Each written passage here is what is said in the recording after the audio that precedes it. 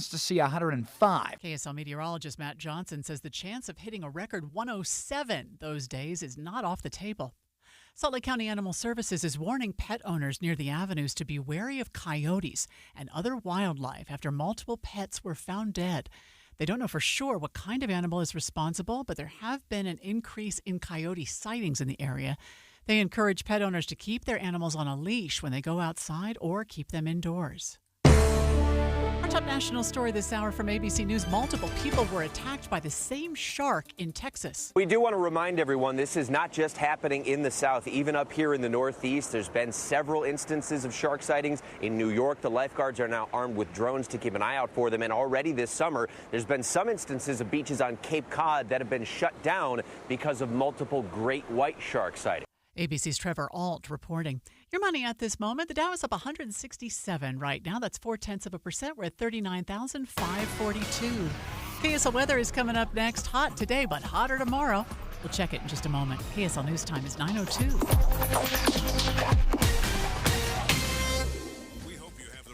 App on your phone for news. You probably have dozens. But the KSL News Radio app, well, it makes our live stream super easy. Plus, our talk shows are right there as podcast for your workday. That's the app for KSL News Radio. This summer, bring your family together with a beautiful Bullfrog Spa to relax and connect with each other in your own perfect backyard gathering spot. Only Bullfrog Spas provides award-winning designs and personalized hot tub hydrotherapy for the whole family. Right now, get up to $4,000 off MSRP, plus a free accessories package at Bullfrog Spa's Independence Day sale. And ask about our limited clearance models for even bigger savings. Stop by your nearby Bullfrog Spa's factory store today. Bullfrog Spas. Peaceful body, peaceful mind, peaceful home. Hey, Utah. When it comes to guiding the growth of our state, you buzzed in with your comments, and we listened to what you had to say. Your feedback on the future of Utah's housing, water, transportation, and open space will continue to help our leaders make important policy decisions, preserving and improving our high quality of life in meaningful ways for years to come. So, thanks for speaking up. Learn more about our state's future at guidingourgrowth.utah.gov. Hi friends, Dan the Laptop Man here from PC Laptops. I get a lot of emails from people all the time. Here's one. Dear Dan, I hear your talk about a lifetime service guarantee. Free? Really? Please help me avoid all your fine print and be honest about what free means. You understand that we should be very wary of a free offer. Signed, Skeptical. Hi, Skeptical. I remember 22 years ago when we started PC Laptops and our lifetime service guarantee, people thought it was too good to be true. Well, after a decade, people started believing me a little bit. But it's been 22 years of having the privilege to serve our friends and neighbors like you. Our lifetime service guarantee has become the most trusted warranty in the industry. You can get a brand new PC Laptops desktop computer, and they start at only $29 a month. Check us out at PCLaptops.com. That's PCLaptops.com. Here's to seeing you soon, Skeptical. Alpine Home Medical, we bring wellness home. Do you find it exhausting getting up from your favorite chair every day? Say goodbye to discomfort and hello to a world of ease. Hi, I'm Jay Broadbent with Alpine Home Medical. And you have so many options when buying a lift chair. For the highest quality, always come to Alpine. Our lift chairs are more than just furniture. They're your ticket to independence and relaxation. Plus, with our spring savings event, we've just marked down some of our chairs that are ready for you to take home. With an unbelievable warranty, you can shop with confidence knowing your comfort is our priority. So stop by any of our 11 locations today and explore our high-quality inventory. Or visit us online at alpinehomemedical.com. That's alpinehomemedical.com. Alpine Home Medical, we bring wellness home. Traffic and weather together, brought to you by Sinclair's Dino Pay app. Save up to 20 cents per gallon. And here's Heather Kelly. Well, we saw the crash southbound I-15 at Beck Street in North Salt Lake. The right lane and shoulder are blocked. Traffic is backed up all the way into Woods Cross. It's adding about 5 extra minutes to your commute into downtown from Weber and Davis counties. And then as you continue south into Utah County, you're going to see more delays between 5th East and American Fork and the 1600 North exit in Orem. I think there was debris in the roadway. UHP did a slowdown, and that's what stopped everybody. But most everyone else is at speed right now.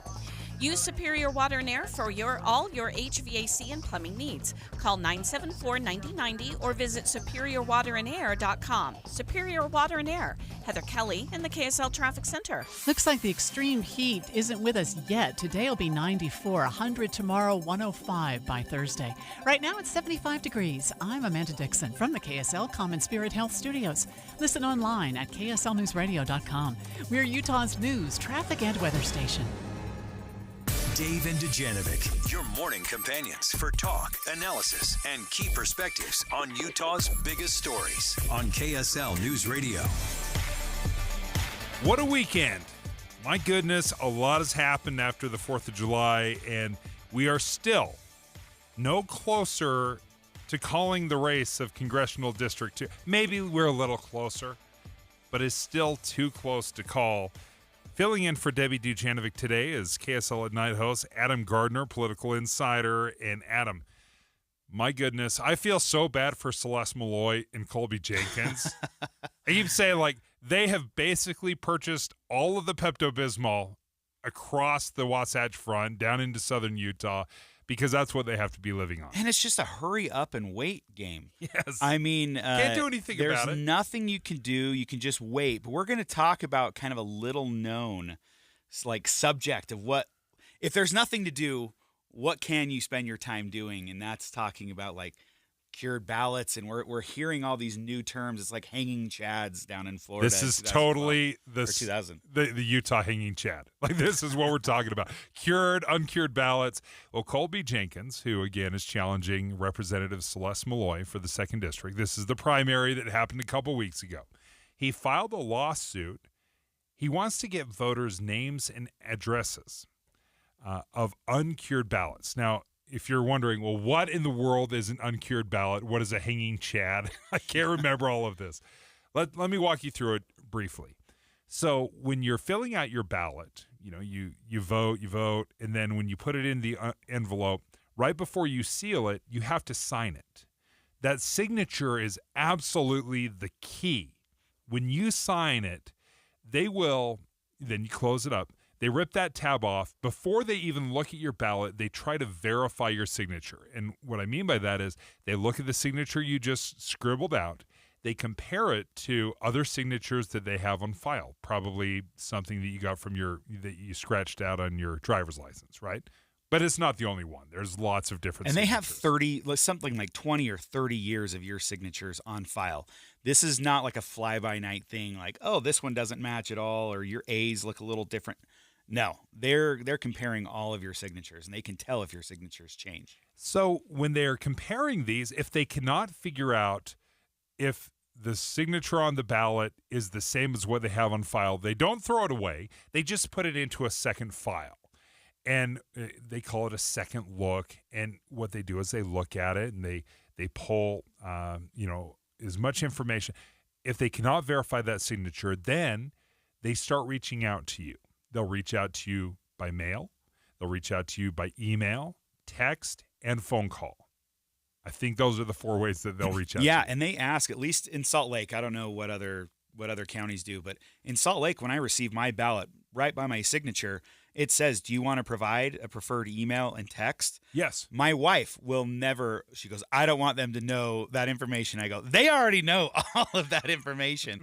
Like, you want a preferred way for them to contact you, so it's easier if your signature doesn't match. That's a great point, and because they do. It's like right under the signature, it's like email and phone number. And what happens is if they don't get that, they will reach out, they will text you and say, hey, there's something wrong with your ballot, please contact us. So you'll call them and say, hey, I got this message. They said, yes, your signature on the ballot does not match the signature on file. What happened? And oftentimes it'll be like, my wife may have filled that out for me, or I filled that out for my missionary. That's a pretty common one. It's the most common form of illegal activity during voting, I would say. And it is. It's totally illegal to sign somebody else's ballot, and they will they give you a pretty good reprimand. It is illegal, but they're not prosecuting typically unless it's something habitual. So you get a little mark on your record, but they don't count that ballot. So if, say, you signed for your missionary or your wife signed for her husband, then that doesn't count. And that's a good law. That's voter Yes. fraud. We don't think of it as voter fraud because I know him and he's my young boy. I know and how he would vote. This is what he would want. No, it's not. Like that's what voter fraud is. You're voting for somebody else. You can't vote twice. Yes, I had one sitting on my desk for my daughter. She's in Paraguay. That just it just died. It died there on Dad's desk, right? Nothing happened. So this is the problem. There are 531 ballots in Washington County that are uncured ballots. Colby Jenkins is winning Washington County phenomenally well. He's doing phenomenally well right now. Overall, Colby Jenkins is still trailing Celeste Malloy by 314 votes.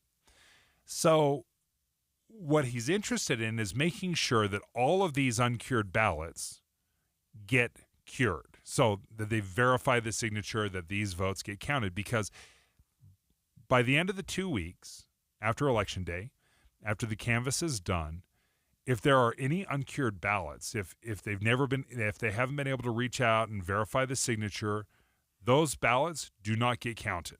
It's over. They lived a lovely life, but they do not get counted.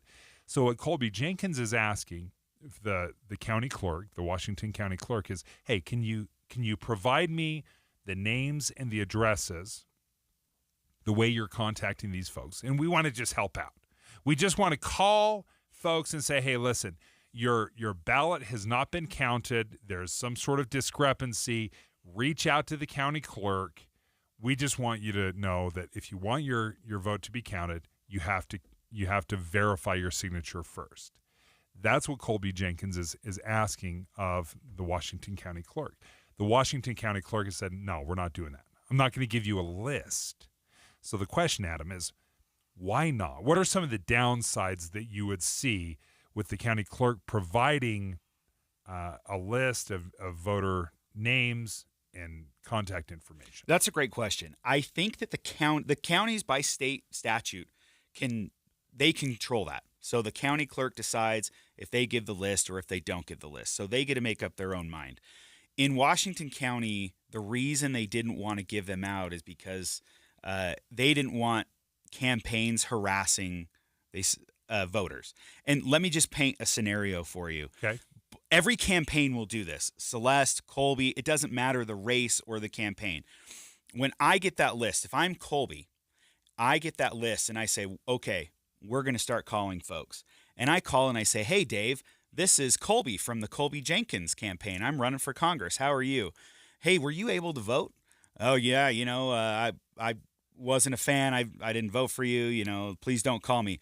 Okay, great. Thanks. Have a good day. And they leave it at that, and they're not going to push you to go and cure your ballot.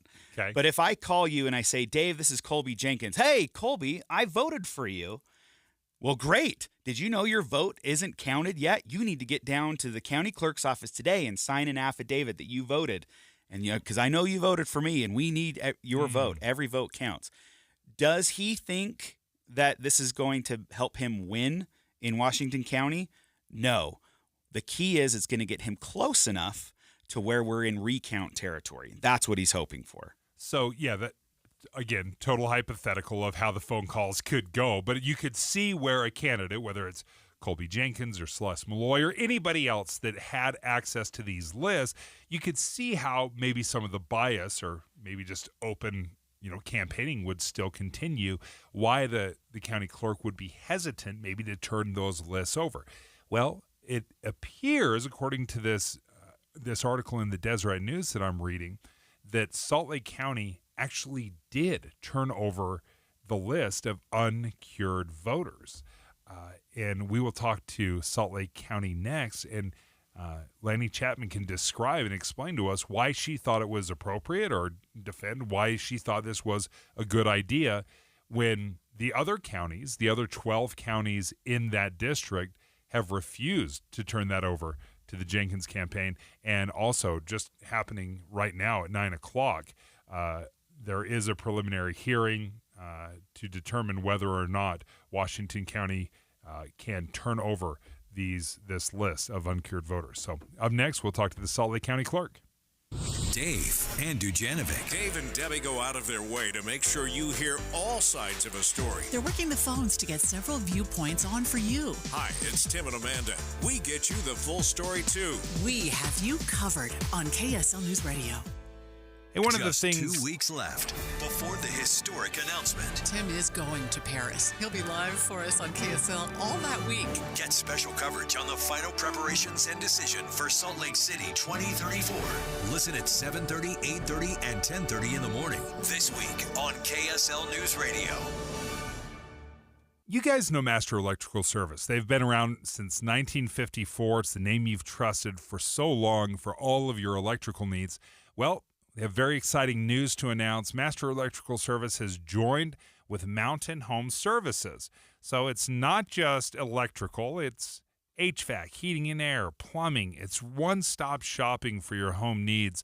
And with the same fantastic guarantees that Master Electrical is famous for, that upfront pricing guarantee. Now think, how many times have you been bitten by bids where you call somebody out and say, hey, can I get a bid for this project? Like, oh, yeah, I'll knock that thing out in half a day. And then 2 weeks later, it's still going on. And the price keeps going up and up. Well, the upfront pricing guarantee says the bid we give you is the bid it's going to cost you. If it takes longer, then that's too bad for us. But we're going to honor that bid that we gave you. No hidden fees, 100% satisfaction guarantee. Go ahead and reach out. The best way online, just go to mountainhomeutah.com. That's where you'll find Mountain Home Services, mountainhomeutah.com, or, of course, you can give them a call at 801-543-2222. That's 801-543-2222. The light is fading, your hands are sore, and the last tool has been put away. Now is the time to feel the satisfaction that comes with a job well done. But when you get your tools from Harbor Freight, something about the job feels a little different. Your wallet. Because we believe that everyone deserves hardworking tools at hardworking prices. And that's what we have here. So, whatever you do, do it for less at Harbor Freight. What was that? That is business phone bliss with the Ooma Cloud Phone System. It handles all our voice, video, and messaging needs. You sound very... Calm? I am. Ooma has everything I need to run my business more efficiently, like virtual receptionist, call routing, and video conferencing. And it starts at just $19.95 per month per user, plus taxes and fees. Ooma. Nice. Find your business calm at ooma.com/radio. July is National Cashback Month. Didn't know? Okay, maybe it's not National Cashback Month. But at Hercules First Federal Credit Union, they think a cashback month is a great idea. It's a great idea.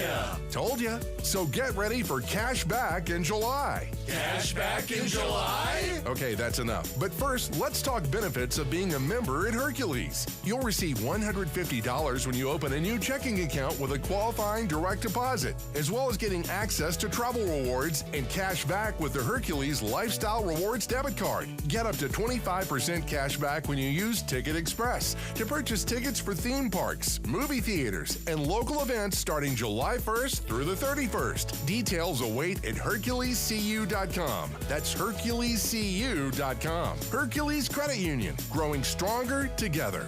Equal housing lender, all accounts insured to $250,000 by NCUA.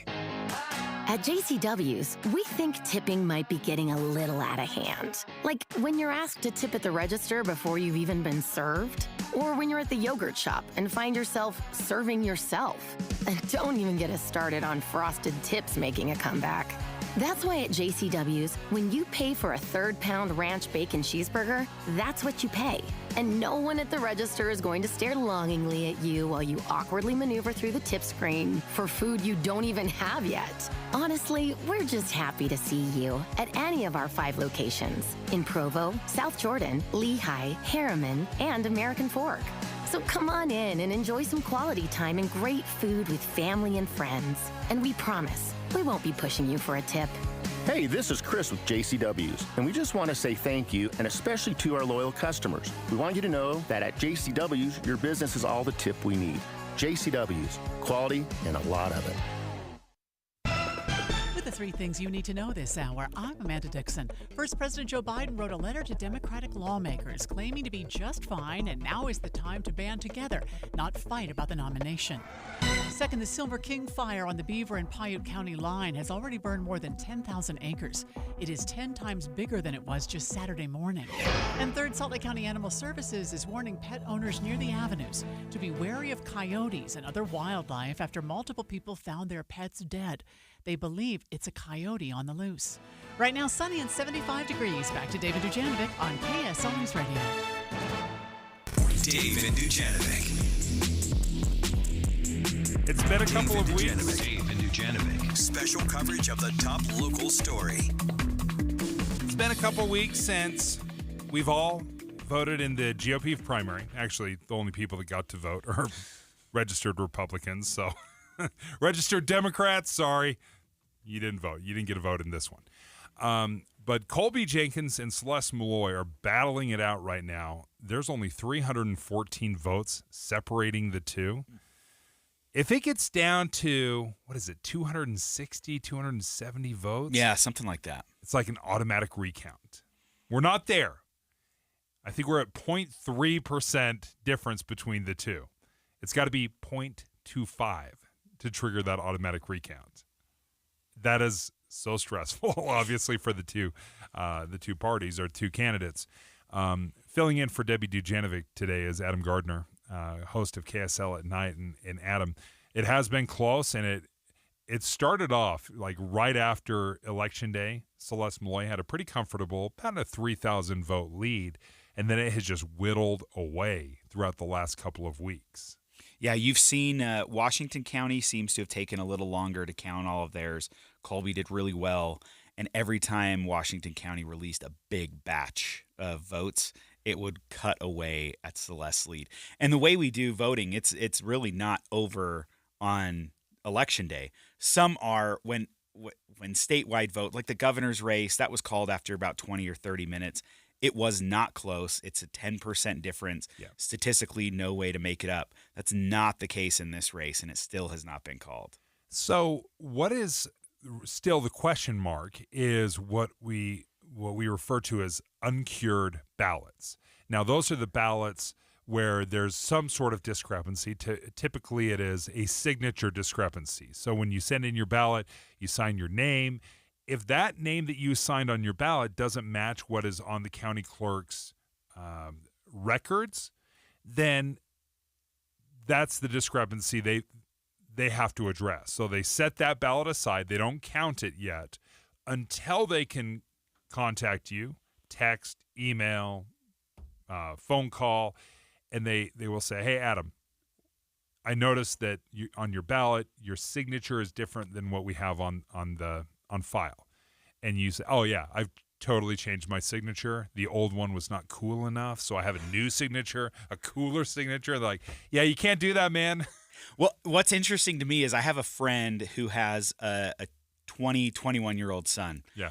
They don't write cursive anymore, and their signatures are all terrible, and some print.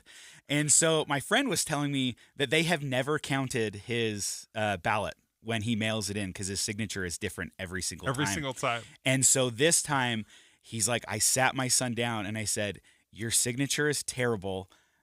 When they go to verify it, they don't know that it's you. Yes. Please just go vote in person on Election Day, which is what he did.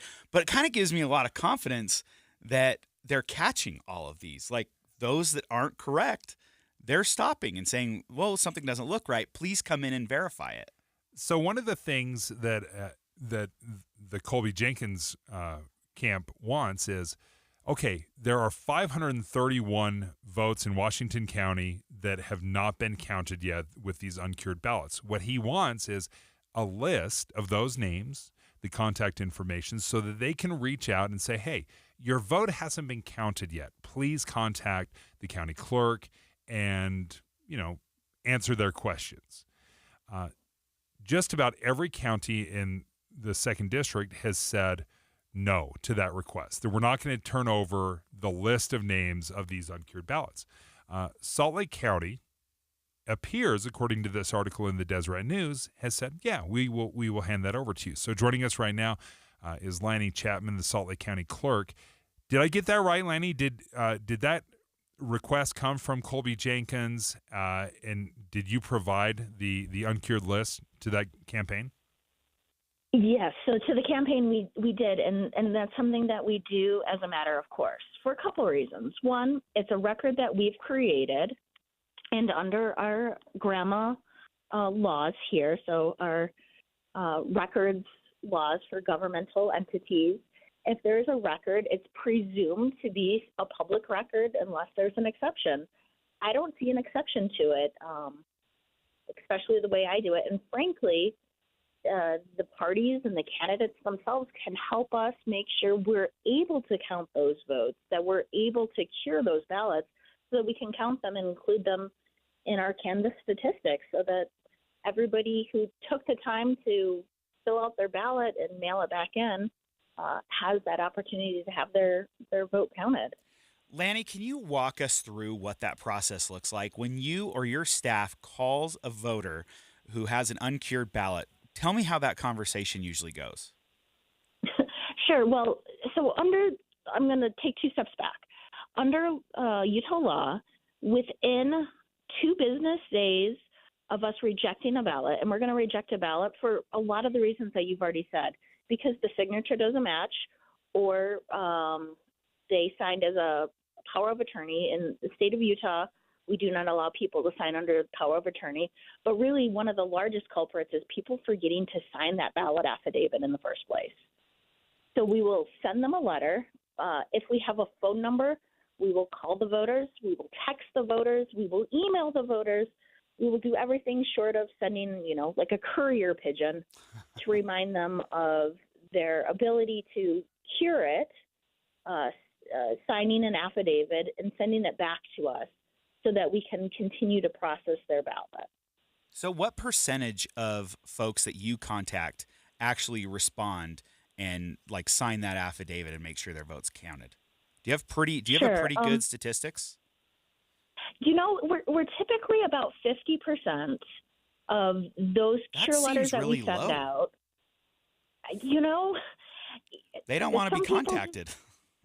Don't want to be contacted. Typically, a lot of the races that were important to them have such wide margins. They think, why put a little bit more effort into it? But like I said, I want to count every single vote. And there are a lot of races like CD2 here. We're within 44 votes in all of Congressional District 2 to allow for a recount. That's quite tight. So if your staff calls somebody, I would imagine they just say, hey, there's a discrepancy. We're trying to verify a signature. Are you at all concerned that if a campaign was to make that same phone call, that they would maybe manipulate or skew or try to influence the voter instead of maybe just playing it straight and saying, hey, these are the facts. We're not counting your ballot. Are you afraid that maybe a campaigner would be tempted to say, hey, this is so-and-so from the campaign. We're just wondering, did you get a chance to vote? Oh, you did? Oh, you love this candidate? Hey, just so you know, your vote hasn't been counted yet. Are you afraid of any of that kind of manipulation? We haven't run into that. We've got a pretty good relationship with the parties here in the state and specifically in the county. I send out a list of all the cure letters that just the blank form cure letters to the parties so they know basically all the reasons why somebody might receive a cure letter so that they can also be knowledgeable and understand what's at stake here. So they shouldn't be manipulating, and I haven't heard anything to that extent.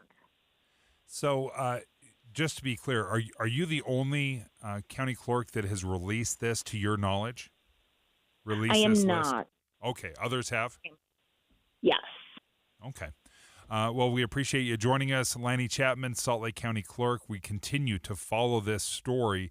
A judge was supposed to hear this complaint at 9 a.m. The hearing was scheduled for 9 a.m. The deadline for voters to cure these rejected ballots is tonight. is Monday evening. So if any ballot that does not get cured by the end of the canvass, which is 2 weeks after Election Day, then they just don't get counted. We will continue to follow this story. Lanny Chapman, thank you so much for joining us. 9:30 at KSL News Radio. I'm Amanda Dixon. Our top story this hour, several fires are ripping through the state. The Silver King fire, about 8 miles west of Marysvale, has now burned more than 10,000 acres. It nearly doubled in size in the last 24 hours, and there is still no containment. The Deer Springs fire is about 15 miles south of Bryce Canyon National Park and is now over 9,100 acres and 0% contained. Fire officials believe that one was human-caused. And the Little Twist fire is still burning. It's now 40% contained after burning more than 5,000 acres. Our top national story now from ABC News. Hurricane Beryl is hitting Texas hard, making landfall near Matagordo Bay. ABC's Victor Akendo is there. It's the first hurricane to hit the state in 3 years, and officials are saying they're concerned more people did not evacuate. Beryl leaving a deadly path of destruction through the Caribbean, blowing roofs off buildings in Jamaica and uprooting gas stations in Mexico. It hit the state of Texas as a Category 1 hurricane with winds up to 80 miles an hour. Your money at this moment, the Dow is up 41 points. Now we're at 39,417. Coming up, it's going to be warm today, but hotter tomorrow and for the rest of the week. We'll check KSL weather next. KSL News Time, 9:32. It's a priority for us at this station to bring you all sides of a story and to talk about the news fairly, completely. Get all the facts and be really aware. Utah's Morning News with us, Tim and Amanda. Weekday mornings 5 to 9 on KSL News Radio. In a world where ugly siding, leaky gutters, and inefficient windows are sapping homeowners of their will to live, one company must save us all. This year, join RGS Exteriors as it embarks on a mission to eliminate outdated home exteriors, one Utah home at a time. Every plank of old, ugly siding must be replaced. Every leaky gutter must be eradicated. Every inefficient, energy-sapping window must be vanquished. Once and for all. Begin your epic remodeling quest by calling RGS Exteriors for a free estimate. Discover how a heroic team of experts will save your siding, gutters, or windows for a fair, no-nonsense price. Call RGS Exteriors at 801-280-3110 or journey online to rgsexteriors.com. RGS Exteriors, coming soon to a home near you. AMCO presents Bet You Didn't Know. Bet you didn't know that your car's transmission is made up of 800 pieces. Also, bet you didn't know that AMCO's fixed over 40 million transmissions and that AMCO offers a nationwide warranty. Check out AMCO's multiple financing options so you can fix it fast and pay it off slow.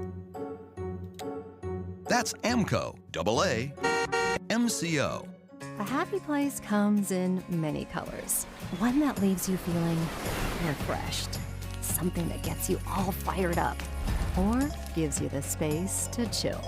Whatever your color, bring happiness home with CertaPro Painters and make your happy place your home. CertaPro Painters. That's painting happy. Get started today at CertaPro.com.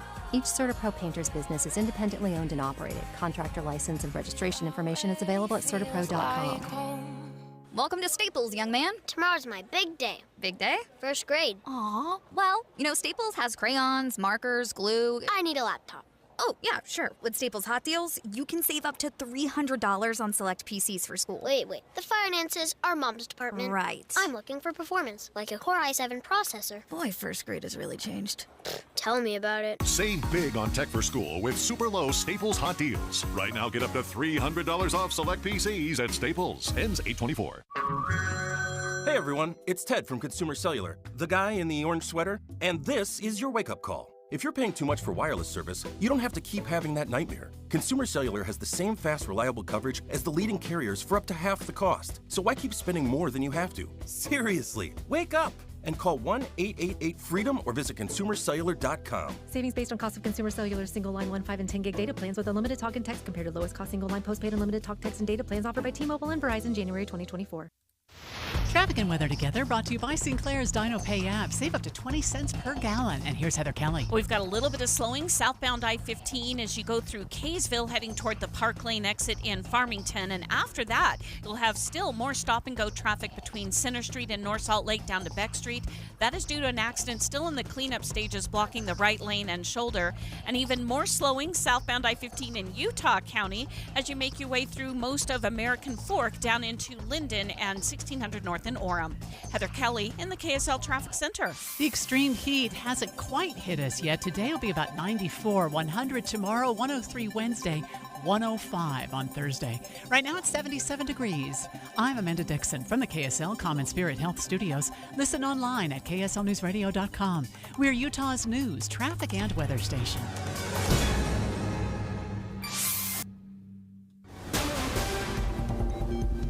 We've got a little breaking news courtesy of KSL television reporter Lindsay Aerts. We've been discussing this lawsuit that was filed by Colby Jenkins. To remind you, Colby Jenkins is in a razor-thin race with Representative Celeste Malloy in the GOP primary to represent the 2nd Congressional District. Right now, there's only a little over 300 votes, 314 votes separating. Celeste Malloy has the lead over Colby Jenkins. But Colby Jenkins asked the Washington County Clerk if he could help out a little bit. And what they wanted to do, the campaign was, there are 500 something. Do you remember the number, Adam? Was it 500? 15? 515. 500 and something. Yeah, 500 something uncured ballots, which means there was some sort of discrepancy. Perhaps the ballot hadn't been signed. Perhaps the signature that was signed didn't match what was on file for the county clerk. And what the Jenkins campaign said is, hey, we would like that list of the 500-something folks so that we can reach out, call them, tell them that their ballot hasn't been counted yet. And the Washington County Clerk says, no, we're not going to do that. And in a quote from the Deseret News, he said, Washington County, along with the vast majority of other counties in our state, has never released a cure list to a candidate. Some of the concerns, according to County Clerk Sullivan, he said it goes above and beyond. The county election offices go above and beyond to contact those that need their signature cured, essentially saying, we do a good job. We don't need a candidate helping, because the fear, Adam, I would imagine, is that if the candidates started making these phone calls to individuals, that they may perhaps pressure the voter or find out too much information. What are some of the concerns there? Well, I mean, you don't want a candidate being able to call from a list that the county provided saying, hey, Dave, did you vote for me? I need to know who you voted for, and you don't want any undue pressure put on a citizen. But remember, this ruling, it affects Celeste just as much as it does Colby. Now Celeste's campaign also doesn't have access to that list, and they can't, quote, air quotes, help out either. Right.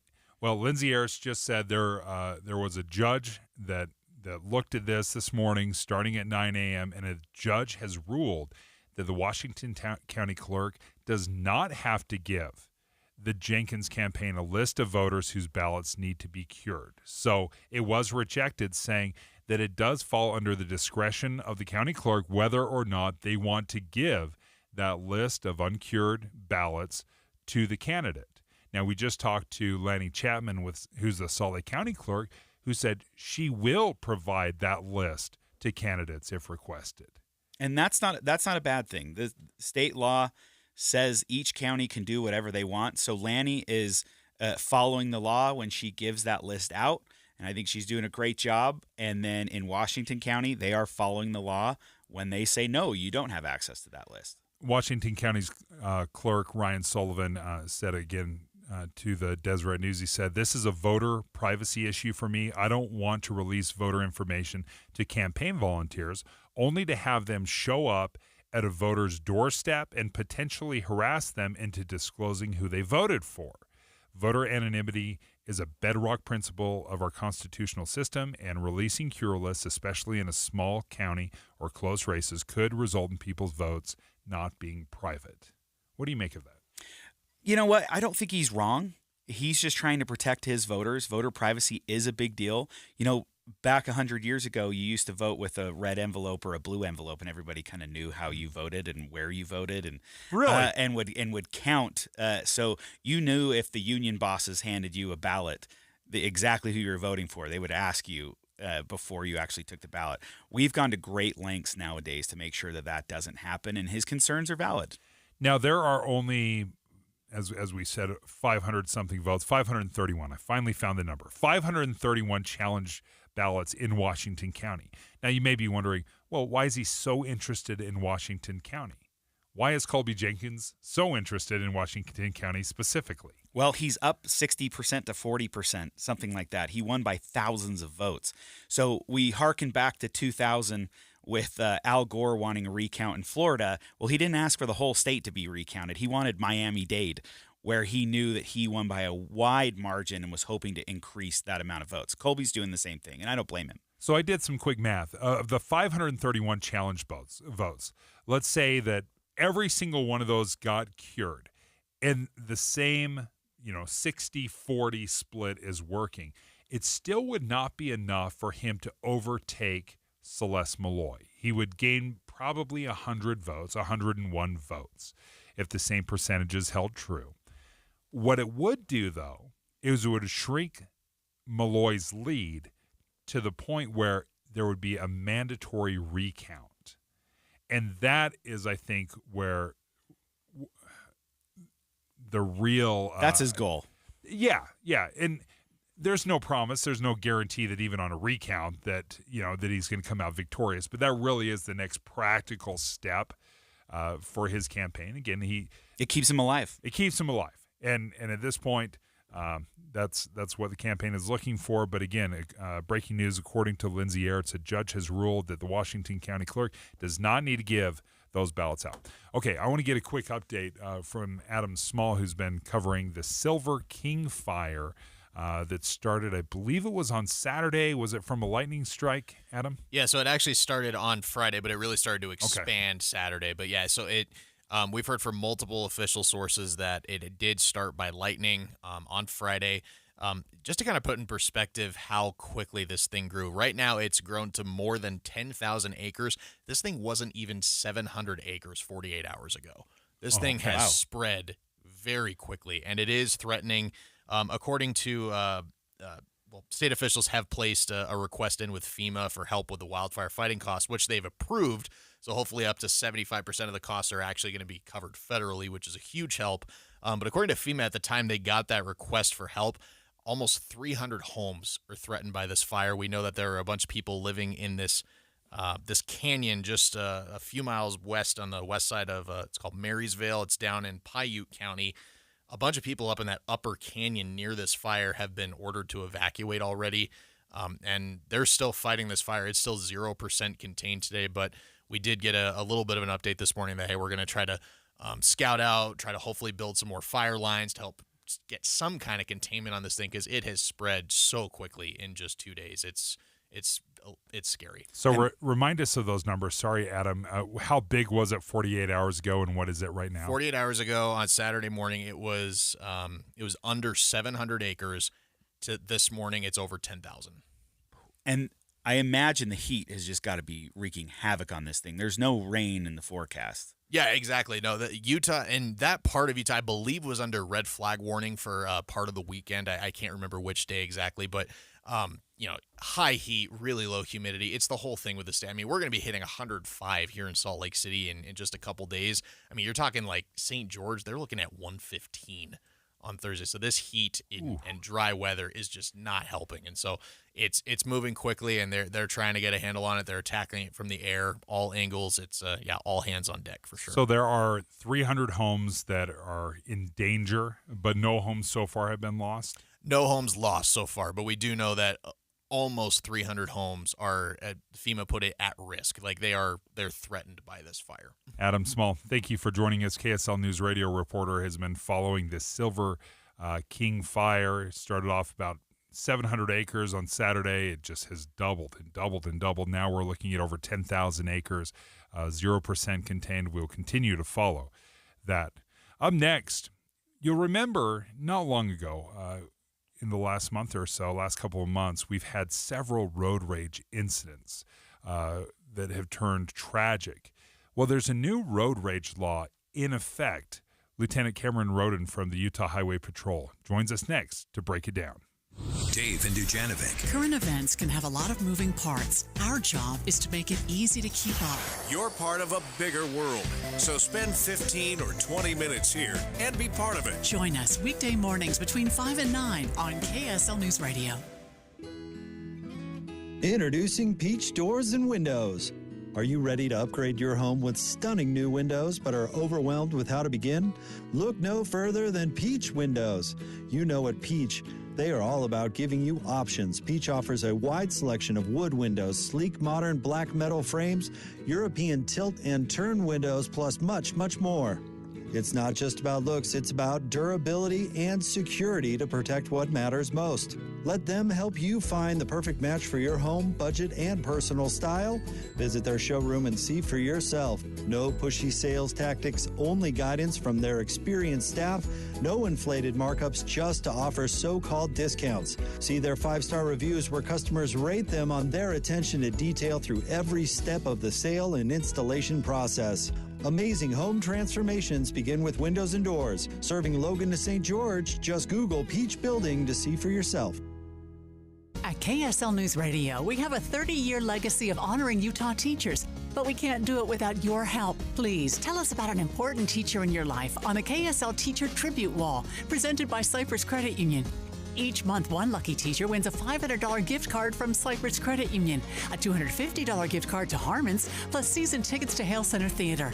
Say thanks to your teacher today at kslnewsradio.com/teacher from Cypress Credit Union and KSL News Radio.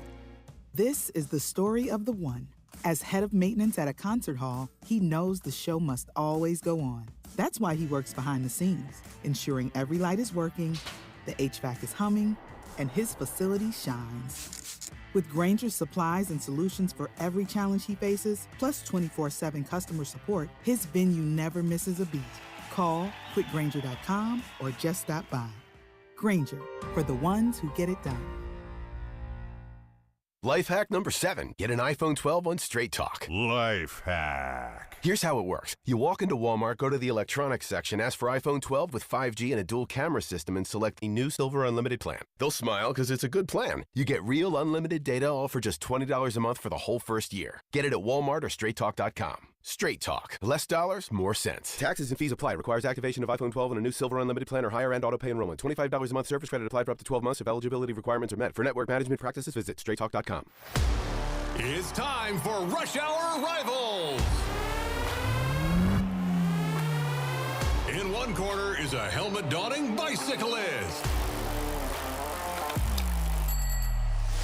In the other corner is a seatbelt-wearing driver. Can the driver keep a 3-foot distance on the road? Can the cyclist ride in the bike lane and wear reflective gear? Who will win? I'm fine to ride in the bike lane and wear reflective gear. Yeah, and I can easily keep a 3-foot distance. So, not rivals at all? Nah. Meet in the middle so your paths don't.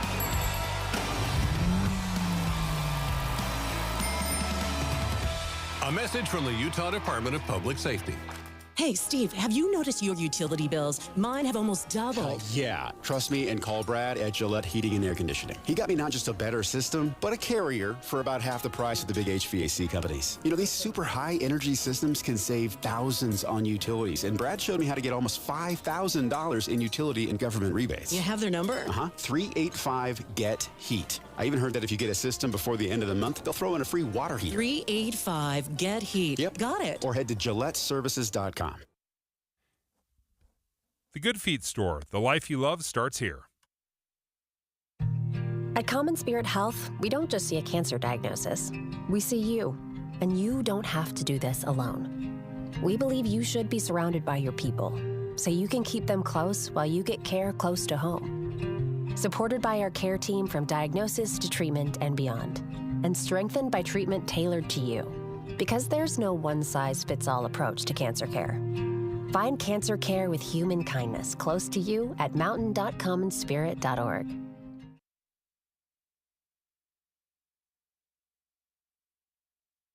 With the 3 things you need to know this hour, I'm Amanda Dixon. First, Utah came in second nationwide in the last 10 years for the number of homes built in areas for high risk of wildfire. Second, a man is now at Salt Lake County Jail after he tried to bribe an officer with $20. And third, we'll reach triple-digit heat this week. A heat advisory is set to start on Wednesday. Right now, 77 degrees in Salt Lake City. Back to David Dujanovic on KSL News Radio. Dave, and Dujanovic. Today we're following the new road rage bill that goes into effect in the state of Utah.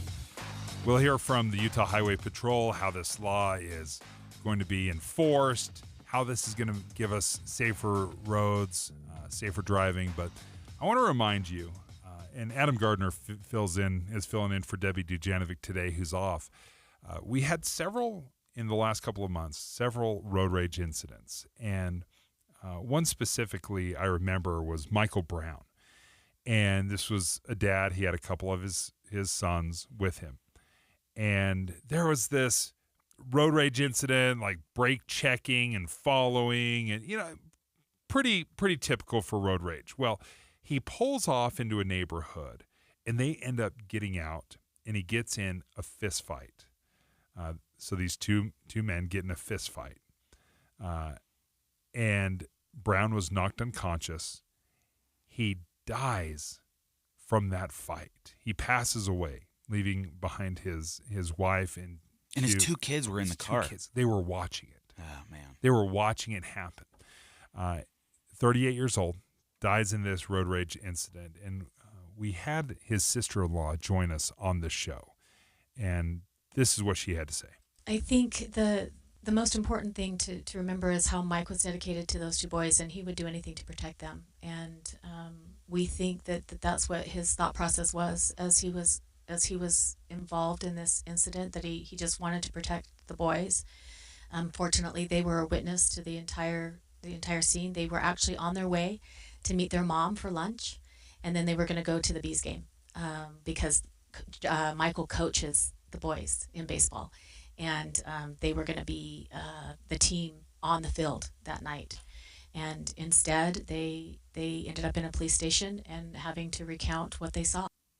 And Adam, when I listen to this story and I hear from the family, my heart obviously just broken. But I also reflected, I've brake checked someone. I've followed too closely. I'm absolutely guilty.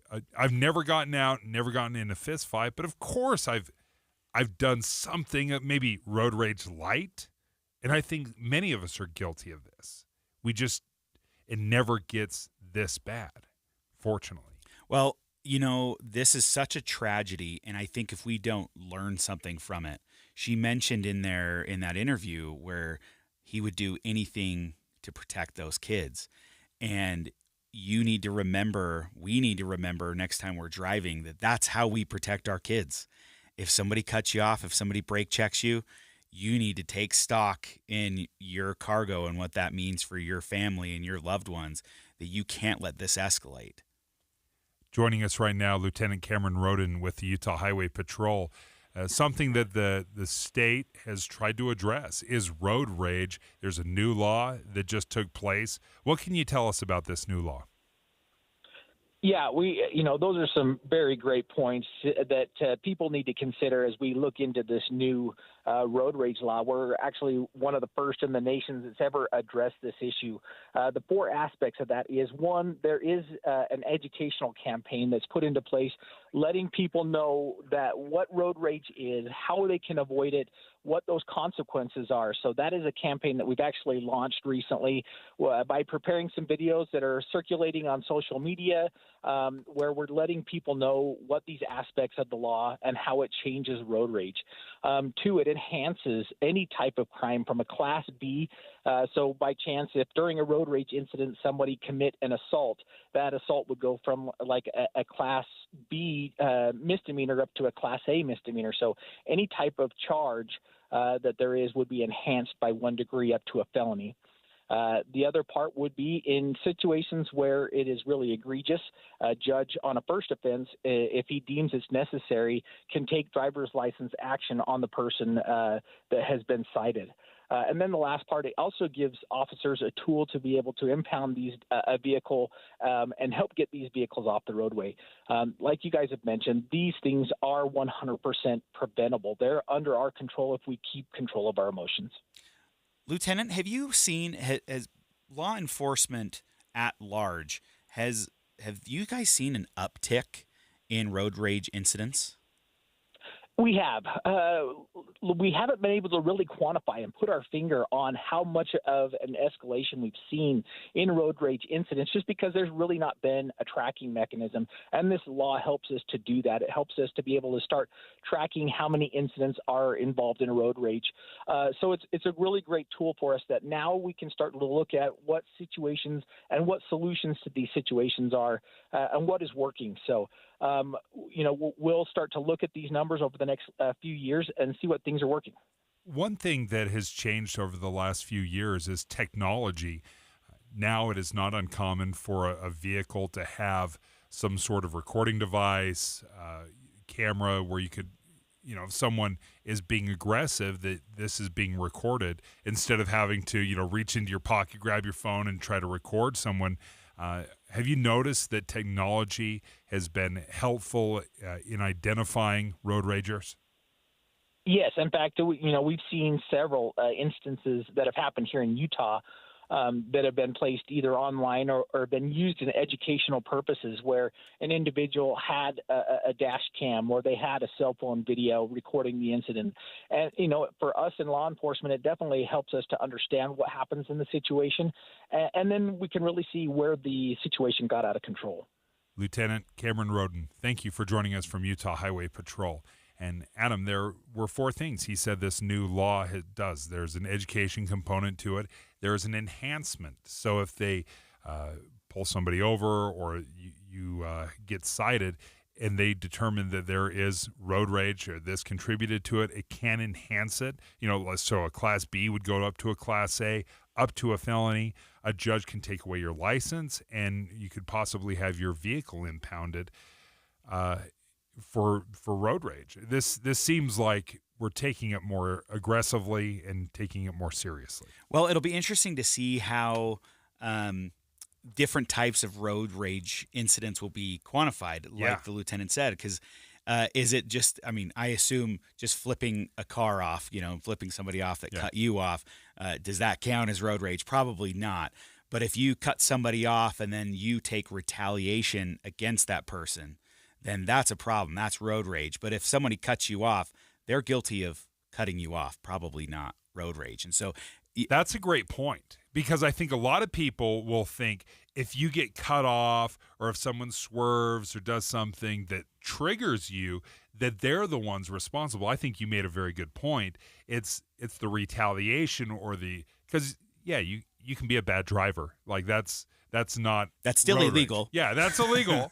But it's the response that turns into road rage. If you get cut off and you retaliate, you could be more guilty than the person that cut you off. Yeah, that makes a lot of sense. Lieutenant Cameron Roden, thank you for joining us from Utah Highway Patrol. Again, Utah trying to do something really unique, not just here in Utah, but a problem that has been across the entire country with a new road rage law.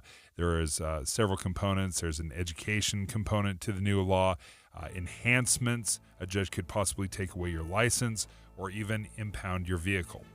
Up next, let's talk to the EV drivers out there. You're going to be shocked to find how many people drive EVs, and when they were asked, would you buy it again, how many said no.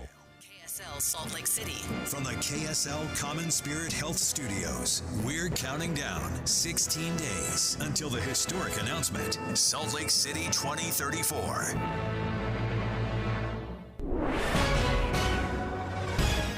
It's 10 o'clock at KSL News Radio. I'm Dan Bomas. KSL's top story this hour had a couple of new wildfires break out over the weekend in Utah. One of them is now the largest active fire in the state, and it's spreading quickly. The Silver King fire on the Beaver and Paiute County line has already burned more than 10,000 acres, 10 times bigger than it was just Saturday morning. KSL-TV spoke with some locals who are trying to protect their homes, including Jonathan Edwards, who's a local pastor. Everything we have is given to us by the Lord, and we're just stewards of it for a time, and it's all in his hands. According to FEMA, about 300 homes are at risk. The fire was started by lightning, still 0% contained. Our top national story this hour from ABC News. Hurricane Beryl has come ashore near Matagorda Bay on the Texas Gulf Coast. The first hurricane to hit Texas in 3 years. It's bringing a big storm surge and torrential rain. The storm expected to pass by College Station, Lufkin, Shreveport, and Texarkana, could reach Little Rock by tomorrow. Your money at this moment, the Dow Jones average down on the day 65 points. The NASDAQ is up 55. And our KSL weather. Looks like we're going to turn hot later this week. That's next. KSL News Time, 10:01. Here's a way to get breaking news updates anywhere you go. At the store or in a work meeting, you can get breaking news on your phone. You can quickly read it, swipe, or click for more. It's super discreet, super fast. That's the app for KSL News Radio. Hey there, it's Julie from Logan, where we know how to celebrate summer. First, something super cool when it's really hot. Logan has a brand new plaza downtown with music and games and a splash pad for kids. I mean, I said kids, but hey, we don't judge. Jump in. Keep it cool by stepping inside one of 3 historic theaters for more than 250 professional live performances in 5 weeks. Wow, nobody does that. But we do, because we're Utah's heart of the arts. Chill on Center Street before or after the show and sink your teeth into sourdough pizza, a brew and a burger, hand-dipped chocolates, or other delicious goodies from fun cafes. Don't forget, your hotel is only 10 minutes from the National Forest for hiking and biking. Take gorgeous photos of the stunning scenery and enjoy cooler temperatures in the canyon. Step back in time at the American West Heritage Center. You can hang out with a mountain man, have a pony ride, meet pioneers, and check out the farm. We've got a lot going on. Check us out at ExploreLogan.com. Inside or out, we're always a few degrees cooler. ExploreLogan.com. ExploreLogan.com. You have heard us both talk about how much we love our home equity lines of credit, and we want you to know that Utah Community Credit Union makes it easy to access the equity in your home, and they all come with rate inflation protection. What did I do before I had a HELOC? Honestly, I think I used to stress about a lot of I'd stress about emergencies. Where am I going to come up with this money? I'd stress about doing something to improve the house. I'd stress about high interest loans on my credit cards. I stress about none of that because I have access to this money through UCCU. Yeah, and of course you can use it in a case of an emergency, but if you want to finish your basement or your yard, think about it. You're adding value to your home while you're using the equity that's already there. Every UCCU home equity line of credit comes with what you said that's so important, Tim, UCCU's rate inflation protection. And by the way, if you already have a home equity with another financial institution, no problem. Just refinance with UCCU and save. Utah Community Credit Union, UCCU. You're going to love where you bank. Inside Sources with Boyd Matheson. Our goal every day on Inside Sources is to help you divide the rage from the reason, elevate the conversation, connect the dots, and make the news make sense in your world. We have conversations with great thinkers, with great leaders, and great people who are just out there making a difference in the world. Now, we do talk about politics, but only so we can discuss society and culture. And then we explore society and culture so we can discuss principles and the people in America and the state of Utah who actually live them and apply them every day. We bring the best and brightest minds to the state of Utah, and we love to take the Utah model and send it out to our nation's capital and beyond. Every day on Inside Sources, you'll be part of that conversation. To help you understand things in a different way, we'll get you to think again about what you think you know, but most important, we're going to help you have confidence to have crucial conversations in your community and in your own home. Join Inside Sources with Boyd Matheson, 1 to 3 on KSL News Radio. Traffic and weather together, brought to you by Sinclair's DinoPay app. Save up to 20 cents per gallon. Here's Heather Kelly. The earlier crash we had, southbound I-15 in North Salt Lake, has cleared. All lanes are now open and speeds are back to normal as you make your way from Ogden all the way into Salt Lake City. We have had some slowdowns on the west side belt. This is due to emergency pothole repair. So just be aware you may see that throughout the day, and you'll just be prepared to slow down and move around it. Hey, Utah County, Jones Painting Glass is opening a new location in Payson. Be sure to come to their grand opening celebration on July 27th from 8 to 5. Heather Kelly in the KSL Traffic Center. It'll be sunny with a high of 94 today, and then we get into a stretch of very hot weather. Highs up to 105 later this week. Right now, 79 degrees and sunny. I'm Dan Bomas from the KSL Common Spirit Health Studios. Listen online at kslnewsradio.com. We're Utah's news, traffic, and weather station. Dave and Dujanovic, your morning companions for talk, analysis, and key perspectives on Utah's biggest stories on KSL News Radio. EV ownership is kind of doing some weird things. We're trying to figure out what's going on with electric vehicles because they're having to slash prices. The average EV cost 2 years ago was $65,000. Now, the average gas-powered vehicle was more around like $50,000. So it was about, you're paying a $15,000 premium to buy an electric vehicle.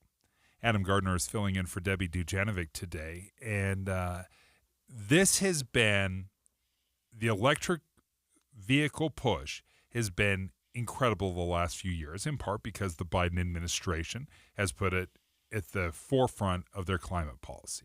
Yeah, you can get rebates for getting an electric vehicle. So when you're calculating the cost, you say, well, I can get a huge rebate from this electric vehicle. I don't have to buy gas for it. That's a huge deal.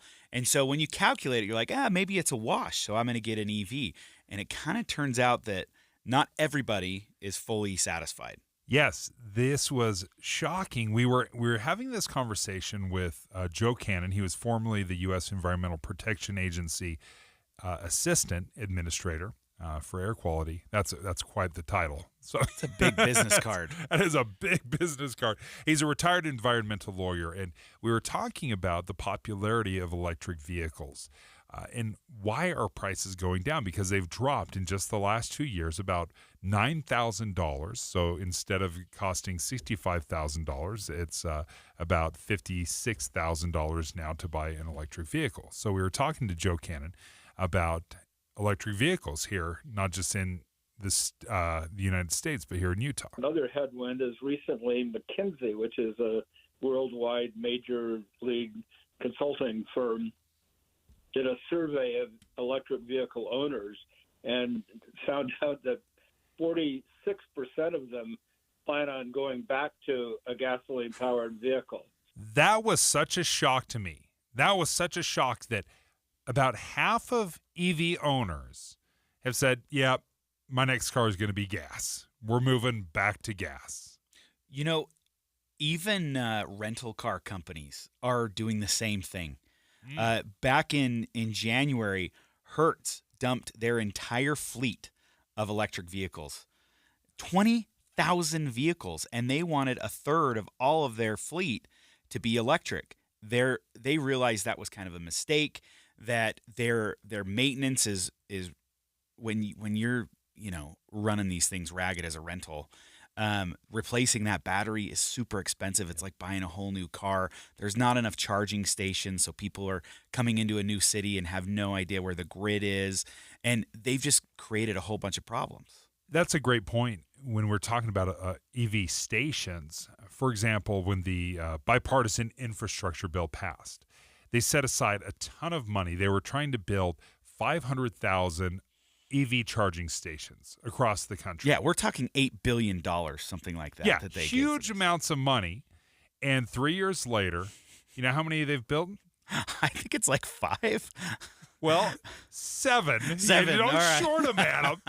Don't short them. Listen, 5's not good. 7's it's no better, right? They're trying to build 500,000 by the end of the decade. So over the next 6 years. So far in the 3 years, they've made 7. We're going to get 15 by the time the decade ends, and are they going to call that a win? We are supposed to have 15 here in Utah, and I think they've only built 1, maybe 2. I'm just thinking of when you're driving down south, everyone knows that you stop in Beaver because that's where the supercharging station is. Yeah. And as more EVs came onto the market, when I would pull in to that Chevron and get gas, and I would drive out in about 10 minutes, and I would see that they're still waiting in line for a charger to open up. They're not all working all the time. Other states are seeing a problem where criminals are actually destroying the charger and stealing the copper out of them. Like that's a big problem. It's a huge problem because they are expensive. I thought you had some numbers like how much it costs to install these EV chargers. I think it was like $80,000. Yeah, $80,000 for one of these chargers, and there are some very expensive components in there that again. People can vandalize or steal some of the components. But it doesn't cost you that much to put it in your house, Dave. That's what I'm trying to figure out, because right now I can get not a fast supercharger, but it'll cost me a few $1,000s to put an EV charger in my home and hook it up to the grid. Now, if I want a super turbo charger like they have, you can get those into your home as well under $10,000. So where's the $80,000 cost? Where's the other 70 going? I'm trying to figure out what exactly is happening, because right now, and part of the reason why gas stations are ubiquitous, they're everywhere. You can't drive down a road without hitting a gas station, is not because the government is putting and paying for a gas station to go everywhere. It's just private companies and businesses that figure out, hey, I want to do a gas station here, and we'll install one. Right. And with EVs, that's not the process that we're taking at all. Is there a market here? Why aren't private companies doing it on their own? If there really was a market and this was worth it, why haven't we seen more? So that's the question I actually have, is why? Like, why does this have to be led by the government? Why can't this just be done by... I think it can, but if I'm a private company and I want to put one in Salt Lake City, because I think, hey, there's a lot of environmentally conscious folks in Salt Lake City. I think this will be a great market for me. If I'm going to put one in Salt Lake, I have to compete with the following things. Huge subsidies by government that I cannot compete with. Yep. So already I lose. I have to charge for my product. Theirs is free. There are chargers at the Utah Capitol for free. Anyone can go and use them. And there's some at the Salt Lake County building for free. And I assume there are others. So what the government is telling, I think, American entrepreneurs is we are not interested in anything that you have to do on this subject. Not only that, but these use a ton of power. So they're taking up a ton of space on the grid, and for you to build something new that takes this much power, and you go to the utility company and say, I need to take this much power for my product, good luck. You're going to have to wait 5 to 7 years to put anything like that in.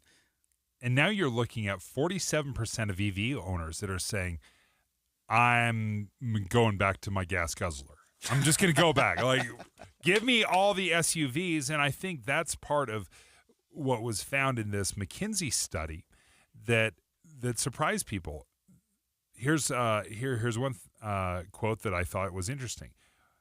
The idea and the thought process was, once an EV buyer, always an EV buyer. So once you have that experience, you get an EV that, you'll never go back. But obviously, most people, or at least half of folks, are saying, you know what, this isn't for me. It didn't turn out fine. It was a good experiment. But if you can't get repeat buyers from somebody that's actually experienced it, you're DOA. Well, it's like if I have a Ram truck, my last 2 vehicles have been Dodge trucks. That's what I like now, and I keep going back to it. But if it's not panning out, or there's not enough charging stations around the state, like, it's great for a commuter car, but if I ever have to go down south or travel back and forth and my employer doesn't have one, is it worth it for me? Because I I don't have enough room to go out to lunch or run an errand or pick up my kid from soccer after work. If there were charging stations basically everywhere, like a gas station was, where I know that I could pull in basically anywhere, I wouldn't have to hunt and find and Google map a charging station, I would be far more willing to take my electric vehicle, and I own one. I would be far more willing to drive it somewhere outside of my immediate radius. My immediate radius is commuting into work. I drive maybe 50, 75 miles a day. But I will travel down to Utah County occasionally, and that starts stretching the limits of my mileage. You get nervous. If I haven't charged it all the way up, that can be problematic. What I want to know, and I want to take some phone calls on this. Folks, especially for you EV drivers, where do you land? Would you buy an electric vehicle again? Would you? 801-575-TALK. 801-575-TALK. If you would not buy another electric vehicle, I would love to hear from you as well. So if you're an EV driver, would you buy again?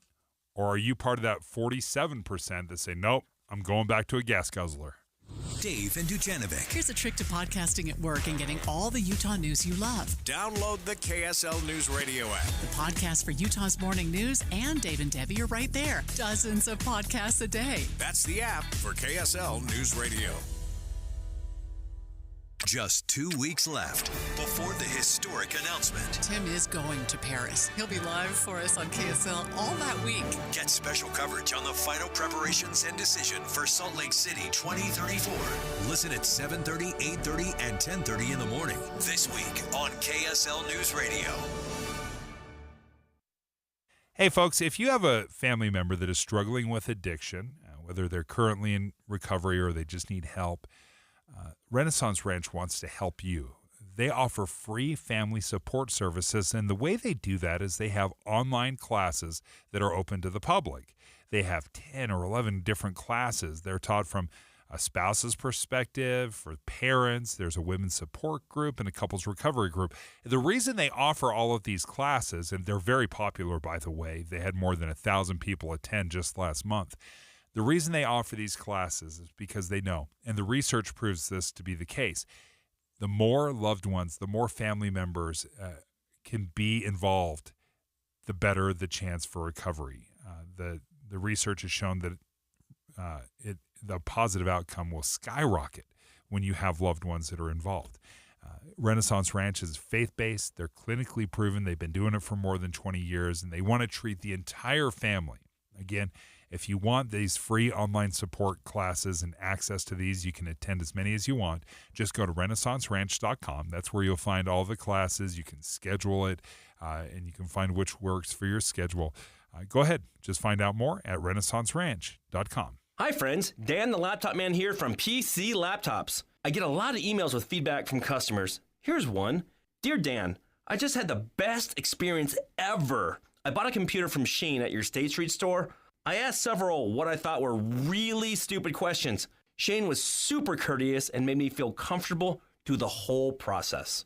People need to understand how important it is to support a local company, especially when your experience is so good. PC Laptops really does love me. Signed, Satisfied. I love hearing feedback like that. It really just gives me the chills. It's the whole reason why I got into the computer business in the first place. You can get a brand new PC Laptops desktop, and they start at only $29 a month. And it comes with a lifetime warranty. That means if anything goes wrong, we're going to take care of you. Just check us out at PCLaptops.com. That's PCLaptops.com. At PC Laptops, we really do love you. Derek Overstreet, founder of the New Millennium Group. We're a financial planning firm. Listen, we're fiduciaries. We have advisors standing by right now to take your call. That's 888-999-6370.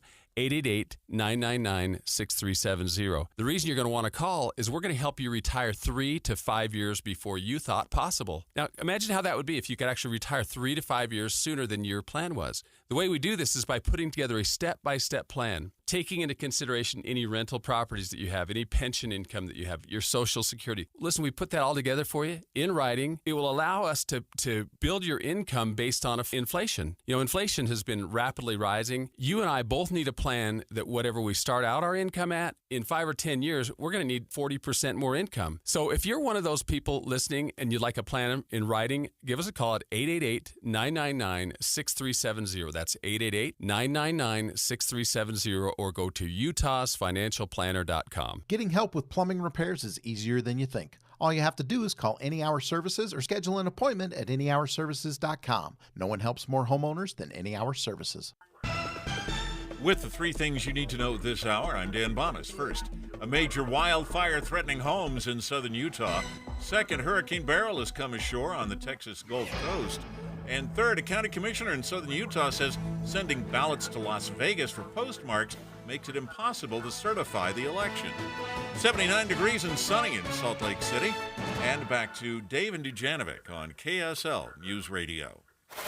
Dave and Dujanovic. This was one of the most shocking things I've seen in a while when it comes to electric vehicles. Because, as you know, I broke down. Debbie bullied me into buying an electric vehicle. No, the reason I bought an EV, I don't care about the environment. I care about my pocketbook. It was strictly, I was able to get a new car, and in the gas savings, because gas was, $3.50 or $4.50. It was as high as $5. Ugh. Again, it was brutal. I'm like, I'm done with gas. I'm breaking up with gasoline. So I bought an electric vehicle, and it's been great. I can drive it into work. They have chargers here at the station. I can charge it up. It's been fantastic. I was shocked to hear McKinsey did some research.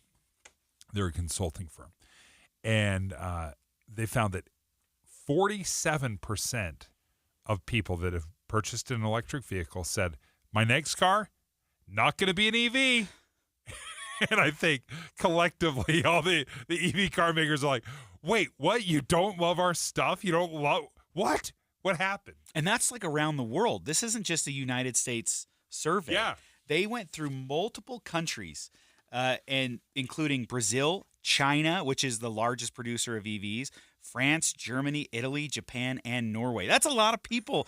Half of the people surveyed were not satisfied with their EV and would not. Well, we don't know if they're not satisfied with their current EV, but we know they wouldn't go back. If you're not going to rebuy, then something's wrong. So we want to know. If you're an EV owner, we're taking your phone calls, 801-575-TALK. Where do you land? Would you buy another EV? Was your next car an EV, or are you going back to your gas guzzler? Let's start off with Bob in Springville. Bob, what do you think? Okay. Guys, you're doing a great job here.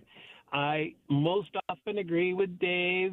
And you may come across a little grumpy on the EV, Dave, but I know in my heart of hearts that you actually do care about a little bit, at least, the environment besides the gas bill. All right. You're probably a little right there. Bob. I'm tooling down the road today in a Ford 150 Lightning, which, in my humble opinion, is really a solid vehicle. And they're cool. I've only owned it for 6 months. Yeah, they're really fun.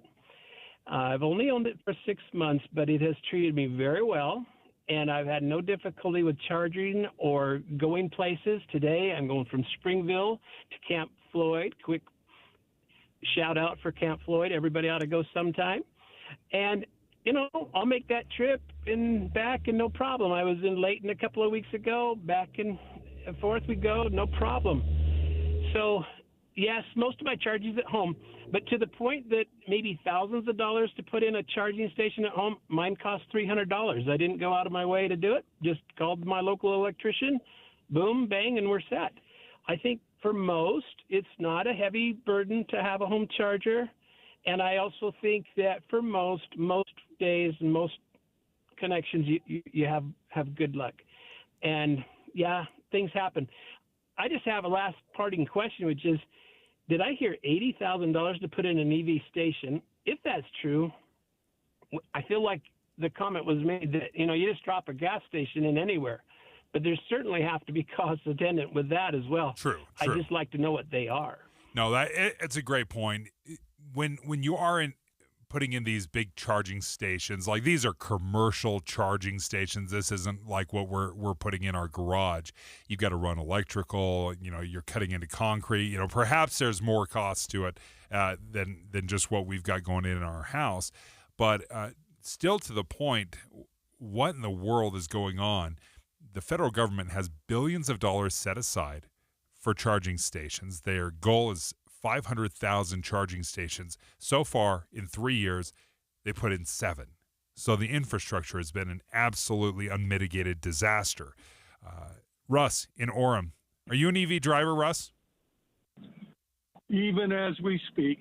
Okay, let's hear it. What's your experience? And are you part of that 47% of people that say, you know what, I've had the experience, but my next car is going back to gas? Well, I have to qualify it. If I had a charger at home, which I don't, I live in a condo. Okay. Maybe I would get one, but I tell you, I didn't get it to save the environment because I know it doesn't. I have to compare it to my car. With my car, I would get 500 miles on a fill-up. 50 miles a gallon. Okay. Sweet car. I've had it for 7 years, and it's incredibly reliable. This thing, should I tell you what I'm driving? Yeah, I want to hear what you're driving. A Cybertruck. The ugliest car in the world. I love it. I think it's cool. No. But No, it's not ugly. It's beautiful. Okay. Because it's so unusual. It is unusual. All right. So, okay, you're driving a Cybertruck. Okay, what's your experience been? It's got great bells and whistles. It's a wonderful toy. It's a lot of fun to drive.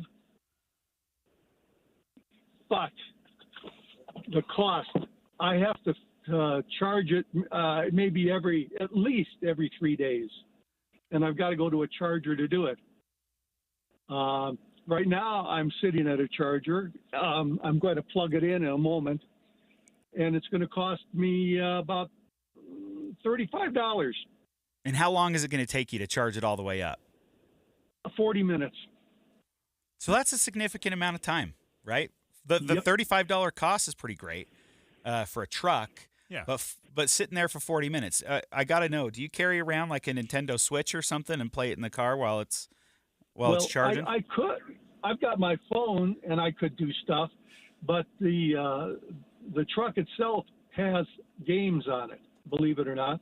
I could play a game if I wanted, or I can watch YouTube, or I could watch Netflix.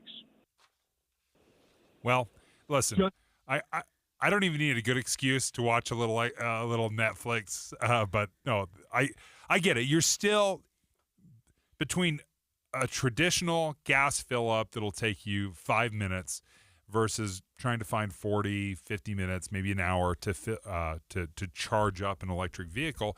What they found and what this research shows is about half of people that own an electric vehicle have said, you know what, my next car, going back to gasoline. Ken in Salt Lake City. What do you think, Ken? Well, I'm not an EV owner, but I was interested to notice that we go to Winco on 21st South and State, between State and Main. And on the Main Street side of Winco, Tesla has installed about 12 or 14 charging stations, all in a line there. And lately, we've been noticing more people plugging in and charging while they're going in shopping, which I think is a heck of a deal. Yeah, it really is. And I'm not sure if those are free or if they charge. I think some of those they charge. It costs. So that's kind of the weird world we live in. There's some places where charging is free. Otherwise, you have to actually pay for it. Sometimes it's subsidized. Bob, let's jump out to you. We have about 45 seconds, but I want to get to your call. Bob, what do you think? Well, thanks, Dave. I've owned kind of one of everything. I was an early adopter with a standard hybrid in like 2006, and that served me well. It was a Ford Escape. Then I tried a plug-in hybrid, the Chevy Volt. I like that one a lot, right? Because you can do your daily driving on just electricity and then gas for a longer trip. Then I tried a Leaf, right? But I got range anxiety because especially if it's cold weather, you turn the heater on, you can just watch your range drop. So I sold that, and I think the Teslas, like, they have longer range, but I like the plug-in hybrids, right? I think they're the best mix, so I'll just leave it at that. Oh, thanks, Bob. I think you hit on it. I think that is the future, where it's some sort of hybrid where you have the range where you can drive, cross country if you want, but say for those plug-in hybrids, they give you maybe the first 50 or the first 100 miles is strictly electric, and then anything above that is gasoline. And I know for me, 99% of my driving is just, within 100 miles. But to have that peace of mind where I could just expand and take it on a big trip, that would be outstanding. But Adam, you looked up and you had how much those charging stations can cost. Sure. So at Salt Lake County, they got grants for $80,000 to build 2. So 80 and 80. I looked up the breakdown. Here's where it is. Hardware and installation, $10,000 to $60,000. Power and supply and grid upgrades, $15,000 to $90,000. Software development, $25,000 to $1.5 million, making the total cost for like a Tesla supercharger station $50,000 to $3 million. Wow! I don't know which ones are costing $3 million, but the numbers are still staggering. So it was actually looks out to be more than the $80,000 we originally. So thought. your $80,000 was number one, spot on, but that was the low end. It can even go higher. Oh, my goodness. Well, great conversation. Thank you so much for joining us, guys. We love when you participate in the show. If you ever want to text in, 57500, but we love the phone calls even more. Always feel free to chime in at 801-575-TALK. It's 1031 at KSL News Radio. I'm Dan Bomas. KSL's top story this hour. Fire burning on the Beaver Paiute County line in southern Utah is threatening hundreds of homes. The Silver Creek fire has burned more than 10,000 acres. It was started by lightning on Saturday morning. Starting tomorrow, we could see temperatures of 100 degrees and up for 6 straight days. KSL meteorologist Matt Johnson is predicting a high of 105 in Salt Lake City on Thursday, Friday, and Saturday. Matt says there's a chance it could get even hotter. Now, the all-time record high for Salt Lake City is 107. Yes, it is not off the table. Triple digits are back in the forecast on Sunday. St. George could hit temperatures up to 115 or 110 degrees through Friday. Thursday, their high was 115. Our top national story this hour from ABC News. More than 100 people were shot in Chicago during the 4th of July holiday week. 19 of them died. Chicago's police superintendent says officers are committed to doing all they can to address the city's violence. And Mayor Brandon Johnson says Chicago is losing a piece of its soul. Your money at this moment, the Dow Jones average down on the day 48 points. The NASDAQ is up by 17. And our KSL weather. Like he said, it's going to be hot.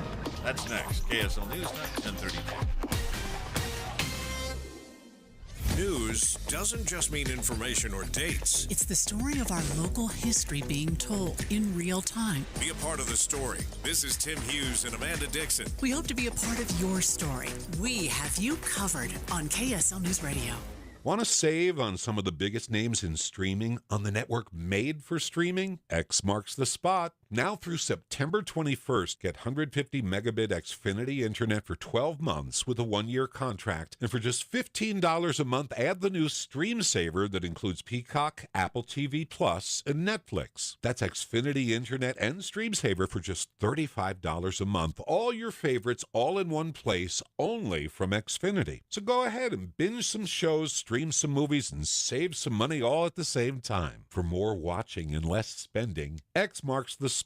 Switch to Xfinity, the network made for streaming, and bring on the good stuff. Go to Xfinity.com, call 1-800-XFINITY, or visit a store today. Restrictions apply. Internet offer requires paperless billing and auto pay with stored bank account. Equipment, taxes, and fees extra after promo. Regular rates apply. Currently $54 a month. Actual speeds vary. Stream Saver requires Xfinity, Internet, or TV, and prices subject to change. Paid for by government. Did you hear? A secret hoard of 1904 $20 Gold Liberty coins have been found. These gorgeous 1904p gold coins are as bright and shiny as the day they were struck, and less than 500 of these gold coins are available. Coin experts are calling this secret U.S. gold coin discovery a once-in-a-lifetime opportunity, and you can own a piece of the hoard. When you call, you are guaranteed a 1904 Gold Liberty struck at the iconic Philadelphia Mint. With limited availability, you must call now. These 1904 dated gold coins are still in uncirculated condition with brilliant luster. That is 120 years of history you can hold in your hand. To learn more, call 1-800-895-7664. Call now and you'll receive a free bonus, a $75 value free with every order. Call 1-800-895-7664 now to secure your 1904p $20 Gold Liberty coins before they sell out. That's 1-800-895-7664. Attention homeowners considering roof replacement in 2024. Light up your home this July with Master Roofing. Schedule your roof replacement by the end of July and receive a free V-Lux sun tunnel valued at $1,200. Perfect for brightening your bathrooms and hallways. Don't miss out. Visit masterroofingutah.com and schedule your free assessment and claim your free V-Lux sun tunnel. Call 801-383-0072 or visit masterroofingutah.com today. Light up your home with Master Roofing.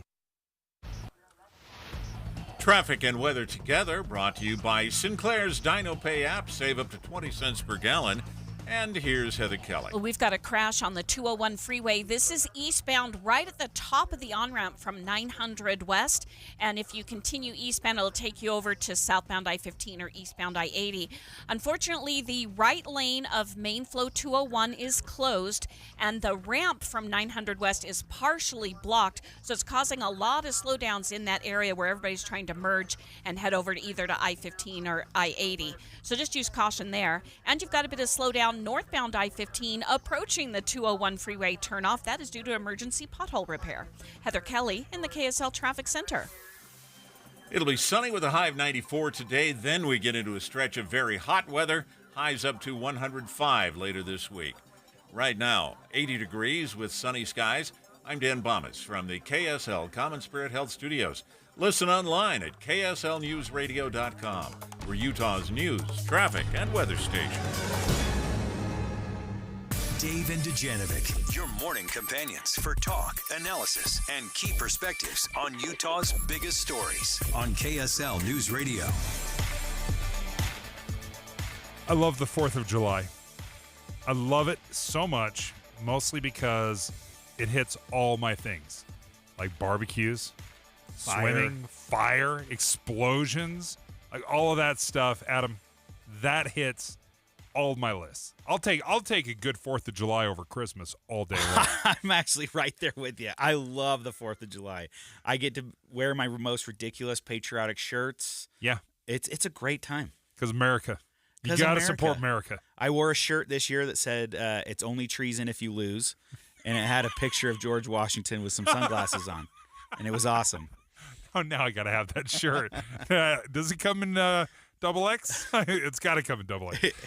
But one of the wild things that happen is everybody is uploading their firework videos, and there was a substantial amount of firework videos, I'll be honest. That was basically my entire feed on the 4th. But we started seeing what happened at the Stadium of Fire. So down at Lavelle Edwards Stadium, Stadium of Fire has been around forever. Have you ever been to Stadium of Fire? I have never been. Stadium of Fire is unbelievable. That's what I hear. Oh, it was by far the best fireworks show I've ever been a part of. Carrie Underwood was playing when I went. So you're getting the concert. You've got these unbelievably timed fireworks. It was incredible. So this has been a staple of the 4th of July for so many years here in Utah. Well, at this year's Stadium of Fire, they had, I won't say a disaster. I won't go that far, a mishap.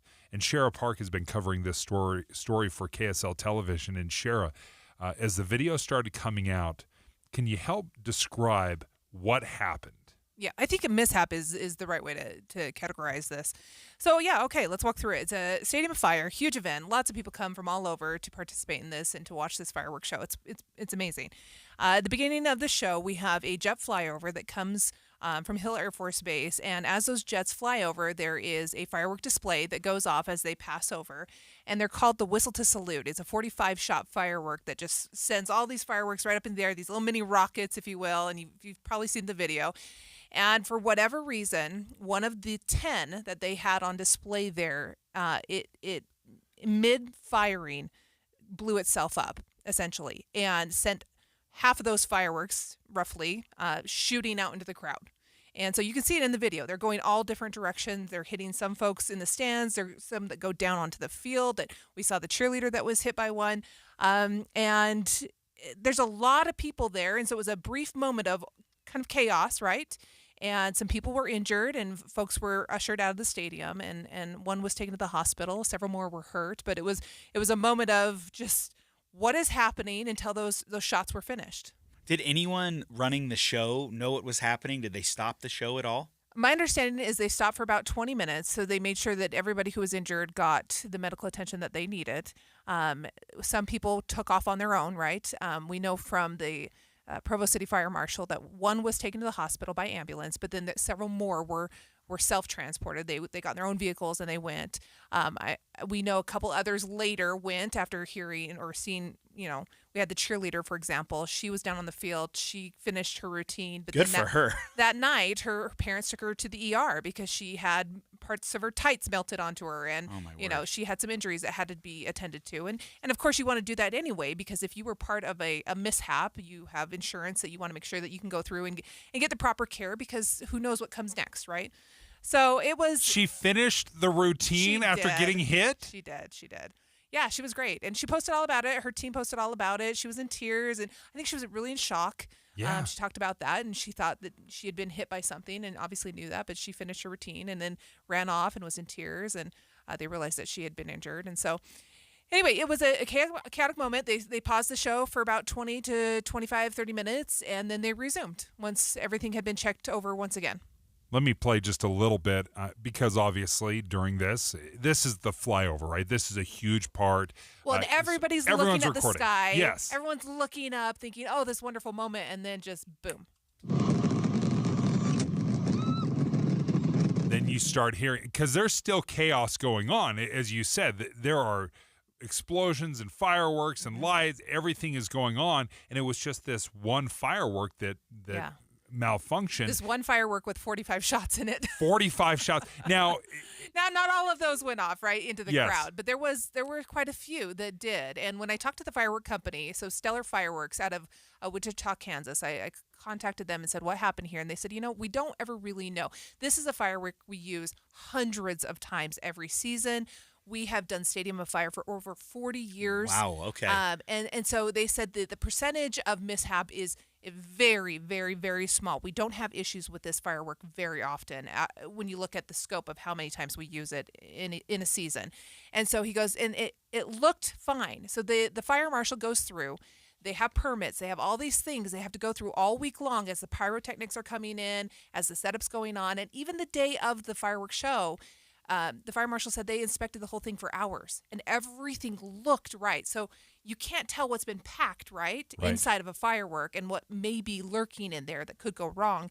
And in this case, there was something that was not packed in there correctly, or something changed within the firework. Yeah, and that happens all the time, right? I mean, all of us have purchased something and it comes in the box, you pull it out, fine. It looks fine. You've done everything proper to get it there and set it up properly. And the fire marshal said we did. Everything met national standard for a firework display like this. And we've done this, for 40 years and never had. Well, I take it back. They did have a mishap in 2010 with a firework. But since then, they haven't had any issues. And folks, the number of fireworks that are used at the Stadium of Fire, it's the biggest fireworks show in Utah. It's enormous. Yeah. They spend a huge amount of money So we're talking about thousands of fireworks every single year just in this show that are being used. And Shara, how would you describe the fireworks that were shot down? Because sometimes in our brains we think, okay, the big mushroom cloud, that covers 500, I would yards. describe it as a mini rocket. Honestly, when you look at the videos, these things, they're designed to shoot way up into the sky as these jets are flying through, and instead these things shot out towards the crowd. They were like little tiny mini rockets shooting at you, and you can understand absolutely the fear and chaos when you see these coming at you. And we've seen some videos of where one guy, it went right to his stomach, burned through his shirt. We saw, at least we know, the one injured, the injury to the face, another exploded on a chest. These could cause some serious injuries for sure if they're coming at you at the speed they're coming at.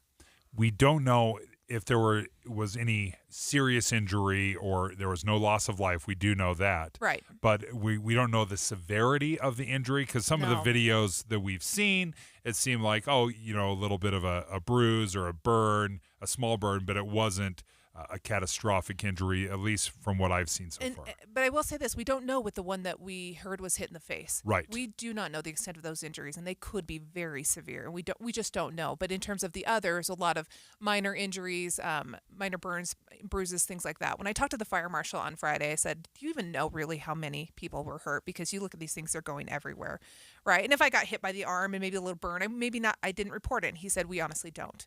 He said, we need to hear from everyone who was hit by any piece of these fireworks, because they want to map out exactly how this happened, where everything went, and then they've got to look at the bigger picture here of this firework, right? So if you were even hit by a little piece of it, if you were burned on the arm or your shirt, they want to hear from you, because they need to know just how many people really were touched by these. So they want them to reach out to the fire department? Well, so I've got two things. So he wants to hear from anyone who's been hit by one of these.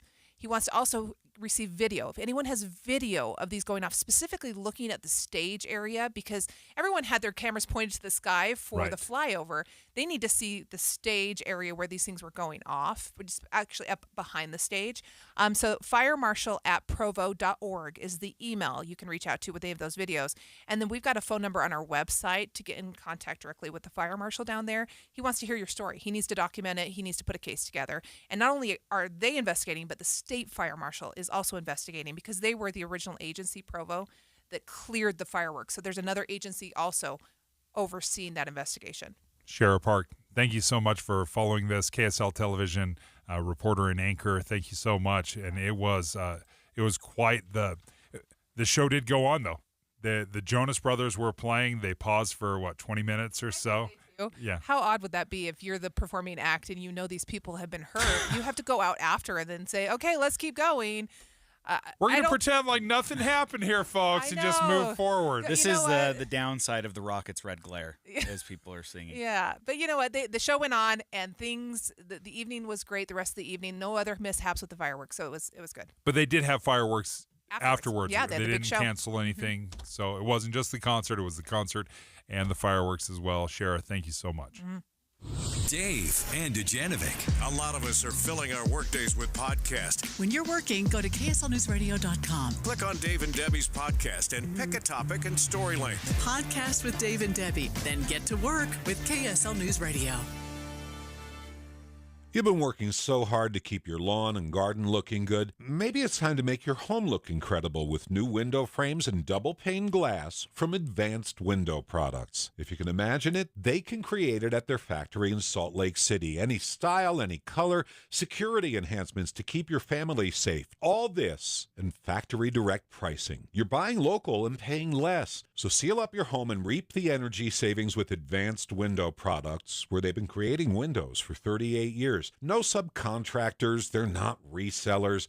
They build the windows, they install the windows, and they guarantee them for life. And right now at their summer special, get an extra $2,500 off on 10 windows or more. They offer 0% financing and even buy now, pay later. Busy season's just hitting. Call now. Advanced Window Products, $2,500 off. But you have to call 801-850-9100. That's 801-850-9100. Or go to advancedwindowsusa.com. At JCW's, we think tipping might be getting a little out of hand. Like when you're asked to tip at the register before you've even been served, or when you're at the yogurt shop and find yourself serving yourself. And don't even get us started on frosted tips making a comeback. That's why at JCW's, when you pay for a 3rd-pound ranch bacon cheeseburger, that's what you pay. And no one at the register is going to stare longingly at you while you awkwardly maneuver through the tip screen for food you don't even have yet. Honestly, we're just happy to see you at any of our 5 locations in Provo, South Jordan, Lehigh, Harriman, and American Fork. So come on in and enjoy some quality time and great food with family and friends. And we promise, we won't be pushing you for a tip. Hey, this is Chris with JCW's, and we just want to say thank you, and especially to our loyal customers. We want you to know that at JCW's, your business is all the tip we need. JCW's, quality and a lot of it. Healthcare with human kindness is here. It's at Common Spirit Health. Hospitals, clinics, and caregivers all connected to advance healthcare in Colorado, Kansas, and Utah. Together, we have a common purpose, partnering with you in health and healing using powerful medicine, powerful technology, and the greatest power of all, human kindness. You'll know it when you see it, because human kindness is in every care site and in every caregiver. Common Spirit Health. Hello, human kindness. Want to keep your gas-powered engines running like new? Stable's proprietary formulas are proven by third-party testing to outperform the competition in keeping fuel fresh, preventing corrosion, and cleaning the entire fuel system. With Stable, you can have confidence you are doing the right thing for your engine's long-term health. Just pour into your gas can or fuel tank, then top off with fresh fuel. At every fill-up or when you store, start with Stable. Available where fuel additives are sold.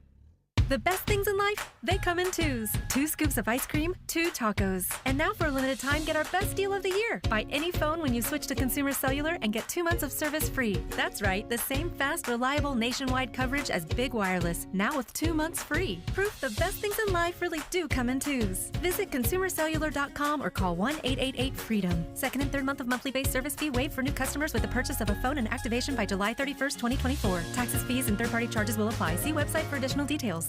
Trail mix, beef jerky, mixing all the soda flavors at the gas station soda machine. Snacks are better on the road. The gas is better when it's top tier. And the pit stop is better when there's a dinosaur there. Love the filler moments at a Sinclair gas station near you with DinoCare, our top tier gasoline. Some sweet and salty snacks for the commute and a big green dino for the memories. Find a gas station near you at sinclairoil.com. Sinclair, fill up your life.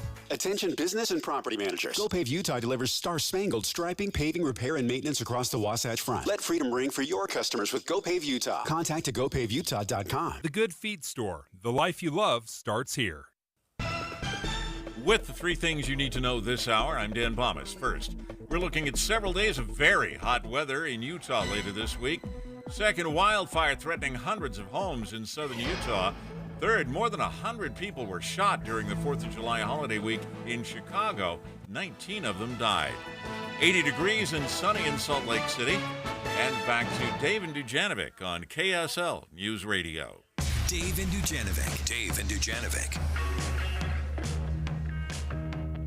So Utahns are seeing some of the highest rate increases in the nation when it comes to their homeowners insurance. Filling in for David Dujanovic today is Adam Gardner. He's a host on KSL at night. By the way, kind of a new host. I love it. Brand new. I'm in training right now with you, Dave.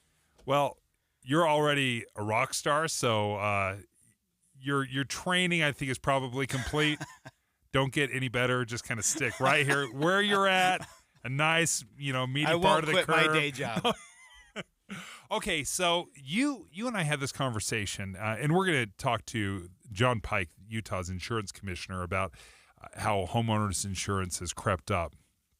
In fact, let me play you a little bit from KSL News Radio's Heather Peterson, who has this report. Data from S&P Global shows that Utahns paid nearly 52% more for homeowners insurance in 2023 than they did in 2018. The Beehive State ranks 3rd in the nation for most significant increases last year. Utah's insurance commissioner says Utah has historically had some of the lowest homeowners insurance in the country, and these drastic increases are likely because insurance companies in Utah are now making up the difference. So, Adam, you and I were having this conversation, I think, even last week, where we were talking about rates going up with Rocky Mountain Power, in part because insurance rates have gone up because of what's happening in California. Yeah. Yeah, that's right. And Oregon. Big fires, and there were some judgments, some settlements that happened with Rocky Mountain Power, Pacific Corp, owned by Berkshire Hathaway, and they had to pay through the nose, and they're going to still have to pay. And because of that, you spread the rate increases over the entire system, and that's why it gets so expensive. And that is always my fear as a homeowner here in Utah. When I see home insurance rates going up, I want to know, how much is this really because of me and how much of a risk I am to the insurance companies?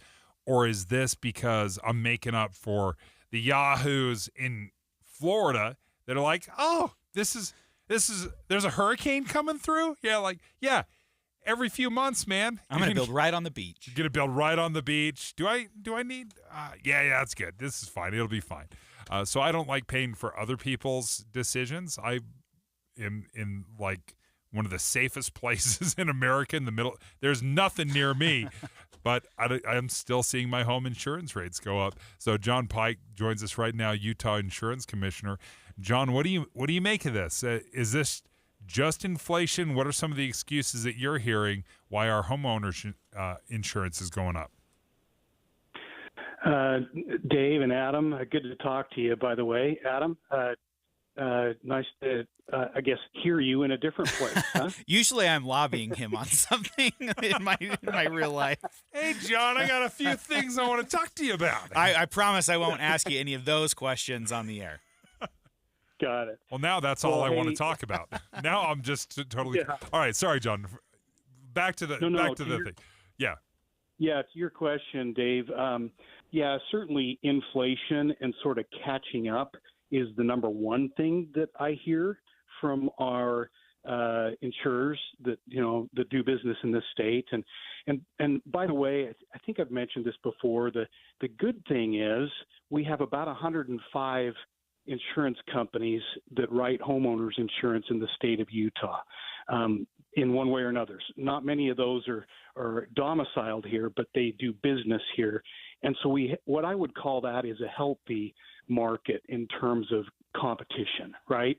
So that's part of it. Is there's been healthy competition in the past, and they may be playing a little bit of catch up, both from that perspective and just, again, the inflation situation where, anything that we insure, if the costs to replace that or fix those things goes up, then of course it kind of makes sense. The cost to insure those things is going to go up. And so that is happening.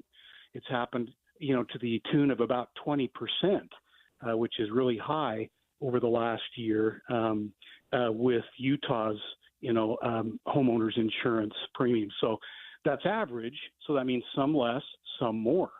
And so I hear those things, and it is a concern. But one of the other things that is sort of driving that, we are told, is to your question or your issue of wildfire, Dave. Utah is, over the last decade, and I'm talking about from 2011 through 2020, that 10-year period, there was a study done that showed that Utah had or built 6,100 new homes in areas that would be deemed high wildfire risk. And that was second only in the West to California, who built 10,000 new homes in high wildfire risk areas. That's a concern. The next closest state was Colorado with 1,900 new homes in high risk areas. So that I testified to that in front of the legislature's Business and Labor Interim Committee just a couple of weeks ago, and that kind of freaked him out. And I said, yeah, it freaked me out. That's concerning. And when you talk about us all kind of paying for each other, Dave, you're exactly right. We're basically all in the same pool. And so what you do affects me, and what I do affects you. And we want to be as different as we can, separate, if you will, from surrounding states whose regulations may be different and whose risks may be different. And so we certainly lobby for that. And one of the things we want to do with the legislature is to make sure that there's transparency in that from our insurers, and that we know and that consumers can know what they can do to really meaningfully affect their premium rates.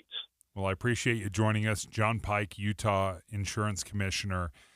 And to that point, one of my worries was, are we paying for Florida? Are we paying for California or Oregon and their decisions? But he said no.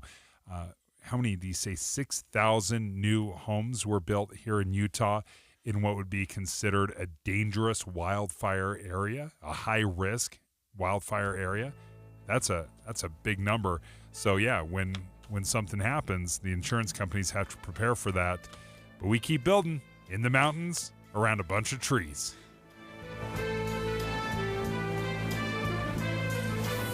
KSL FM Midvale. KSL Salt Lake City. From the KSL Common Spirit Health Studios, we're counting down 16 days until the historic announcement, Salt Lake City 2034.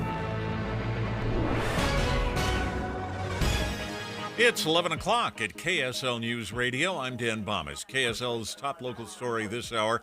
There are several wildfires ripping through the state right now.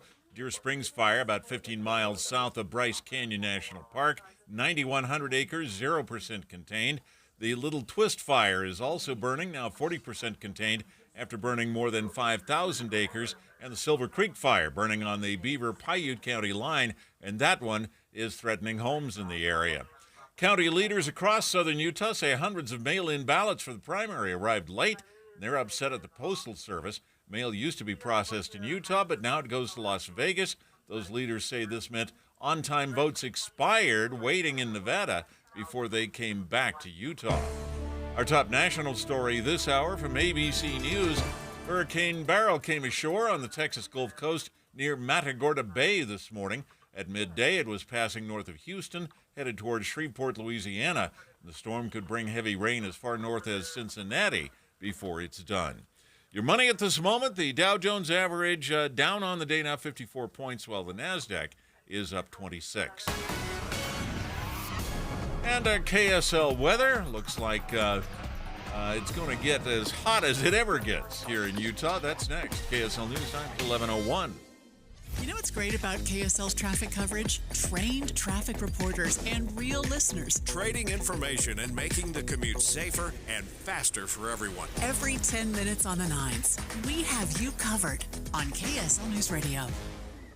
Discover the best of senior living at Trio Orem and Trio South Ogden. Today's older adults aren't wrapping up their life's journey, they're seeking a new one. And Trio Independent Living is here to help them do just that. With a smart, modern, and connected lifestyle, residents cultivate relationships and maximize independence through signature programs like Prime Fit Wellness that bring living well and well-being to life. Welcome to the new age of senior living. Schedule your visit at leisurecare.com/Utah today.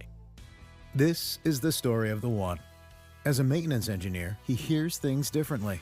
To the untrained ear, everything on his shop floor might sound fine, but he can hear gears grinding or a belt slipping. So he steps in to fix the problem at hand before it gets out of hand. And he knows Grainger's got the right product he needs to get the job done, which is music to his ears. Call, click Grainger.com, or just stop by. Grainger, for the ones who get it done. Get in zone, AutoZone. Welcome to AutoZone. What are you working on today? You've got an oil change coming up. You can go farther and save on full synthetic with our oil change special.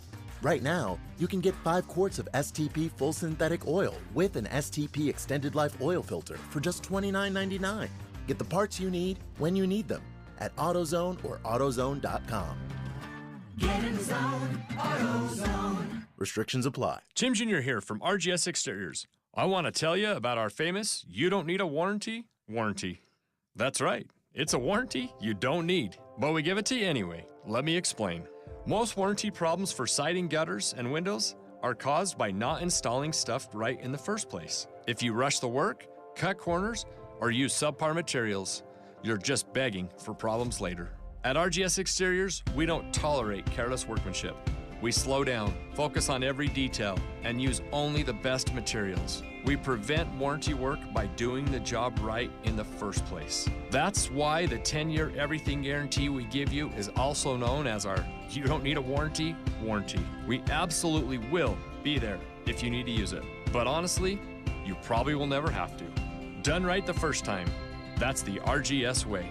For siding, gutters, and windows, call 801-280-3110 or visit us at rgsexteriors.com.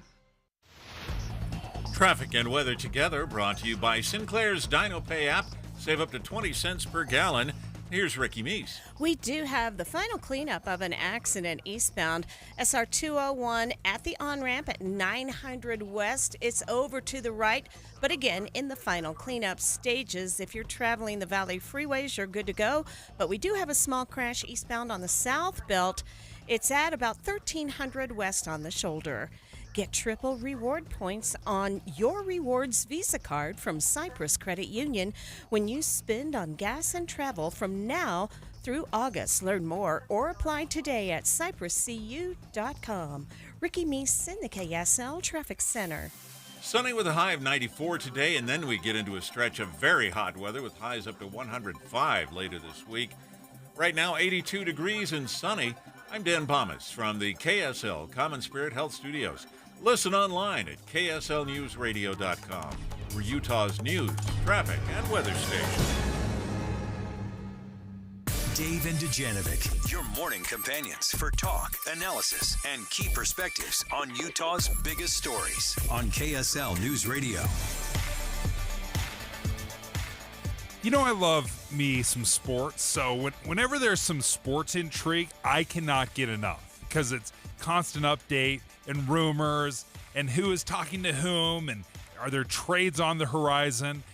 That's kind of what's going on right now in the political world with Joe Biden. Like everyone, every rumor. Are they trading him? Oh, it is getting, that's exactly what's happening. Like there is deep cut insiders. You know, maybe the mailroom guy is like, I think I heard something, because everybody is reporting on the possibility of President Biden stepping down. Is it time for him to leave after, obviously, his rough debate performance?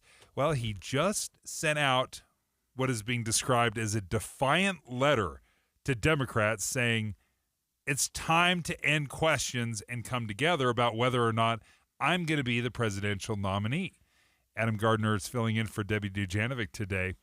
And I always wonder, like, if you got to send out a letter and say, I'm staying in, does that just tell me you're not staying in? It's like the owner that's like, this coach's job is totally safe.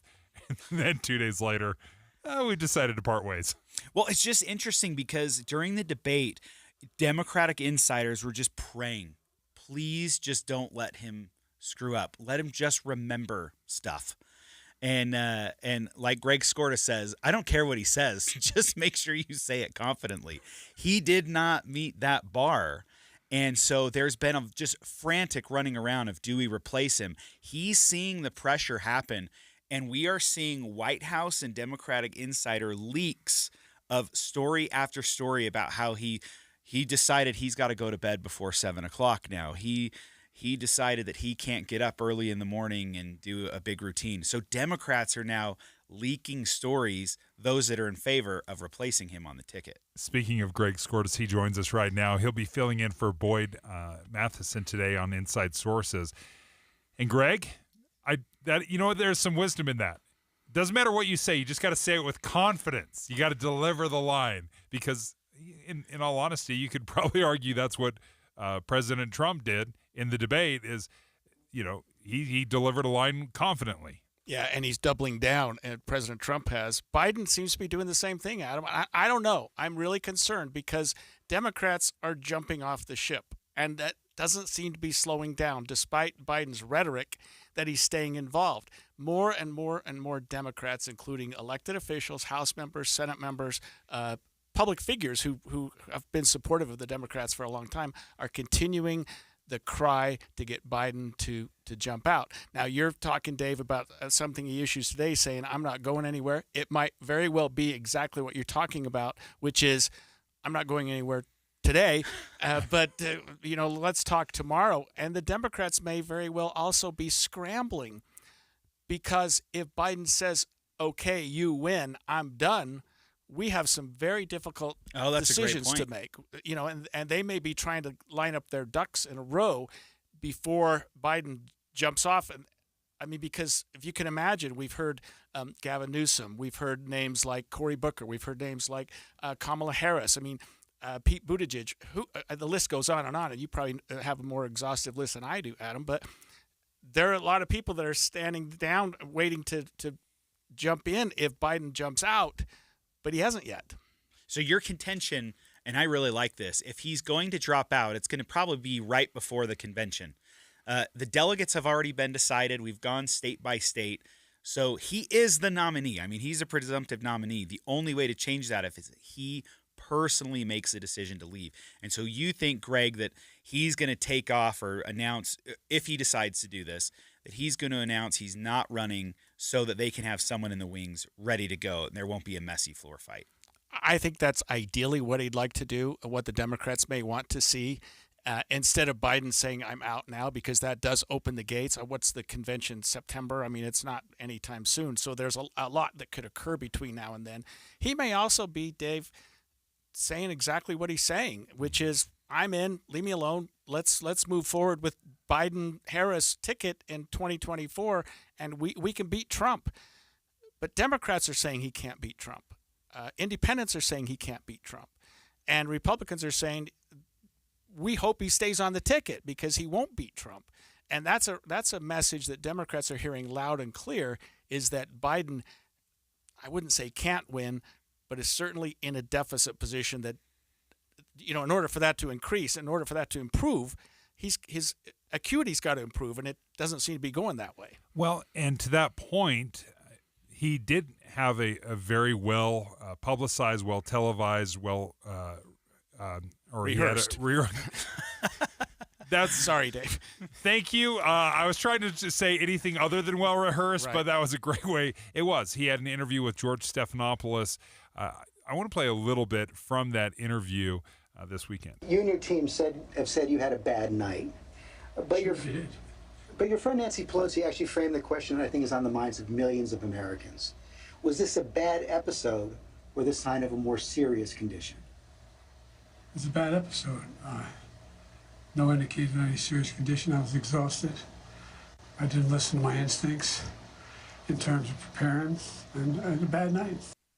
One thing that has surprised me is after that debate, and if it truly was a bad episode or a bad night, he had a cold, he's blaming a lot of what happened on not feeling well.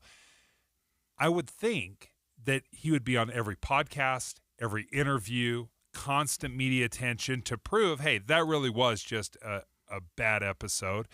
But instead, it's this very specific interview. It's just one interview. It's a big name. It was a national interview with George Stephanopoulos. But to only have this one interview, he's done many campaign events, but to not be challenged, because you could hear from Stephanopoulos, he was giving him tough questions. Like these were, and he would press him. This was not a cupcake interview. This was not a softball interview. He asked very difficult questions. He did better than he did in the debate, in my opinion, but also didn't alleviate all the concerns either. Yeah, and these concerns started, if you recall, back when special counsel was asked to investigate Biden in the documents case. Trump gets charged for having documents in Mar-a-Lago. Biden's got some in his Corvette, and they're kind of like, hey, if Trump's a criminal, why isn't Biden? And special counsel said, he's just a goofy old man. I mean, he doesn't understand. And so we're all sort of on heightened alert. Democrats are looking at him going, Biden, you got to rise to the occasion. And he does initially after that announcement comes out. He stands and says, I'm fine. Don't question my mental state. But then he falls backwards in the debate. And it's like Adam said, it's the first thing we were watching when he walked out on the stage, if you were supporting Biden. It's the first thing you looked at, the way he shuffled onto the stage as opposed to walking tall and strong, and then questions that were almost undecipherable. I think Trump even answered one saying, I don't know what he said, and I don't think he does either. I mean, so Biden's got to do more public appearances. He's got to do more spontaneous public appearances. He's got to do some live public appearances when he's not got preparation and he doesn't have everything in front of him, and people are going to be watching those very closely, and he can't fail but stumble at least once or twice between now and November. Well, it's been interesting to watch because Trump has been nowhere to be found. He's just letting this play out. So whoever is advising him to stop talking, it's working, I think, because the entire focus has been just on Biden. Is it just his speech? Should Americans be concerned with he's not able to convey certain messages, or should they be concerned what we're seeing now is even when the camera is on him, when he's not speaking or shouldn't be speaking, he seems to not know where he is at the G8 summit or G7. He's going in the wrong direction and has to be kind of turned around. Is there a parallel there? Should we be concerned with both of those aspects of President Biden? Absolutely, and we should also be concerned about this. He's not getting any younger. This isn't going to reverse. It's not like he got hit in the head and he's going to get better. He's 80-something years old. He'll be something like 86. He'd be 82 at the time of the election, 86 if he serves the 4 terms, the 4 years. He's not getting any better. In fact, it appears he's getting worse, and that will continue. There are people right now who wonder if he can complete this year's term, given his mental state. So, who knows where that's going. And that would be fascinating to see if President Biden does decide to step down, if he would step down from office altogether, let perhaps Kamala Harris step into that role in the final 4 or 5 months, and then maybe launch her career. And almost run as an incumbent. Yes. I mean, that would be a huge boon for her career or her status with the Democrats if she were allowed to sort of serve in that position. I don't know that Biden's going to walk away that easily, but that is definitely a possibility, Dave. But to your point, there's going to be a power vacuum. There always is. Yeah. Even when you think it's all decided, if there's an opportunity, some politician, whether it's Gavin Newsom or Cory Booker or Pete Buttigieg, someone's going to step in and say, well, I want a shot at it. Yep. If we're just kind of throwing it together at the last minute, I want to be that as well. And you can bet they're lining up. You can bet they're getting their horses in a row just in case that day comes. Yeah, just in case. But again, President Biden sends what is being described as a defiant letter to Democrats saying it's time to get past this. Let's end it. Let's end this discussion. I've heard your concerns, he said, but we have one job, and that is to beat Donald Trump. We have 42 days to the Democratic Convention and 119 days to the general election. Dave and Dujanovic. You know KSL is the only news radio for your car, right? The only news radio for your smart speaker. Come here in the morning. It's the latest news and traffic. In the afternoon, news and updated weather. We have you covered at KSL News Radio. Just 2 weeks left before the historic announcement. Tim is going to Paris. He'll be live for us on KSL all that week. Get special coverage on the final preparations and decision for Salt Lake City 2034. Listen at 7:30, 8:30, and 10:30 in the morning. This week on KSL News Radio.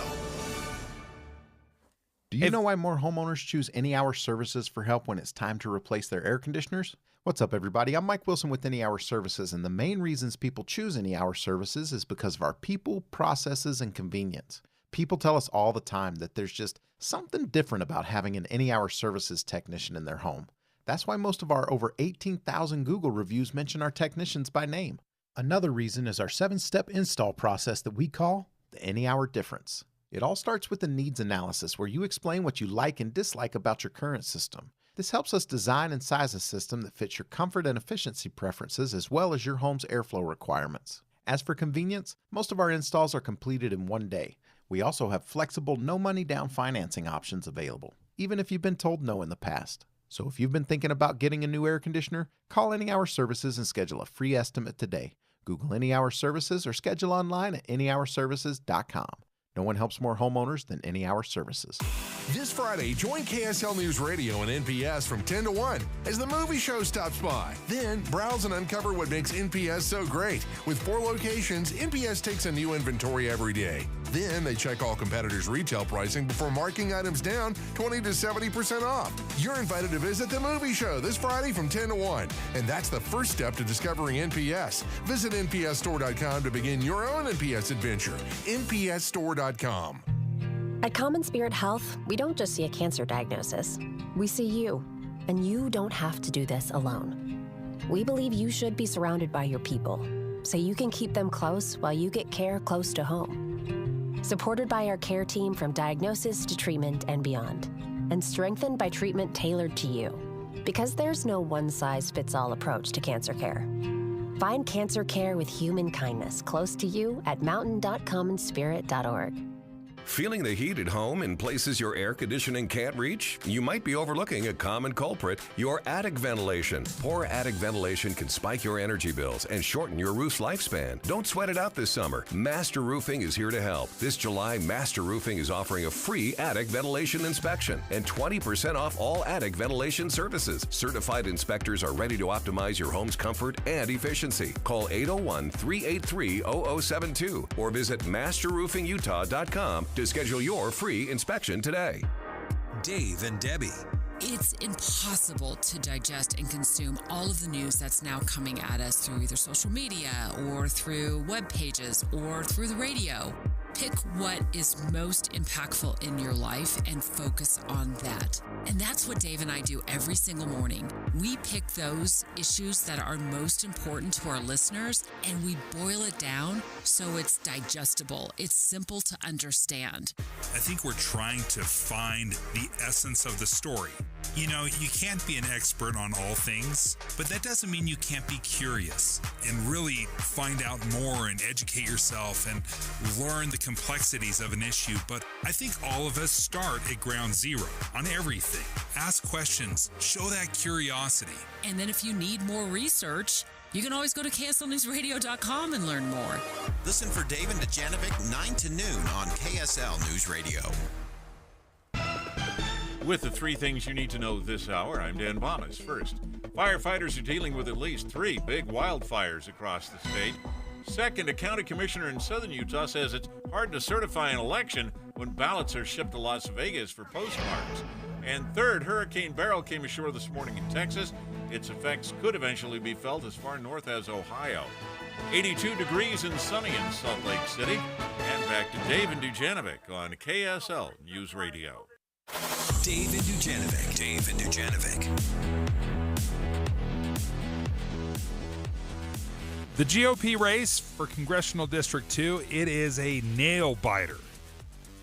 Representative Celeste Malloy is the incumbent. Colby Jenkins has narrowed the lead. Celeste Malloy has a razor-thin margin, about 315 votes, 314 votes. But there's still some drama going on. And the reason that's so important is because today is the last day for the canvass to wrap up. Adam Gardner is filling in for Debbie Dujanovic today. And we don't get these close races very often, but when we do, boy, this is Tums time for all the candidates. And we're going to be talking about them. Oh yeah. I mean, this is one of those races where it takes 2 weeks to count, usually a little less than that, but about 2 weeks to count the votes. And so every time a county does we call it a ballot dump, you're just hitting refresh on that state website, just waiting to see how close it is. On election night, Celeste was up by like 3,000 votes. Then more votes came in from Washington County. Colby Jenkins, her opponent, is doing really well in Washington County. Celeste is doing well up north and in Iron and elsewhere. And so we're seeing these ballot drops happen, and everyone is kind of just waiting with bated breath. And if I'm nervous about how it's going to turn out, I can only imagine how it is for these candidates. So there is just a handful of ballots left. Like most of them have been counted, like 99.9%. The one little batch of ballots that has not been processed yet is what's called uncured ballots. Now, when you fill out your ballot, you select your candidates. When you put it back in the sleeve, you've got to sign the envelope. Well, if you forget to sign the envelope or the signature, that you scribble down does not match what they have on file at the county clerk's office, then that is a disputed ballot. They have to verify your signature. So they'll reach out to you, they'll call you, text message, email, letter. They do everything to try to reach out to you and say, hey, why does your signature look different than what we have on file?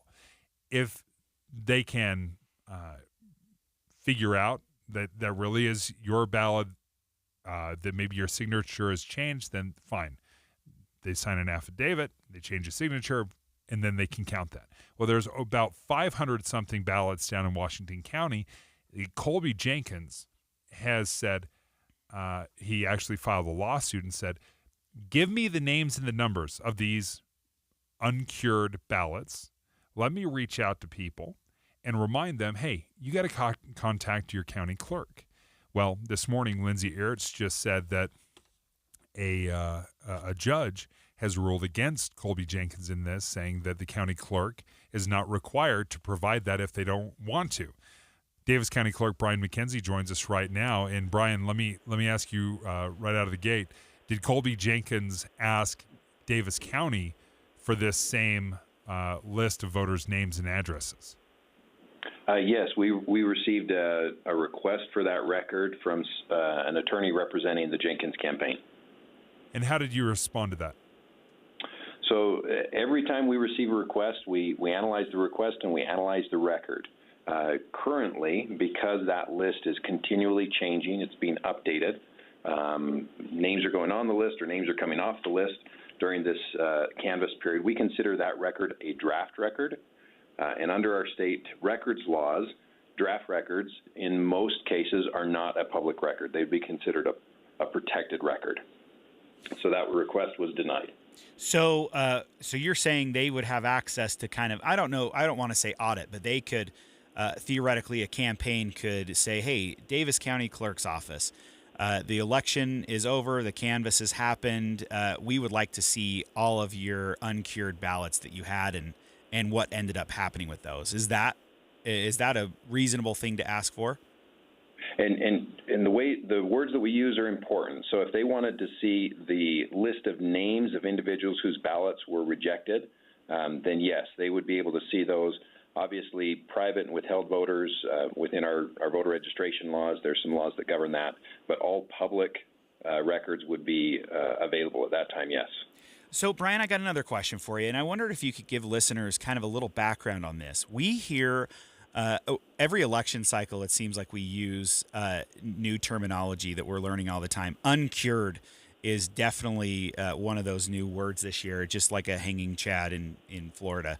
But one of the things that we hear every election time is the Board of Canvassers. The Board of Canvass, it's canvassing season.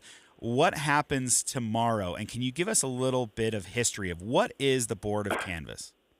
Absolutely. So after the majority of the ballots are counted and released on election night, here in the state of Utah, counties have up to 2 weeks after the election to kind of finalize everything.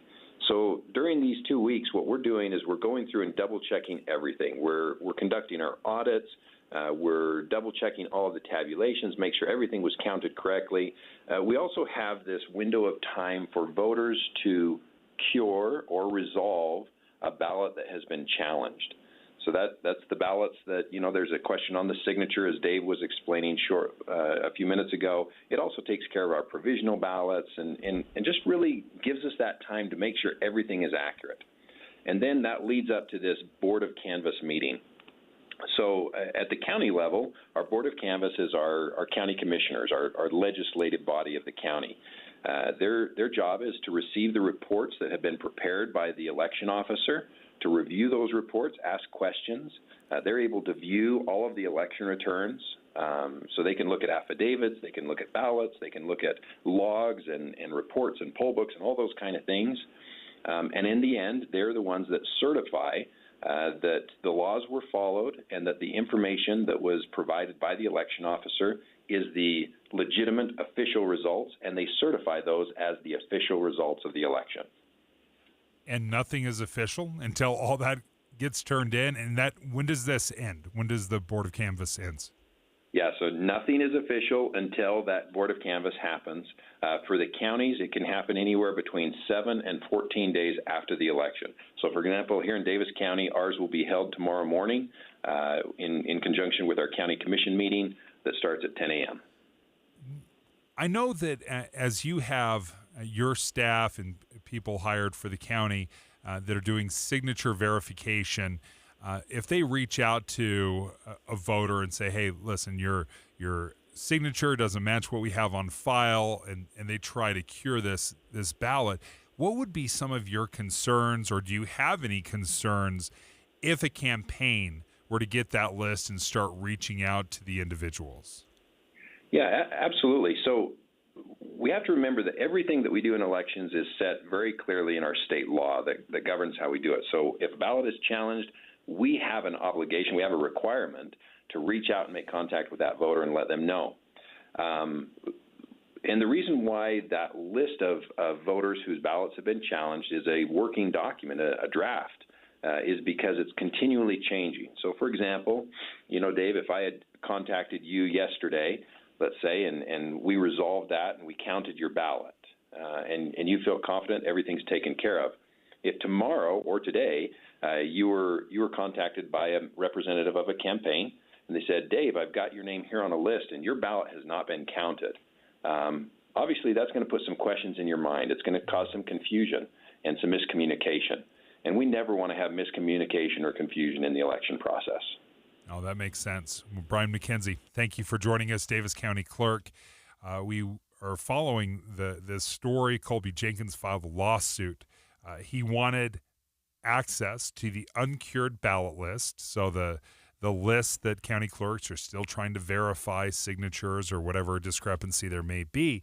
And a judge just this morning, about 9 o'clock this morning, 9:30, Lindsay Ertz broke the story and said that the Washington County Clerk does not have to give the Colby Jenkins campaign access to this list or any other campaign access to this list. He ruled that Utah law says that it is at the clerk's discretion. Brian McKenzie, Davis County Clerk, said he denied that request for the campaign, though Salt Lake County Clerk Lanny Chapman granted the request. And this is in line with what the judge ruled, that it does come to the clerk's discretion. It's 11:31 at KSL News Radio. I'm Dan Bomas. KSL's top local story this hour. The Silver King fire on the Beaver-Paiute County line has grown to more than 10,000 acres in just 72 hours. As of yesterday, FEMA said the fire is threatening about 300 homes. Some homeowners in Marysvale have already been evacuated. KSL TV spoke with Ellery Gowdy, who's trying to protect her home. It doesn't feel real, like a terrible, terrible nightmare, honestly. The fire started by lightning. It's still 0% contained. Today, crews say they plan to keep scouting and building new fire lines, trying to slow down the fire's progress. Our top national story this hour from ABC News. Voters in France rejected a right-wing government yesterday. A left-wing coalition won the most seats in Parliament, though no single group won a majority. The centrist alliance, headed by President Macron, came in second. The vote comes a week after Britain's Labour Party won a majority in the British Parliament. Your money at this moment, the Dow Jones average down on the day 73 points, while the NASDAQ is up about 41. And our KSL weather is going to get as hot as Salt Lake City ever gets. That's next.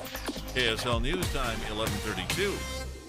We hope you have the right app on your phone for news. You probably have dozens. But the KSL News Radio app, well, it makes our live stream super easy. Plus, our talk shows are right there as podcast for your workday. That's the app for KSL News Radio. You know that you're going to buy a home. The question is, what lender should I work with? Realtors often boast about their preferred lender. You know, if you use my preferred lender, you'll be in great shape. But interest rates and closing costs are not the same at every lender. So before you go with your realtor's preferred lender, call Rick at Loans by Rick and get another breakdown of your closing costs and your interest rate. Call 801-809-SAVE or click loansbyrick.com. Loans by Rick will give you a comparison on your loan cost that may save you thousands of dollars in closing costs and and get you a lower rate too. And when you have all the facts, you can decide who's the better lender for you. Rick closes over 90% of clients' loans in 12 to 22 days. That's amazing. Call 801-809-SAVE. That's 801-809-SAVE or click loansbyrick.com. 801-809-SAVE, loansbyrick.com. Rick Kirschenbaum, NMLS 241179, and Vintage Lending, NMLS 287106 are equal housing lenders. Some restrictions apply. In 2024, dating is a disaster. We've been ghosted, breadcrumbed, stuck in situationships. Hi, I'm Debbie. I'm Caitlin. Welcome to our new podcast, Dating at Her Age. Have you ever been on a coffee date with a man who just got sprung from prison? Dating has been so dicey for us, so we asked KSL, can we launch an all-new podcast about it? You're not really dating when you're on the dating app. Dating at Her Age, brought to you by Mountain Home Services. A new episode drops every Thursday on KSLNewsRadio.com. The life of a small business owner. Keeping the lights on, calling all the shots. And then there's workplace accidents. 500-degree ovens, rusty nails. Danger lurks around every corner. Workplace accidents can happen, but there is an easy way to keep your employees covered.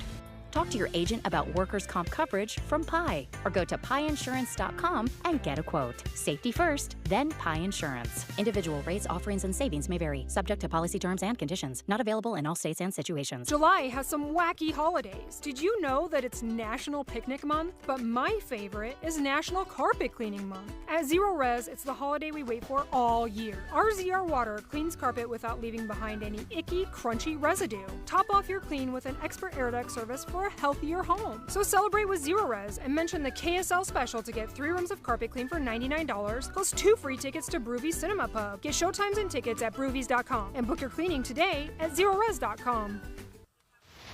Traffic and weather together, brought to you by Sinclair's DinoPay app. Save up to 20 cents per gallon. Here's Ricky Meese. We're back to a crash-free commute on the Valley freeways. We're also seeing good speeds as well. We do have an accident reported 7200 west, 3100 south on the surface streets. Get ready for memorable summer evenings with the Utah Symphony, July 5th through August 9th in Park City. Tickets are on sale now at DeerValleyMusicFestival.org. Ricky Meese in the KSL Traffic Center. Sunny with a high of 94 today, and then we get into a stretch of very hot weather with highs up to 105 later this week.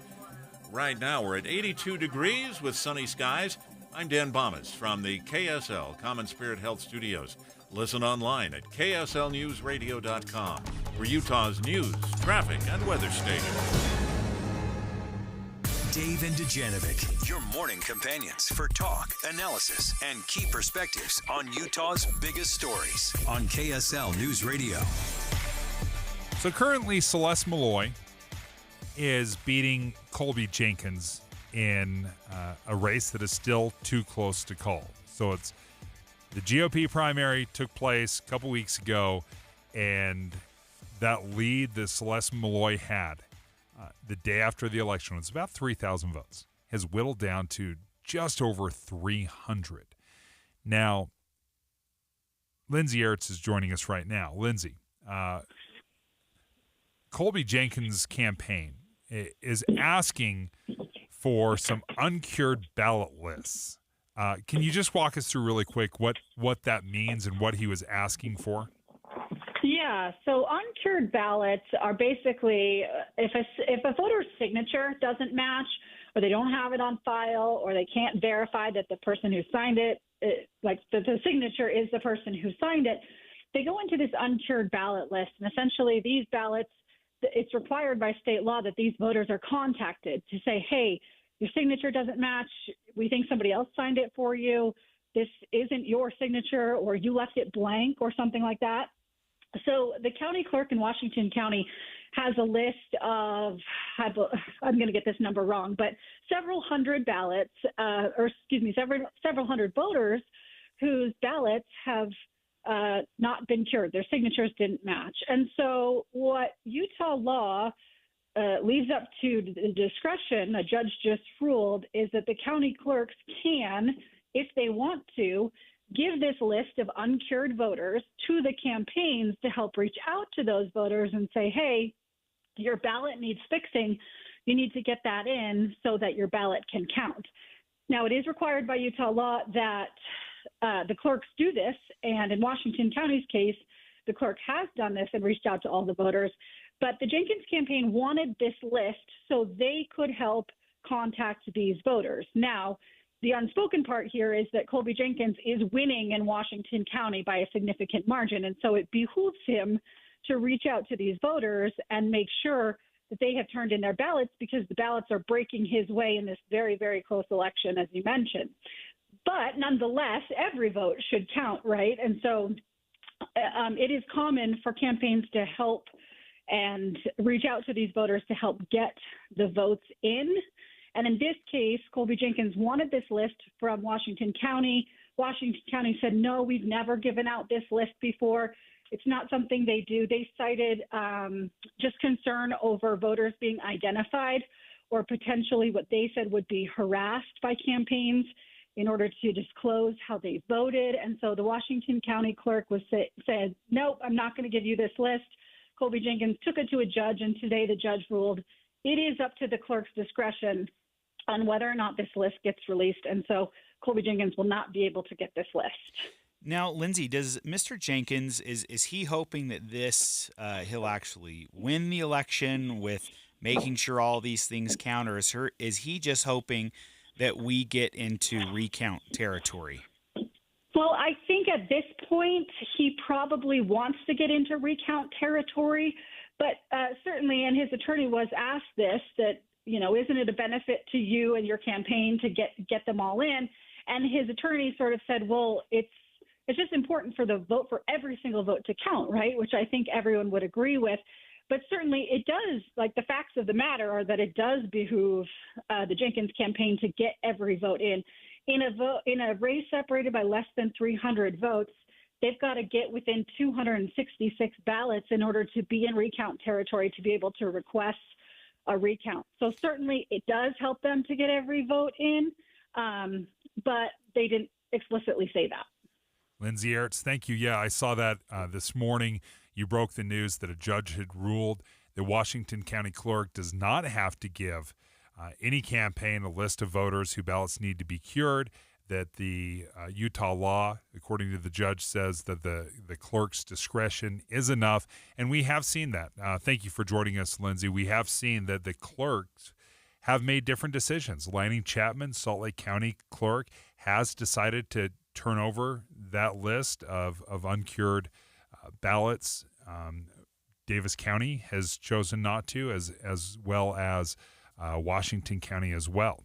I also asked Lanning Chapman if other counties have turned it over, and she indicated that, yes, some had. She didn't give specifics, but that, yes, other counties had turned over that list. Well, it's amazing to me, and I actually think this is kind of cool, because they're using the same, it's called GRAMA, Government Records and Management Access Act. They're using the same law to govern what they decide to do. So Davis County said, we treat this as kind of a draft list because we're changing it so much, so no one's entitled to drafts. And Lanning Chapman says, yes, we're using the same statute, and this is a record that we create and keep, so the campaigns are entitled to it. And a different reason for Washington County, they said, state law gives us the right to hold this or give it away. We choose to hold it. So they're all using state law to make their different decisions. And right now we saw one of those aspects play out down in St. George. And as we have talked to both Salt Lake County, Davis County, in their reasoning, reasonable minds can disagree on this, because I hear what Lanning Chapman from Salt Lake County is saying, where she's like, we want to make sure that every vote can get cured and counted, and if somebody wants to help with that, we're all for that. But you can also see from Davis County where they said, well, it's a little bit confusing, and I think it would lead to less confidence in the election process, and we don't want that as well. So hearing from two different clerks and their reasoning, it actually kind of makes sense. And it's important to remember, and we've talked a little bit about this, but when we've talked about election security ad nauseum. Yes. That's been a big topic since the 2020 race, and that was what Trump hammered really hard. And because of that, even though I felt like Utah's laws were pretty secure, we created more security measures to make sure everything was kosher. What's important to remember is that the most common form, and I'm going to call this voter fraud because I think it is, and that's how the law would define it. The most common form of voter fraud is when a parent signs for one of their kids who is usually on a mission or something or traveling, and so they fill out their ballot and sign, even if they call their kid on their mission and say, I have your ballot here, how do you want me to vote? And then they sign their son's name or their daughter's name. That is a form of voter fraud. That ballot will be rejected. They are rejected all the time. Yes. And then when they find out it's not the kid that actually signed it, then that ballot goes away. Or forgetting to sign. That's not voter fraud. But if you forget to sign it, my wife is guilty of this a lot, and so she always has to peel it back a little bit and rips it a little bit to try and scribble her name in very small. And so it's really nice that county clerk's offices are looking this closely at signatures. The lead right now is just 314 votes for Celeste Malloy. There are still 531 challenge ballots just in Washington County alone.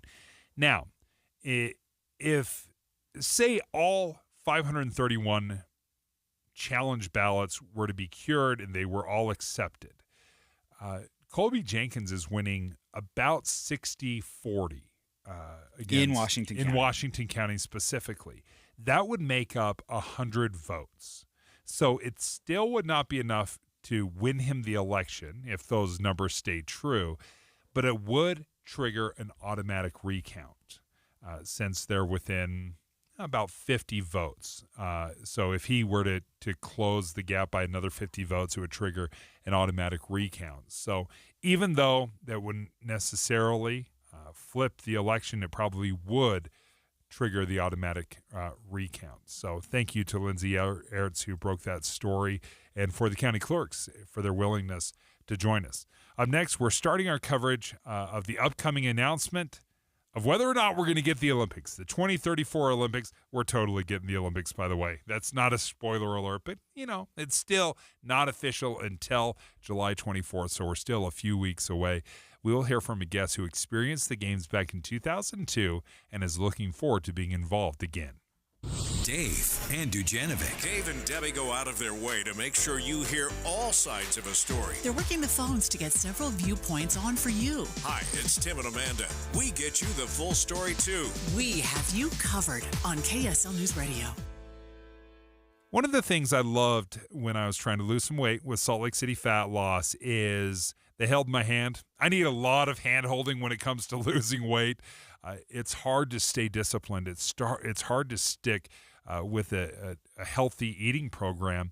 But that's what Salt Lake City Fat Loss did. Every single day, they would send me some sort of a text, a video. They would reach out, even phone calls, and help me stay on the program, keep me motivated, because they are absolutely convinced. They told me, Dave, if you just give it a few weeks, you're going to love the results. And that's exactly what happened. In the first 3 weeks, I lost 25 pounds. And because I had such incredible results, I was motivated. I stayed on the plan. And because I paid for it, just like everyone else, it kept me honest. Why pay for it if you're just going to cheat with cheeseburgers? So if you're interested in losing some weight, in total, I lost 57 pounds. 57 pounds in 60 days, and I feel great. Go ahead and reach out to Salt Lake City Fat Loss by going to slcfatloss.com. That's a great way to meet with them, get a free consultation. Just go to slcfatloss.com. Presenting a Gain Flings love story. Dear love of my life, we were on the 12B bus this morning when I caught a whiff. A scent so fresh, so life-changing, I had to find its source. Alas, I didn't know if you were the woman in the pink freshly washed cardigan or the retired mailman next to me, but I knew one of you was my soulmate. Ah, the scent of Gain Flings. Try Gain Flings with OxyBoost and Febreze. Ooh, ma.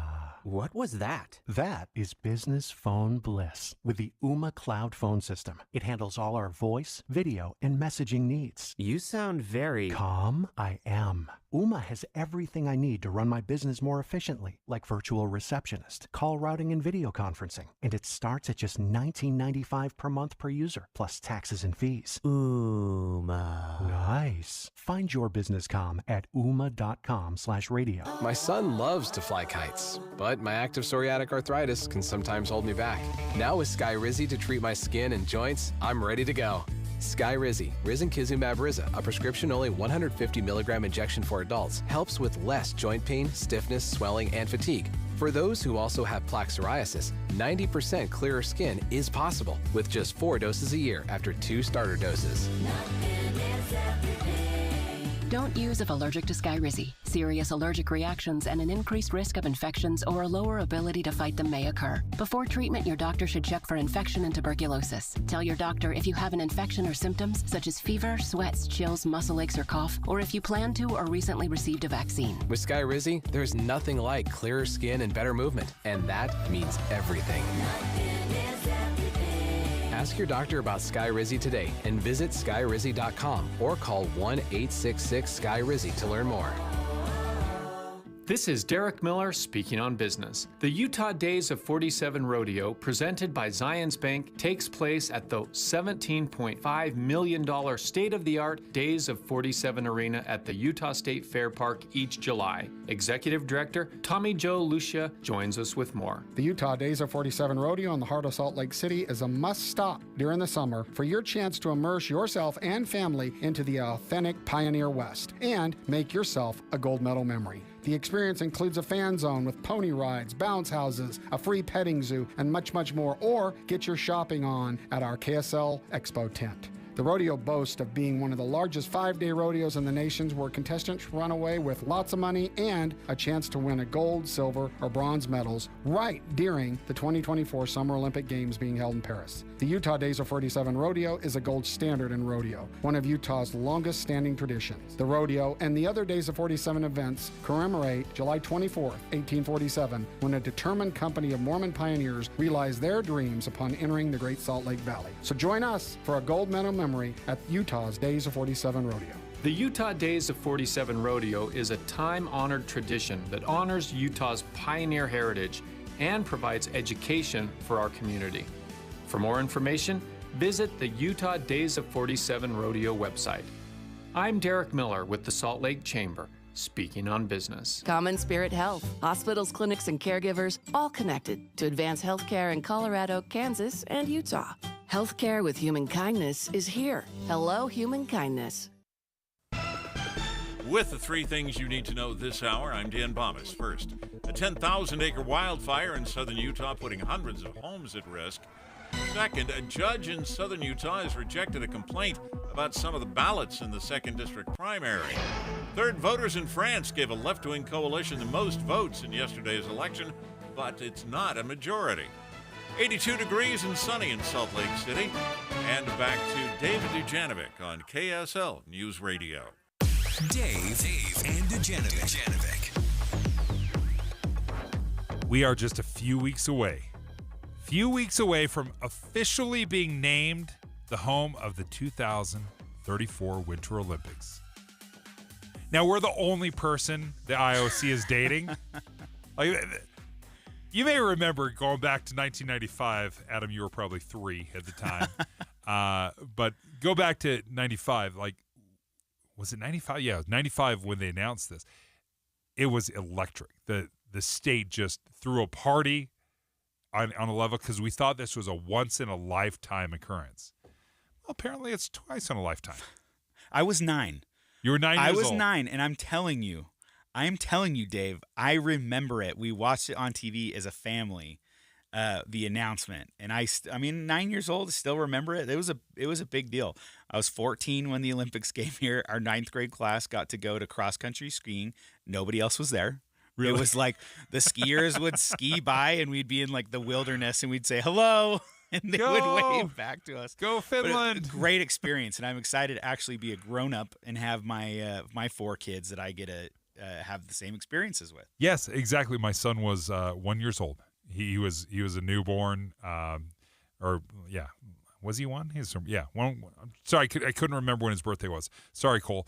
Anyway, tune in every day this week. We're going to have all sorts of Olympic coverage leading up to July 24th when the official Olympic announcement will be made. But Maria Chaleos was covering the Olympics back in 2002.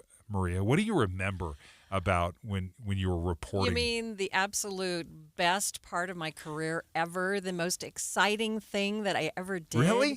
I guess I can't be surprised. I would say that's probably the highlight. You know, I was doing Utah's afternoon news at that point in time, and we were broadcasting live from everywhere, city and county building for pin trading, up in Park City on Main Street.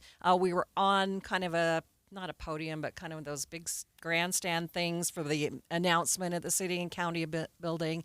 I got to ride in a bobsled and do a story for television. I've done that. that was super an experience. fun. I mean, other than my neck hurt for like 2 months. But I was going to ask you, was it the worst physical experience of your life? Because I felt like I got in a car wreck the entire time. How those guys do it. How They're do those unbelievable. athletes do it? Because, my neck was wrecked for a couple months at least. Yeah, that is a I was a little scared, too sport. intense, I'm sure. That didn't help.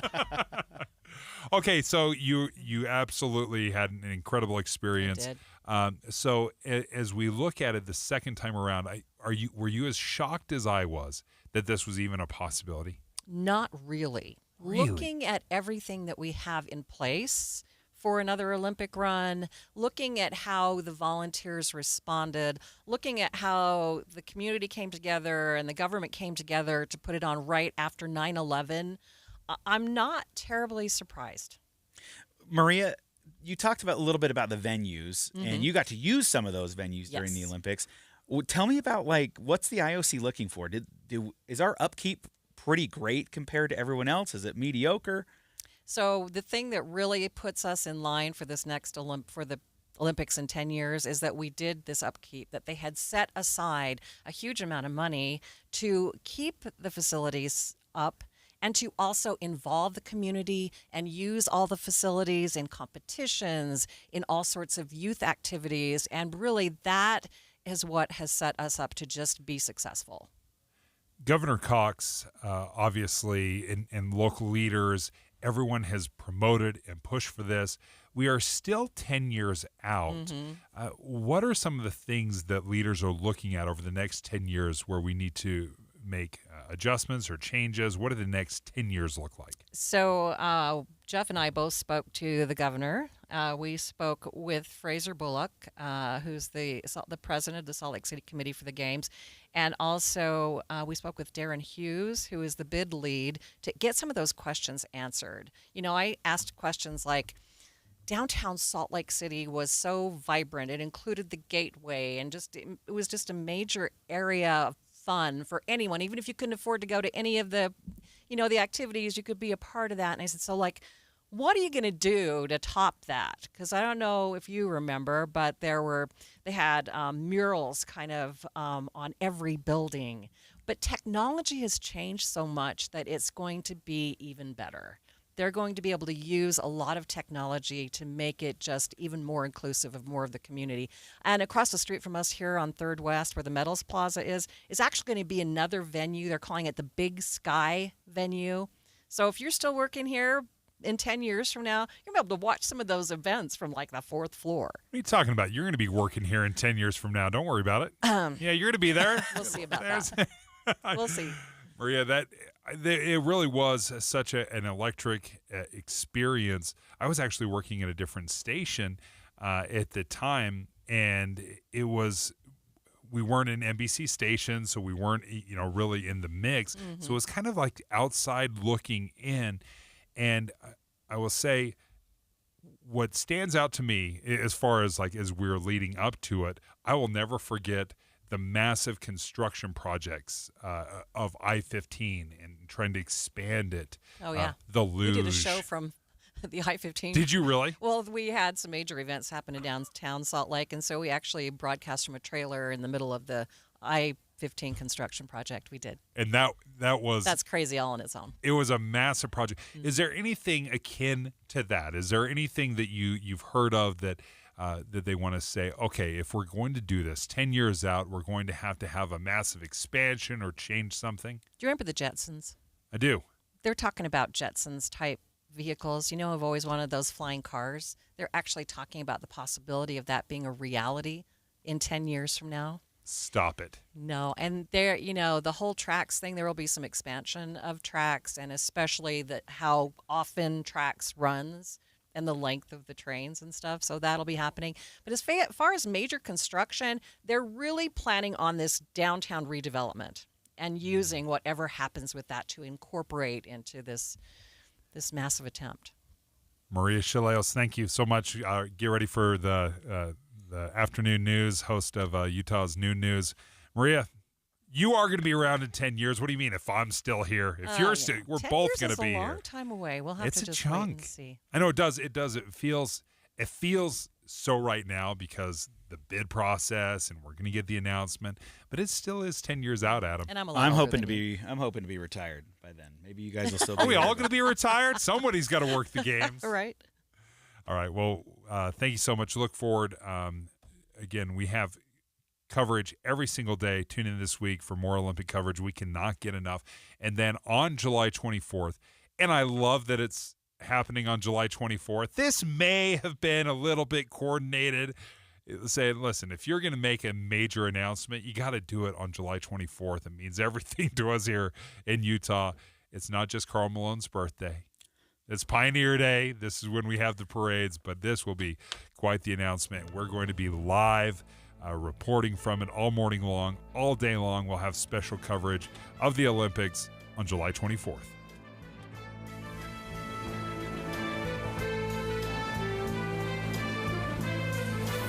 KSL FM Midvale. KSL Salt Lake City. From the KSL Common Spirit Health Studios, we're counting down 16 days until the historic announcement, Salt Lake City 2034. Good afternoon. KSL News Time is 12 o'clock noon, and this is Utah's Noon News. I'm Maria Chaleos. KSL's top story, Salt Lake City Mayor Aaron Mendenhall is inviting all Utahns to an Olympic bid watch party on Pioneer Day. This as the state eagerly awaits the official nod to host the 2034 Winter Games. On the steps of the Salt Lake County building, Bid Committee Board Chair Catherine Norman called the late night party the best pajama party ever, right? Salt Lake City Mayor Aaron Mendenhall will be in Paris at the International Olympic Committee meeting, but said she can't wait to see the crowd reaction back home if they make it official. And we're going to party like it's 2002 right here at Washington Square. The final presentation to see if Utah officially gets the green light starts at 3 a.m. local time on big screens with food trucks and caffeine to keep the crowd awake. Eric Cabrera, KSL News Radio. It's been 1 year since state lawmakers passed an unlimited year-round cougar hunting law, but wildlife officials say so far it hasn't had an impact on the cougar population.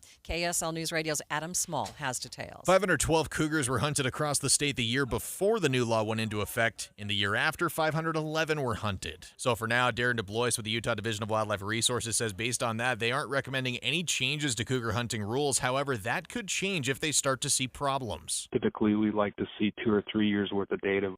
DeBlois says the goal of the new law is to protect a lower than normal mule deer population and manage a growing number of cougars.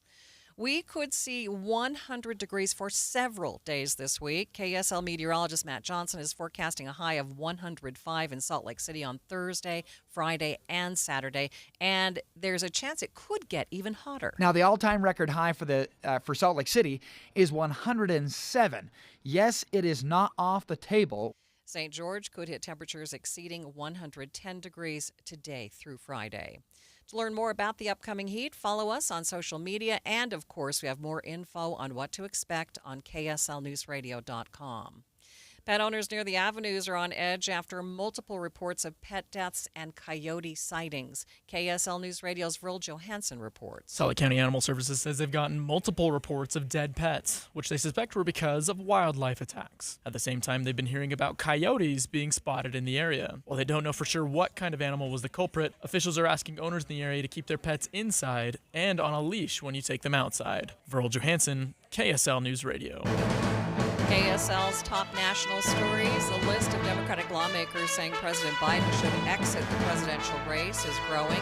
Here's ABC News senior congressional correspondent Rachel Scott on Democratic lawmaker communication. I was told on this call House Democratic leader Hakeem Jeffries didn't outright call or support President Biden. He allowed his members to express their concerns. All of them right now are in listening mode, and they're taking what they're hearing from their members and going right back to the administration and with the president. President Biden is firing back. On MSNBC's Morning Joe, the president defended his record. ABC News White House correspondent Karen Travers has the latest. A fired-up President Biden called into the MSNBC show Morning Joe and launched an aggressive defense of his decision to stay in the presidential race, saying the bottom line is he's not going anywhere. The president railed against, quote, elites, referring to people who've called for him to drop out, saying they were wrong about his chances in 2020 and they're wrong now. But if any of these guys don't think I should run against me, go ahead, announce for president. Challenge me at the convention. The president said he beat Donald Trump 4 years ago and will do it again. Karen Travers, ABC News, the White House. Other national stories KSL is following. Hurricane Beryl is now slamming parts of Texas. This is the first hurricane to hit Texas in 3 years, and it's bringing a life-threatening storm surge and torrential rain. ABC's Melissa Adon reports. This community was super hard hit by Hurricane Harvey, so a lot of the folks we met with said they weren't going to take those chances, and they did move inland. Now, that's not the case, though, for some other parts, because a lot of the storm moving inland towards Houston, that is what's really concerning. We're already hearing reports about some basically high water rescues due to the floods. That is where it's going to become challenging. Red Cross is also sending several Utah volunteers to help out in Texas this week. We'll have more on what they'll be doing coming up for the In-Depth at 12:15.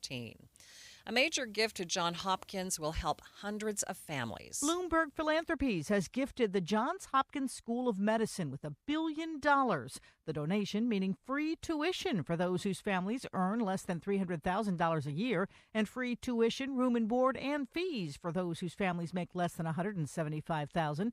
Former New York City Mayor, billionaire Michael Bloomberg got his bachelor's degree in electrical engineering from Johns Hopkins in 1964. That is ABC's Sherry Preston reporting. First Look Traffic, Ricky Meese, welcome to a new week. Good afternoon. What's going on? It's a beautiful day for a drive. Valley Freeway traffic in good shape.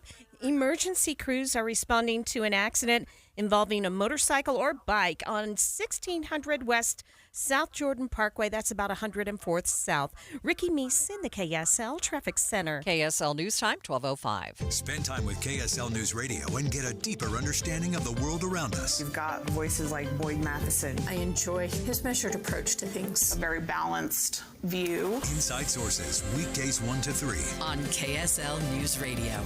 Tim Jr. here from RGS Exteriors. Did you know that we offer 3 distinct styles of gutter protection? Each one meant to handle a specific leaf problem. You might not even know there are different styles of gutter protection, but there are. And if you pick the wrong one, it could be a huge waste of money.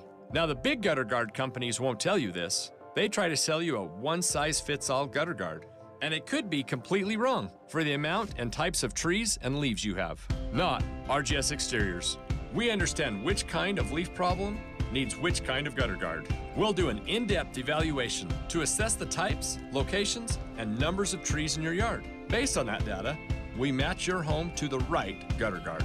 So don't risk wasting money on the wrong gutter protection. For a free evaluation and estimate, call RGS Exteriors at 801-280-3110 or visit rgsexteriors.com. That's 801-280-3110 or rgsexteriors.com. Common Spirit Health. Hospitals, clinics, and caregivers all connected to advance healthcare in Colorado, Kansas, and Utah. Healthcare with human kindness is here. Hello, human kindness. Thank you for joining us for Utah's Noon News, recapping our top story. The IOC will be voting on Utah's Olympic bid in just a few days, and now Salt Lake's mayor is planning a party to celebrate the inevitable. KSL News Time, 12:07. Several homes in Price were destroyed yesterday, and investigators believe a faulty grill is to blame. KSL News Radio's Michael Commit has more. This grill fire we're talking about began yesterday afternoon before it spread to 3 other homes. And Fire Chief David Johnson says they had to evacuate more than just the initial residents by the time they got there. First reporting units advised that there were one structure fully engulfed, threatening other structures. Upon arrival of the engine, there's 2 more houses involved. In total, 3 families were displaced by the fire, and 1 person even had to go to the hospital. Fortunately, nobody else was hurt, and an investigation by the State Fire Marshal's office is what traced this burn to that old, damaged grill. Michael Kimmett, KSL News Radio. Thousands of Utahns are experiencing either sticker shock or trouble getting homeowners insurance because they live in a high fire risk zone. Utah Insurance Commissioner John Pike says insurance companies are nervous about covering homes in areas where the wildlands and urban areas meet. So what that tells me as an insurance person, that is kind of upping our risk level, in terms of wildfire in the urban and, where it intersects the wildlands in our state in those areas. That is a concern. He says from 2011 to 2020, more than 6,000 homes in Utah were built in these high fire risk zones.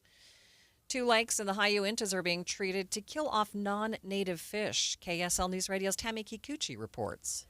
The lakes are the South Fork of Sheep Creek and Oweep Lake. The rotenone treatment will kill off the brook and brown trout, which are non-native. Tanya Kiefer-Selby with Wildlife Resources encourages people to go to other lakes to recreate and fish. So it's just one of those things where you don't want to recreate in the water, you don't want to drink the water.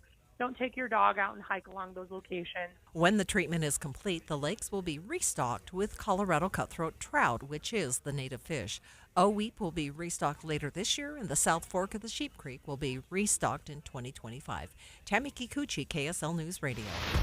Traffic and weather together. It's brought to you by Sinclair's Dino Pay app. Save up to 20 cents per gallon. What's going on, Ricky? We have a good drive on the Valley freeways. No problems there. We have the final cleanup of a crash at 7200 West, 3100 South. Also, emergency crews have been called to a crash in South Jordan on the Parkway. That's 104th South. It's about a block west of Redwood Road, so about 1600 West. That may involve a bike or motorcycle. And a report of a possible accident, 33rd South, 2300 East. Ricky Meese in the KSL Traffic Center. We'll bring it up a couple of degrees from yesterday. How about a high this afternoon of 94 with sunny skies? Overnight, not bad, 68, clear skies. Tomorrow, 100 degrees, sunny skies. We jump to 103 sunny skies on Wednesday. From the KSL Weather Center, I'm Matt Johnson. It's hot already, sunny, 84 degrees in downtown Salt Lake City. Still to come on Utah's Noon News, the Red Cross is sending Utahns to Texas to help with Hurricane Beryl. We will go in depth on that right here on KSL News Radio.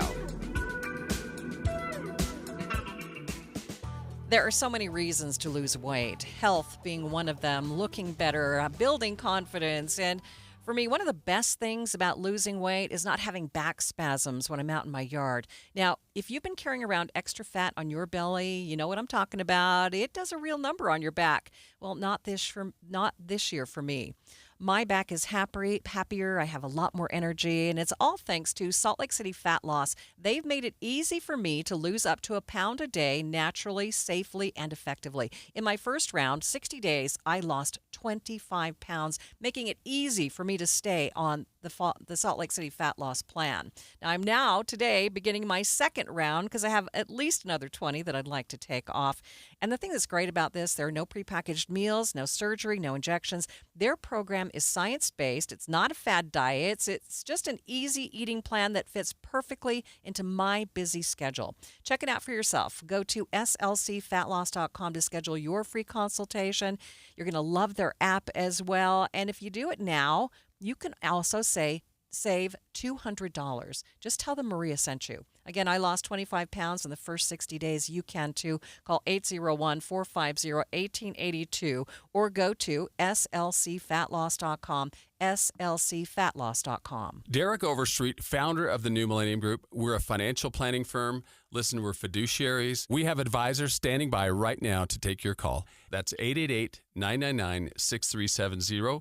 888-999-6370. The reason you're going to want to call is we're going to help you retire 3 to 5 years before you thought possible. Now, imagine how that would be if you could actually retire 3 to 5 years sooner than your plan was. The way we do this is by putting together a step-by-step plan, taking into consideration any rental properties that you have, any pension income that you have, your Social Security. Listen, we put that all together for you in writing. It will allow us to build your income based on inflation. You know, inflation has been rapidly rising. You and I both need a plan that whatever we start out our income at, in 5 or 10 years, we're going to need 40% more income. So if you're one of those people listening and you'd like a plan in writing, give us a call at 888-999-6370. That's 888-999-6370, or go to utahsfinancialplanner.com.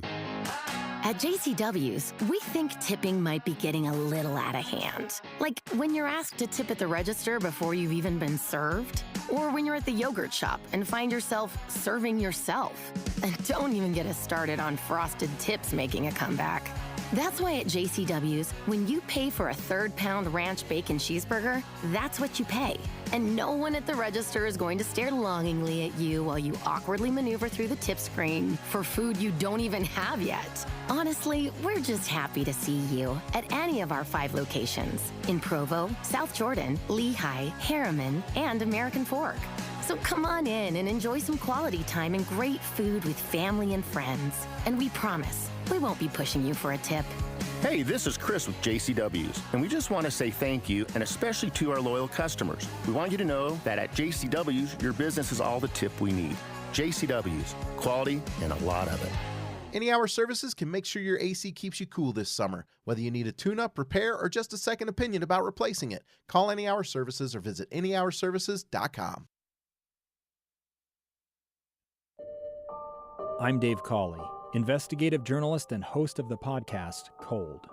Don't miss Cold's new Season 3, where I look into the unsolved disappearance of Cherie Warren, a woman last seen leaving her job at a Salt Lake City office in 1985. Police cast suspicion on Cherie's estranged husband and boyfriend, but never made any arrests or recovered Cherie's remains. Find Cold Season 3, The Search for Cherie, anywhere you get your podcasts. KSL News Time 12:15. The 3 things you need to know this hour. First, with the state's anticipation to get the official nod to host the 2034 Winter Games, Salt Lake City Mayor Aaron Mendenhall invited all Utahns to the Olympic bid watch party at Washington Square. I'm KSL News Radio's Eric Cabrera. Second, Hurricane Beryl is now slamming southeast Texas, knocking out power for millions. It landed as a Category 1 hurricane, but has since been downgraded to a tropical storm. Third, traffic and weather together, Ricky. Good speeds on all the Valley freeways, including north and southbound I-15 between Ogden and Provo. We do have a crash in South Jordan at 104th South, South Jordan Parkway at about 1600 West. Ricky Meese in the KSL Traffic Center. Today's our last day in the 90s, then it's triple digits. I'm Matt Johnson. Already 86 degrees at the KSL Common Spirit Health Studios. Time now for KSL's top national stories. From ABC News, I'm Daria Albinger. A defiant President Biden with a message for those, especially fellow Democrats, who want him to leave the presidential race. I'm not going to explain any more about what I should or shouldn't do. I am running. He tells MSNBC's Morning Joe that he truly believes he is the best person to beat former President Trump. The White House visitors logs, meanwhile, show a Parkinson's expert visited the White House 8 times over an 8-month span between July and March of this year, and that includes 1 visit with the president's personal physician. Beryl is now a tropical storm, setting its sights on the nation's 4th largest city, Houston. Mayor John Whitmire. Shelter in place. We're in an emergency. We're in a rescue mode, life safety. We're literally getting calls across Houston right now asking for first responders to come rescue individuals in desperate life safety conditions. There are at least 2 weather-related deaths in Texas. It's the first hurricane to hit the state in 3 years, and officials are saying they're concerned more people did not evacuate. Beryl leaving a deadly path of destruction through the Caribbean, blowing roofs off buildings in Jamaica and uprooting gas stations in Mexico. ABC's Victor Akendo in Galveston. Record heat baking the nation with dozens of records tied were broken over the weekend. The mercury hitting 120 degrees in Las Vegas Sunday, breaking an all-time record. We drank more water than I think we've ever drank before. It was a Vegas wedding to remember for this couple. Right now, we are sweating. So we're getting pictures taken outside really quickly, back in the car with aircon. And then the venues are all air conditioned, so we can manage. An excessive heat warning is forecast for the entire week. Dave Packer, ABC News. Just before the hour, the Dow is down 44 points. You're listening to ABC News. Time for the KSL In-Depth. The Red Cross is sending Utahns to Texas to help with Hurricane Beryl, which has already landed, as you just heard on ABC News, and caused massive power outages and torrential rain. Joining me live is the Executive Director of the American Red Cross Utah Chapter, Benjamin Donner. Benjamin, thanks so much for being with me. Oh, absolutely. So tell us, how many people are you sending down to Texas? So that call is out for a lot of people, to be honest. Currently, we have 4 from our local community here that we have deployed pre-hurricane landfall. So they are boots on the ground as we speak right now. And many more will most likely be sent from our local community. That's who's there at the moment. Describe what kind of work they're going to be doing. Absolutely. So what happens prior to the hurricane arrival, we station all of our teams up and down the coast there because you never know exactly where it's going to hit. So we want to make sure that our supplies are there, our emergency response vehicles, all the relief, everything is ready to go. And then when that hits, we rearrange. Just a moment ago, we were talking internally exactly where are our volunteers right now. We don't know. Because as that hit, they are constantly shifting those resources. So our volunteers will man the shelters, the safe places for individuals to go that may have been displaced by their home, or merely to get out of that hurricane's path into a safe place with food, shelter, supplies there to ride through that. And then we help them as we move forward on how to recover. And our volunteers and staff there are involved in that every step of the way. So at this point, are you going to need more volunteers? And if so, who are you looking for that can help? Absolutely. So as we go forward, this need, I hate to say it, it's going to get greater as we progress through the summer and into the fall. So we are constantly looking for individuals because these that we sent, they didn't just wake up this morning and say, I'm going to go. They have gone through some Red Cross training. It's all free for them. We prepare them for that. And then they're ready to go when we need them. We are looking for those individuals that have that humanitarian spirit, that are willing to potentially roll up their sleeves, go to work to help somebody else. We work with them locally to get them prepared. And then as those further hurricanes, fires, floods across the country, when that need arises, then we're able to send them. So I'm looking for everybody and anybody that's willing to join us, and let's do this. So what is the best way for people to get involved? Absolute best way at this point here locally is redcross.org/Utah. That goes right here to our own page that you can see the opportunities. There are buttons there to say, join us, volunteer with us. And then our trained staff and volunteers here would reach out to them, be able to have that conversation to see where their passions lie, what their expertise is, and then we're able to prepare them and get them ready to be able to help. I'm assuming that's where people can go to donate as well if they want to participate that way. Yes. There are so many that right now listening are saying, gosh, I really want to go, but I can't leave my world. Their dollars are able to go for them. And I don't mean to make that sound hokey or anything like that. It truly, that financial support makes all of this possible, as we are not government run. We are private. We are able to do this because of the generosity of our donors. So absolutely, in that same location, you're able to make a financial donation, and every bit helps. All right. Benjamin, thanks so much for your time today. Thank you so much, Maria. Live on the KSL Newsline is the Executive Director of the American Red Cross Utah Chapter, Benjamin Donner. KSL News Time, just past 12:19. Sorry, Ricky, keeping you waiting. Traffic and weather together. It's brought to you by Sinclair's Dino Pay app. It save up to 20 cents per gallon. Any major trouble spots out there, Ricky? Not on the freeways. We're looking good there. No accidents, no delays. We do have the final cleanup of a crash in Magna, 7200 West, 3100 South, and a crash involving a bike or motorcycle. This is 1600 West, South Jordan Parkway. That's 104th South. Advanced Window Products, factory direct affordable windows. Call today. They're on their way. Financing available. Save now, pay later. AdvancedWindows.com. Ricky Meese in the KSL Traffic Center.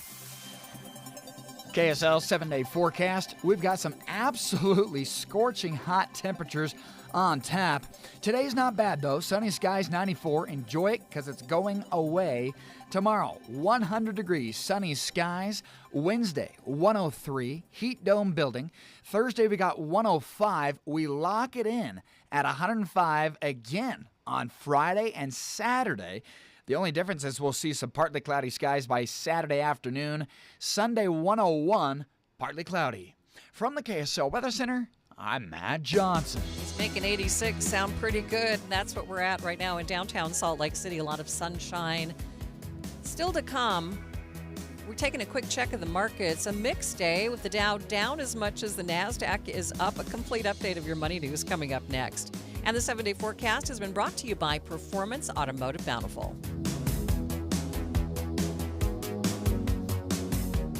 Attention homeowners considering roof replacement in 2024. Light up your home this July with Master Roofing. Schedule your roof replacement by the end of July and receive a free V-Lux sun tunnel valued at $1,200. Perfect for brightening your bathrooms and hallways. Don't miss out. Visit masterroofingutah.com and schedule your free assessment and claim your free V-Lux sun tunnel. Call 801-383-0072 or visit masterroofingutah.com today. Light up your home with Master Roofing.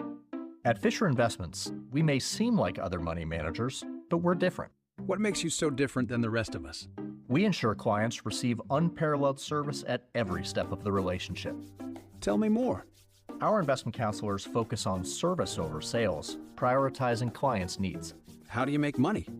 We don't sell any commission-based products. We have a simple management fee based on the value of our clients' portfolio. So we do better when our clients do better. What about client portfolios? We get to know each client, their finances, family, health, lifestyle, and more, and then we tailor a portfolio based on their specific goals and needs. Your clients really come first then, huh? Yes, we make them a top priority. Our goal is helping them achieve a comfortable retirement. Wow, maybe we are different. At Fisher Investments, we're clearly different. Learn more at FisherInvestments.com. Investing in securities involves the risk of loss. Introducing Peach Doors and Windows. Are you ready to upgrade your home with stunning new doors but are overwhelmed with how to begin?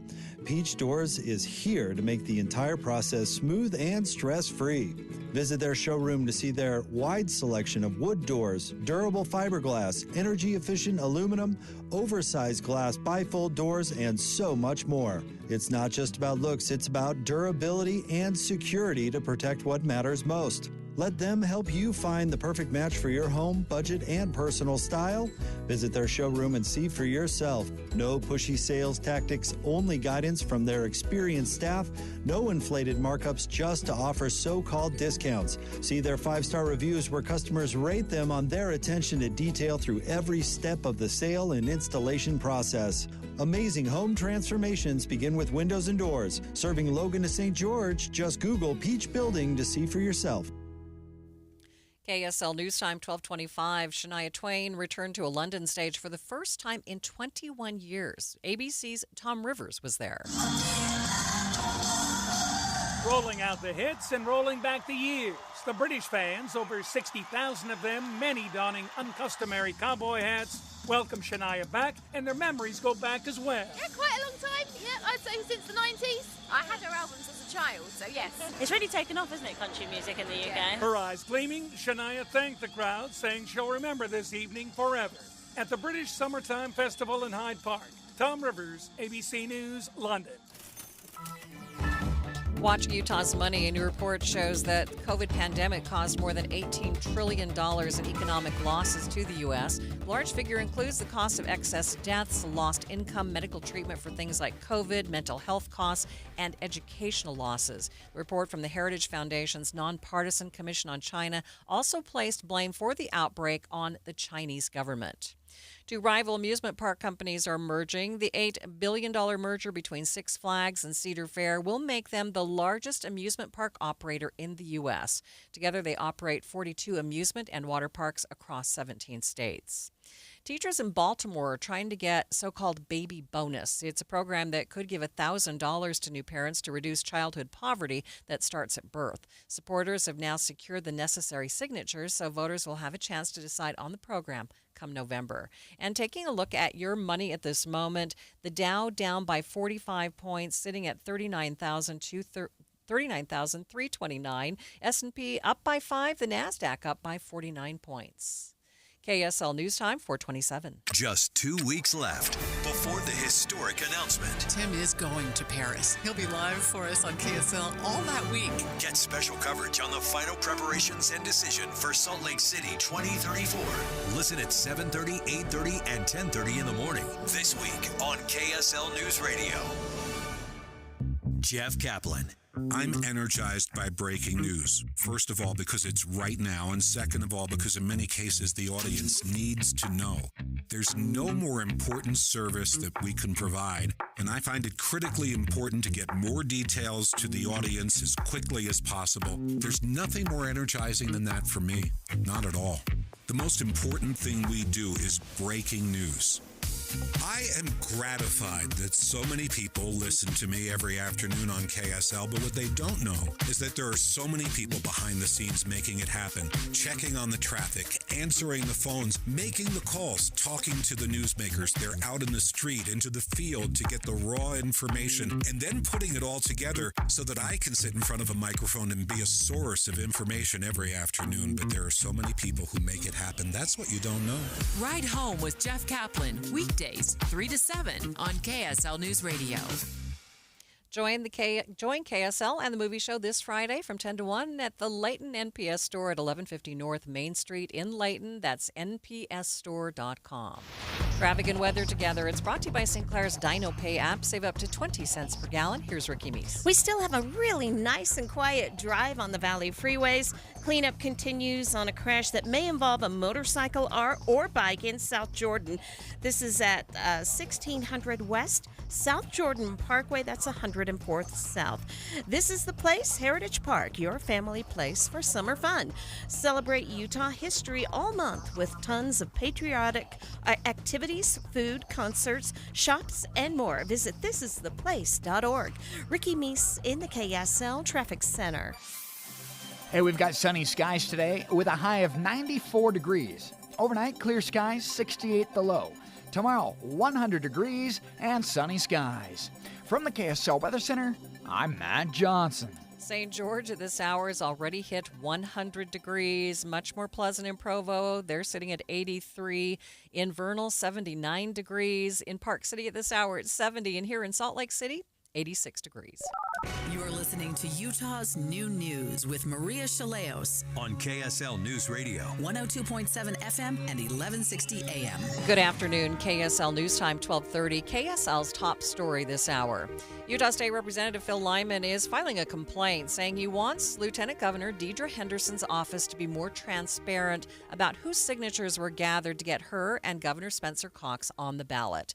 KSL News Radio's Heather Peterson explains. Lyman, who ran against Cox for governor, filed the complaint in 3rd District Court this morning. He says they submitted a records request and got only a heavily redacted list, which didn't reveal about 40% of the names. However, a Utah law, a law Lyman voted for, makes signatures private information voters can choose to keep private. We're not asking for signatures. You know, when we ask for a list of signatures, it doesn't mean we want the signatures. We want the list of people who signed, and they're required to give us the list. The complaint asks for the unredacted list so Lyman can independently verify who signed Governor Cox's petition. The Lieutenant Governor's office says they cannot comment on any ongoing cases. Heather Peterson, KSL News Radio. Cox and Henderson beat Lyman and his running mate 54 to 46%, but Lyman has yet to concede.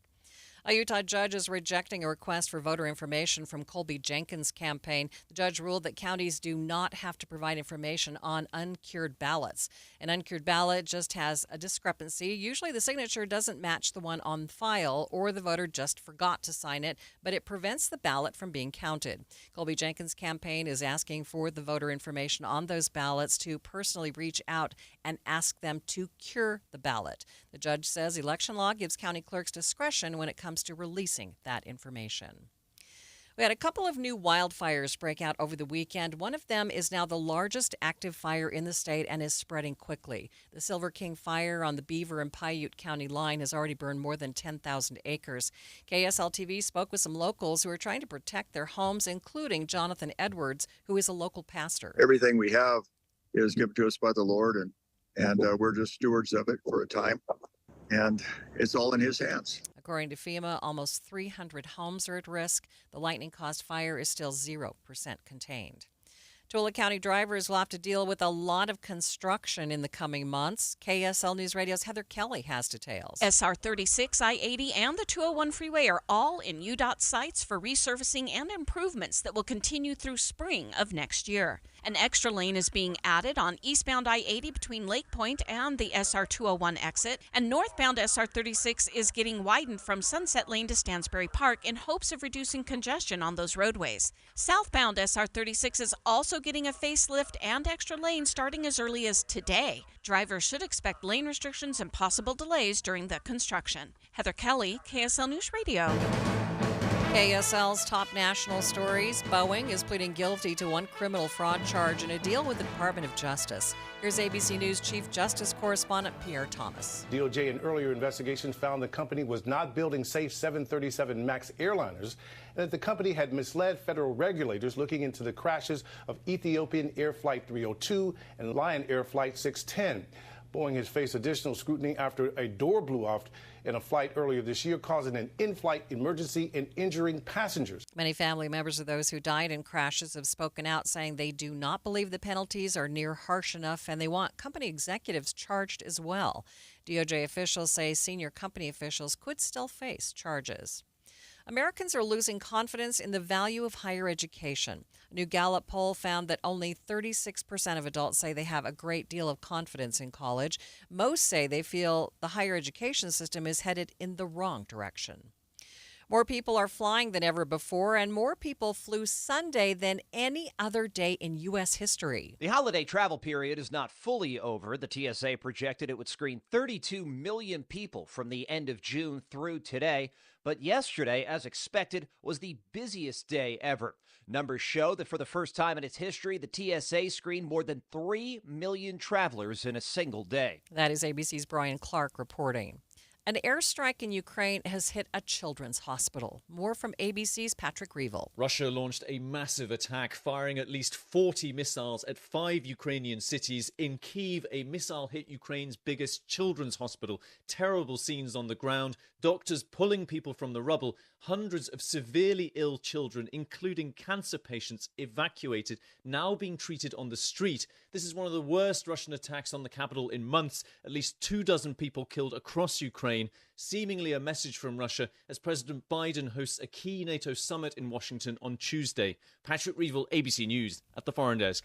First look traffic. What's happening, Ricky? Looks like we have Salt Lake City PD on the scene, wrapping up a crash downtown at 6 South, just to the side of State Street. Ricky Meese in the KSL Traffic Center. KSL News Time, 12:35. Listen to KSL for news to get exactly what you want. Stories about what's going to affect me. Traffic. If I want to know now, I'll go to KSL Radio. Hear the important stories, the stories that affect you. On KSL News Radio. I'm Jeff Jr. with Trajan Wealth, debunking 3 myths about fiduciaries. And you're going to be surprised about myth number 3. Myth number 1. Fiduciaries are too expensive. Not at Trajan Wealth. Our interests are aligned with yours, so we don't need to push costly investments. The more you make, the more we make. It's that simple. Myth number 2. They will only want to sell me something. Absolutely not. At Trajan Wealth, we have hearts of teachers, and it's our goal to educate and empower, not sell. And the biggest myth, myth number 3, fiduciaries are only for the wealthy. Not at Trajan Wealth. Whether you have 50 grand or 50 million, we know it was hard-earned and we'll treat it as such. Let's grow together. So, here's your opportunity for a 100% complimentary professional Q&A. Call Trajan today at 801-899-7600. That's 801-899-7600. Advisory services offered through Trajan Wealth, LLC, an SEC-registered investment advisor. My wife and I always loved doing everything together. Jiu-jitsu, kayaking, and intimacy was always on point. It was around my early 30s when I noticed a downward trend. Watching a lot of TV, putting on weight, and just full of self-doubt. I had tried another men's clinic with disappointing results. It's the personalized treatment I receive at Revive Men's Health that has been the complete game changer for me. I've got my energy and motivation back, I'm feeling stronger than I did in my 20s, and it made me a much better husband to my wife. I'm Eric Ramos, healthcare provider at Revive Men's Health. If you're always feeling tired or moody, have a difficult time sleeping, or decreased libido, you may be suffering from low testosterone. Book your free T-check and exam at Revive Men's Health, Salt Lake City. Call 801-263-7777. That's 801-263-7777. Or visit ReviveMen'sHealth.com. Thank you for joining us for Utah's Noon News, recapping our top story. State Representative Phil Lyman wants the Lieutenant Governor's office to give his campaign the names of everyone who signed to put Governor Spencer Cox on the ballot.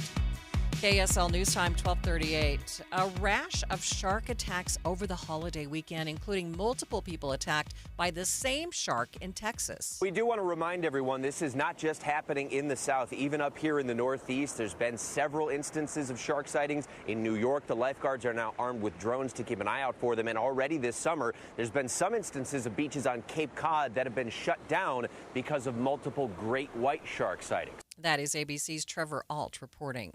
A man is now at Salt Lake County Jail after his $20 bribe to have officers let him go didn't work. 21-year-old Santiago Medina was suspected of assaulting a store clerk in West Jordan who wouldn't sell him alcohol because he already seemed intoxicated. He was arrested on multiple charges. Later, while on the way to jail, Medina repeatedly offered $20 in exchange for taking him home or letting him go free on the side of the road. The officers, of course, declined, added a felony charge of offering a bribe to the list of potential charges. A husband and wife's heartfelt effort to raise funds for a friend battling cancer has blossomed over the last 10 years into a foundation that now aids over 75 Utah residents in their own battles against the disease. Tattoo lovers Hildegard and Jay Koenig took that request to heart, and today that vision includes a series of diverse events, culminating in their largest annual gathering of tattoo artists donating their talents to support cancer warriors this weekend. We both work full-time jobs, and we do this in our, I say off time. He calls it alternate time. We don't have off time at all. More than 30 artists will convene at the fairgrounds, pledging between 50% and, in some cases, 100% of their proceeds to the cause. Eric Cabrera, KSL News Radio. Traffic and weather together. It's brought to you by Sinclair's DinoPay app. Save up to 20 cents per gallon. Here's Ricky Meese. We still have the cleanup of this crash involving a bike or motorcycle in South Jordan on the Parkway, 104th South at 1600 West. A Salt Lake City PD wrapping up a crash at 6 South just to the side, the east side of State Street. If you're traveling the Valley freeways, you are good to go. No accidents or delays. Hey, Utah County. Jones Paint and Glass is opening a new location in Payson. Be sure to come to their grand opening celebration on July 27th from 8 to 5. Ricky Meese in the KSL Traffic Center. How about 94 degrees today? Sunny skies. Don't get used to this nice weather, folks. We've got 100 on tap for your Tuesday sunny skies. Heat dome building Wednesday, 103. From the KSL Weather Center, I'm Matt Johnson. And right now in downtown Salt Lake City, sunny skies and 86 degrees. And still to come on Utah's New News, the Silver King fire has exploded in size. That fire is burning about 8 miles west of Marysvale. We're going to go in depth on that subject coming up next, right here on KSL News Radio. We have some exciting news to announce. Master Electrical Service has joined Mountain Home Services. And I can speak from experience, Deb. Mountain Home Services installed my furnace years ago, and it's been amazing. And we know Master Electrical Service has been your trusted source for all your electrical needs, like your EV chargers, your generators, and recessed lighting. But now that they've joined Mountain Home Services, they can help you with your HVAC, your heating and air, as well as your plumbing. And it comes with that upfront pricing guarantee. I love the upfront pricing guarantee because it means no hidden fees. 100% satisfaction guarantee as well. Master Electrical Service has been the name you trust since 1954. They're the company we trust, and so can you. Check them out now at mountainhomeutah.com. That's mountainhomeutah.com, or give them a call at 801-543-2222. So easy to remember, 801-543-2222. Want to keep your gas-powered engines running like new? Stable's proprietary formulas are proven by third-party testing to outperform the competition in keeping fuel fresh, preventing corrosion, and cleaning the entire fuel system. With Stable, you can have confidence you are doing the right thing for your engine's long-term health.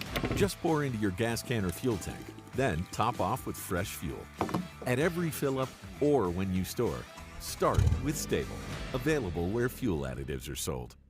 The best things in life, they come in twos. 2 scoops of ice cream, 2 tacos. And now for a limited time, get our best deal of the year. Buy any phone when you switch to Consumer Cellular and get 2 months of service free. That's right, the same fast, reliable nationwide coverage as Big Wireless, now with 2 months free. Proof the best things in life really do come in twos. Visit consumercellular.com or call 1-888-FREEDOM. Second and third month of monthly base service fee waived for new customers with the purchase of a phone and activation by July 31st, 2024. Taxes, fees, and third-party charges will apply. See website for additional details. Hey Utah! When it comes to guiding the growth of our state, you buzzed in with your comments, and we listened to what you had to say. Your feedback on the future of Utah's housing, water, transportation, and open space will continue to help our leaders make important policy decisions, preserving and improving our high quality of life in meaningful ways for years to come. So, thanks for speaking up. Learn more about our state's future at guidingourgrowth.utah.gov. Feeling the heat at home in places your air conditioning can't reach? You might be overlooking a common culprit, your attic ventilation. Poor attic ventilation can spike your energy bills and shorten your roof's lifespan. Don't sweat it out this summer. Master Roofing is here to help. This July, Master Roofing is offering a free attic ventilation inspection and 20% off all attic ventilation services. Certified inspectors are ready to optimize your home's comfort and efficiency. Call 801-383-0072 or visit masterroofingutah.com to schedule your free inspection today. Jeff Kaplan. When you're online, that's sometimes a source of fourth-hand information. Somebody does the reporting. Another website Googles, they find it, they rewrite it, and by the time you read it, you know the old game telephone. But KSL is a source of primary information. We have reporters on the street. They're out in the field finding out the details. And the difference between online and KSL News Radio, night and day. Jeff Kaplan's Afternoon News, 3 to 7 on KSL News Radio. KSL News Time, 1245. The 3 things you need to know this hour. First, Utah State Representative Phil Lyman wants to get eyes on the names of those who signed Governor Spencer Cox's petition to get on the primary ballot. He wants to independently verify them, but the response to his records request was heavily redacted. I'm KSL News Radio's Heather Peterson. Second, a wildfire burning in Paiute County is now over 10,000 acres. Some people living nearby in Marysvale are starting voluntary evacuations. Third, traffic and weather together, Ricky. A final cleanup of an earlier crash, 104th South Jordan Parkway at 1600 West. That one may involve a bike or motorcycle. Looking at a nice and quiet drive on the Valley freeways, no accidents or delays. Ricky Meese in the KSL Traffic Center. Today's high of 94 is the calm before the heat dome. I'm Matt Johnson. Sunny, 88 degrees at the KSL Common Spirit Health Studios. Time now for KSL's top national stories. ABC News, I'm Daria Aldinger. The White House visitor logs show a Parkinson's specialist visited the White House 8 times between July of last year and March of this year. One of those visits was with the president's personal physician. President Biden today pushing back against those who want him to leave the race. I am not going anywhere. I wouldn't be running if I didn't absolutely believe that I am the best candidate to beat Donald Trump in 2024. The president on MSNBC's Morning Joe program. The mayor of Houston is telling people to stay at home and shelter in place as Tropical Storm Beryl bears down on the city. Beryl roared ashore early this morning along the Texas coast, a Category 1 hurricane. Talks have resumed in hopes of reaching a temporary humanitarian ceasefire between Hamas and Israel that could stop the airstrikes temporarily and bring more hostages home. This is ABC News. When I have an asthma attack, I feel scared. Prevent your child's next asthma attack. Call 1-866-NO-ATTACKS. Visit www.noattacks.org or call your doctor, because even one attack is one too many. Brought to you by the EPA and the Ad Council. Hi friends, Dan the Laptop Man here from PC Laptops. I get a lot of emails from people all the time. Here's one. Dear Dan, I hear your talk about a lifetime service guarantee. Free? Really? Please help me avoid all your fine print and be honest about what free means. You understand that we should be very wary of a free offer. Signed, Skeptical. Hi, Skeptical. I remember 22 years ago when we started PC Laptops and our lifetime service guarantee, people thought it was too good to be true. Well, after a decade, people started believing me a little bit. But it's been 22 years of having the privilege to serve our friends and neighbors like you. Our lifetime service guarantee has become the most trusted warranty in the industry. You can get a brand new PC Laptops desktop computer, and they start at only $29 a month. Check us out at PCLaptops.com. That's PCLaptops.com. Here's to seeing you soon, Skeptical. KSL News Time 1248. The Silver King fire continues to explode in size, nearly doubling in the last 24 hours. It's been burning about 8 miles west of Marysvale since Friday. Joining me now live is Kevin Abel, the Public Information Officer for the Silver King fire. Thanks so much for being with me. Yes, thank you. Go ahead, give us the very latest on the size of this fire. Yeah, so as you said, we're currently sitting at 10,026 acres as of this morning. The weather we have out there is going to change that a little bit this afternoon, I'm sure. We've heard that there are people near Marysvale that are voluntarily evacuating. Can you give us a situation on that? I don't know about the evacuations. The sheriff's department down there is running the evacuations. I know that some of the folks have voluntarily evacuated out of the area, though. Mm-hmm. How close is the fire burning to homes? It's fairly close to some of the homes that are further up in the canyon, but we've got some amazing firefighters, both from local volunteer fire departments and structure departments, that are out there doing structure protection on those homes for that community. Yeah, Kevin, give us kind of the strategy to tackle this fire, especially since we're going to see some pretty hot temperatures this week. Yeah, so this fire is a full suppression fire. We're doing everything we can do to keep this fire as small as we can and put it out as quickly as we can. The weather's not cooperating with us right now. We have relative humidity down in the teens, anywhere from 10 to 15% relative humidity, with winds topping out on the ridge line at 25 miles an hour. Are you expecting mandatory evacuations of homes? We're not calling that. We give our recommendation to the sheriff's department on the evacuations, and they make the call whether or not it's time for evacuations. Do we know the cause of the fire at this point? Yeah, the cause of the fire is listed as natural cause lightning. All right. Anything else, any other information that would be helpful for folks? No, I don't have anything else at this time. All right, Kevin, thanks so much for being with me. You're welcome. Have a good day. You too. Live on the KSL Newsline, that is Kevin Abel. He's the Public Information Officer for the Silver King fire. Let's get you up to date on the drive now. Traffic and weather together. It's brought to you by Sinclair's Dino Pay app. Save up to 20 cents per gallon. What's going on, Ricky? Well, I was looking at a recent text that said there was some kind of brush fire in the area of Redwood Road at Saratoga Springs, possibly near Pioneer Crossing. I did see some smoke in the air. It looks like maybe that's being controlled now. And so far, I'm not seeing traffic being a problem. No delays, it's not stopped. So traffic is moving in the area. In fact, we have traffic moving well on all the Valley freeways, including I-15. in Utah, Salt Lake, Davis, and Weber counties. We do have the final cleanup of a crash in South Jordan on the Parkway, 104th South at 1600 West. Get more in 2024 at the Ute Stampede Rodeo, July 10th through 13th. 90 years of family entertainment, carnival, flying cowboys, live music, and extreme bulls, July 10th. Package pricing, visit UtestampedeRodeo.com. Ricky Meese in the KSL Traffic Center. KSL 7-day forecast. We've got a 6-day stretch of 100 degrees. We start with our last day in the 90s today at 94. Tomorrow, 100. Into Wednesday, sunny, 103. Thursday, 105. Friday, 105, mostly sunny skies. Partly cloudy, 105 for a third straight day. On Saturday, Sunday dialing it back to 101, partly cloudy skies. From the KSL Weather Center, I'm Matt Johnson. Boy, those temperatures sound uncomfortable. Right now, sunny, 88 degrees in downtown Salt Lake City. And the 7-day forecast is brought to you by Performance Automotive Bountiful. The Dow starting the week off on a down note. We'll get you a complete update of your money news coming up next.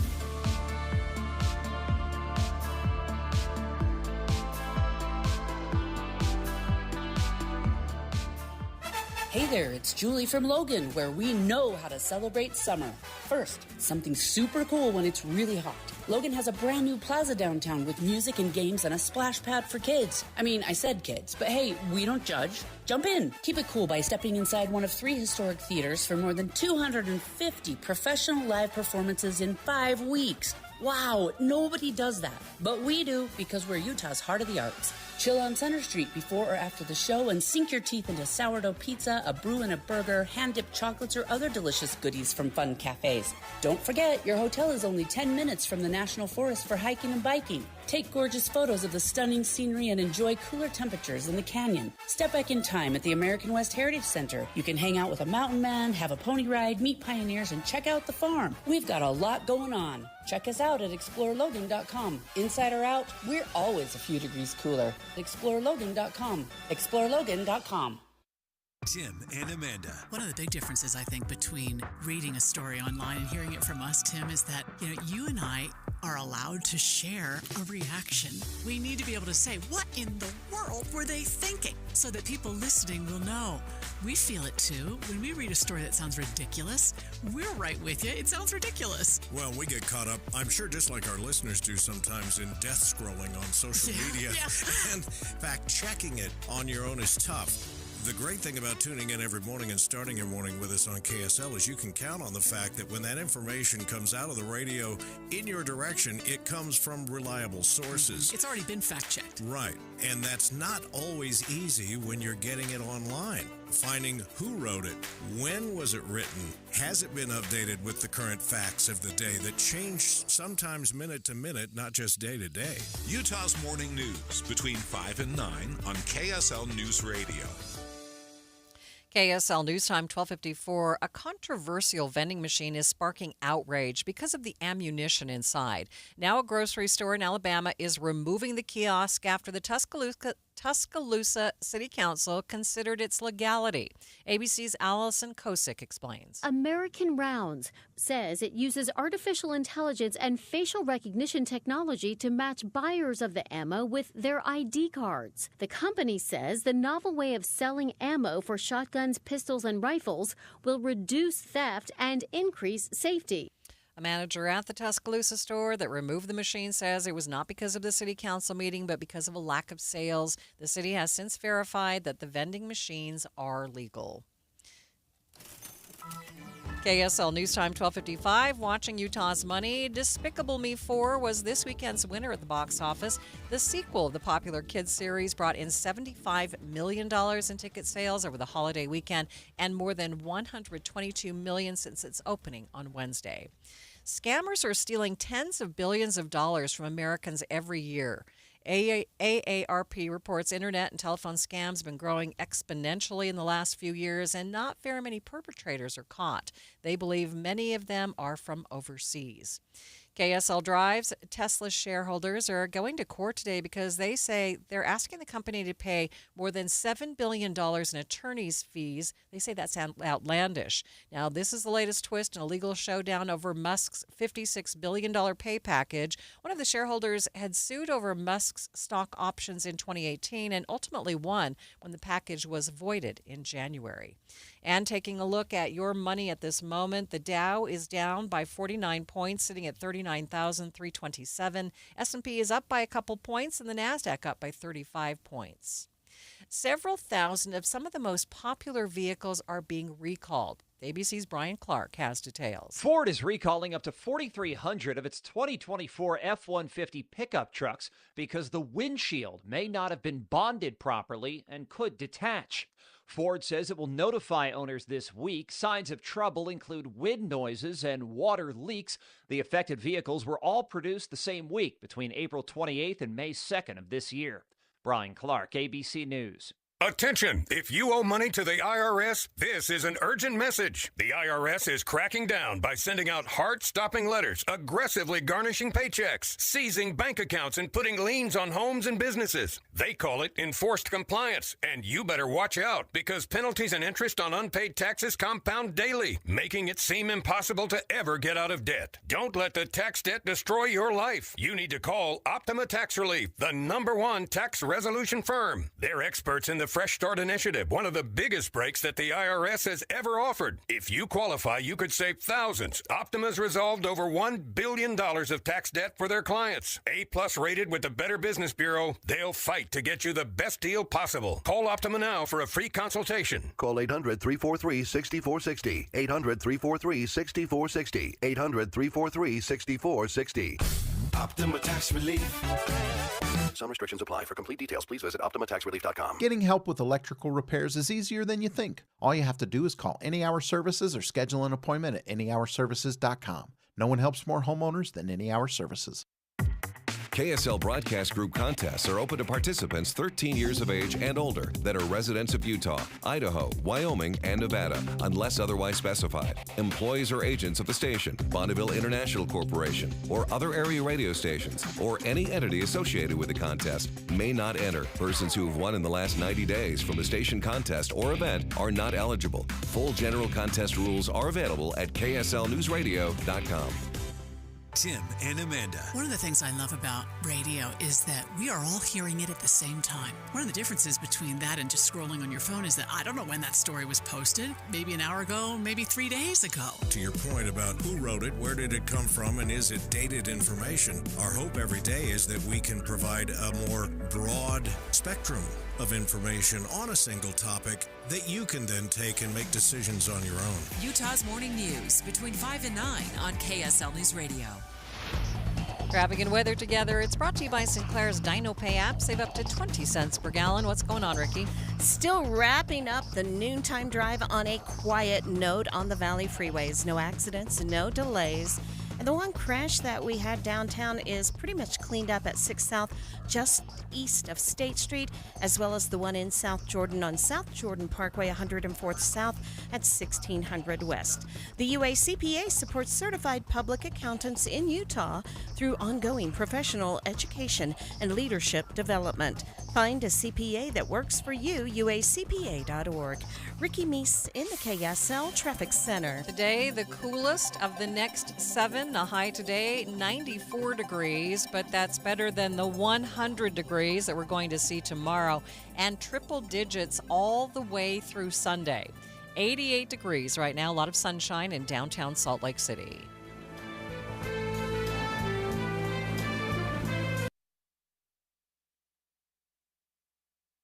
KSL FM Midvale, KSL Salt Lake City. This is KSL News Radio, Utah's news, traffic, and weather station. It's 1 o'clock at KSL News Radio. I'm Dan Bomas. KSL's top story this hour. A Utah judge is rejecting a request for voter information from Colby Jenkins' campaign. The judge ruled that counties do not have to provide information on uncured ballots. That's one that just has a discrepancy. Usually the signature doesn't match the one on file, or the voter forgot to sign it, but it prevents the ballot from being counted. Colby Jenkins' campaign is asking for the voter information on those ballots to personally reach out and ask them to cure the ballot. The judge says election law gives county clerks discretion when it comes to releasing that information. Our top national story this hour from ABC News. Tropical storm Beryl now slamming parts of Texas.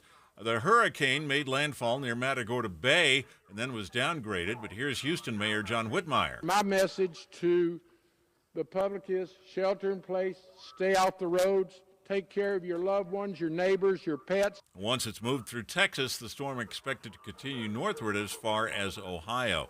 Your money at this moment, the Dow Jones average down on the day right now, 49 points. The NASDAQ is up 32.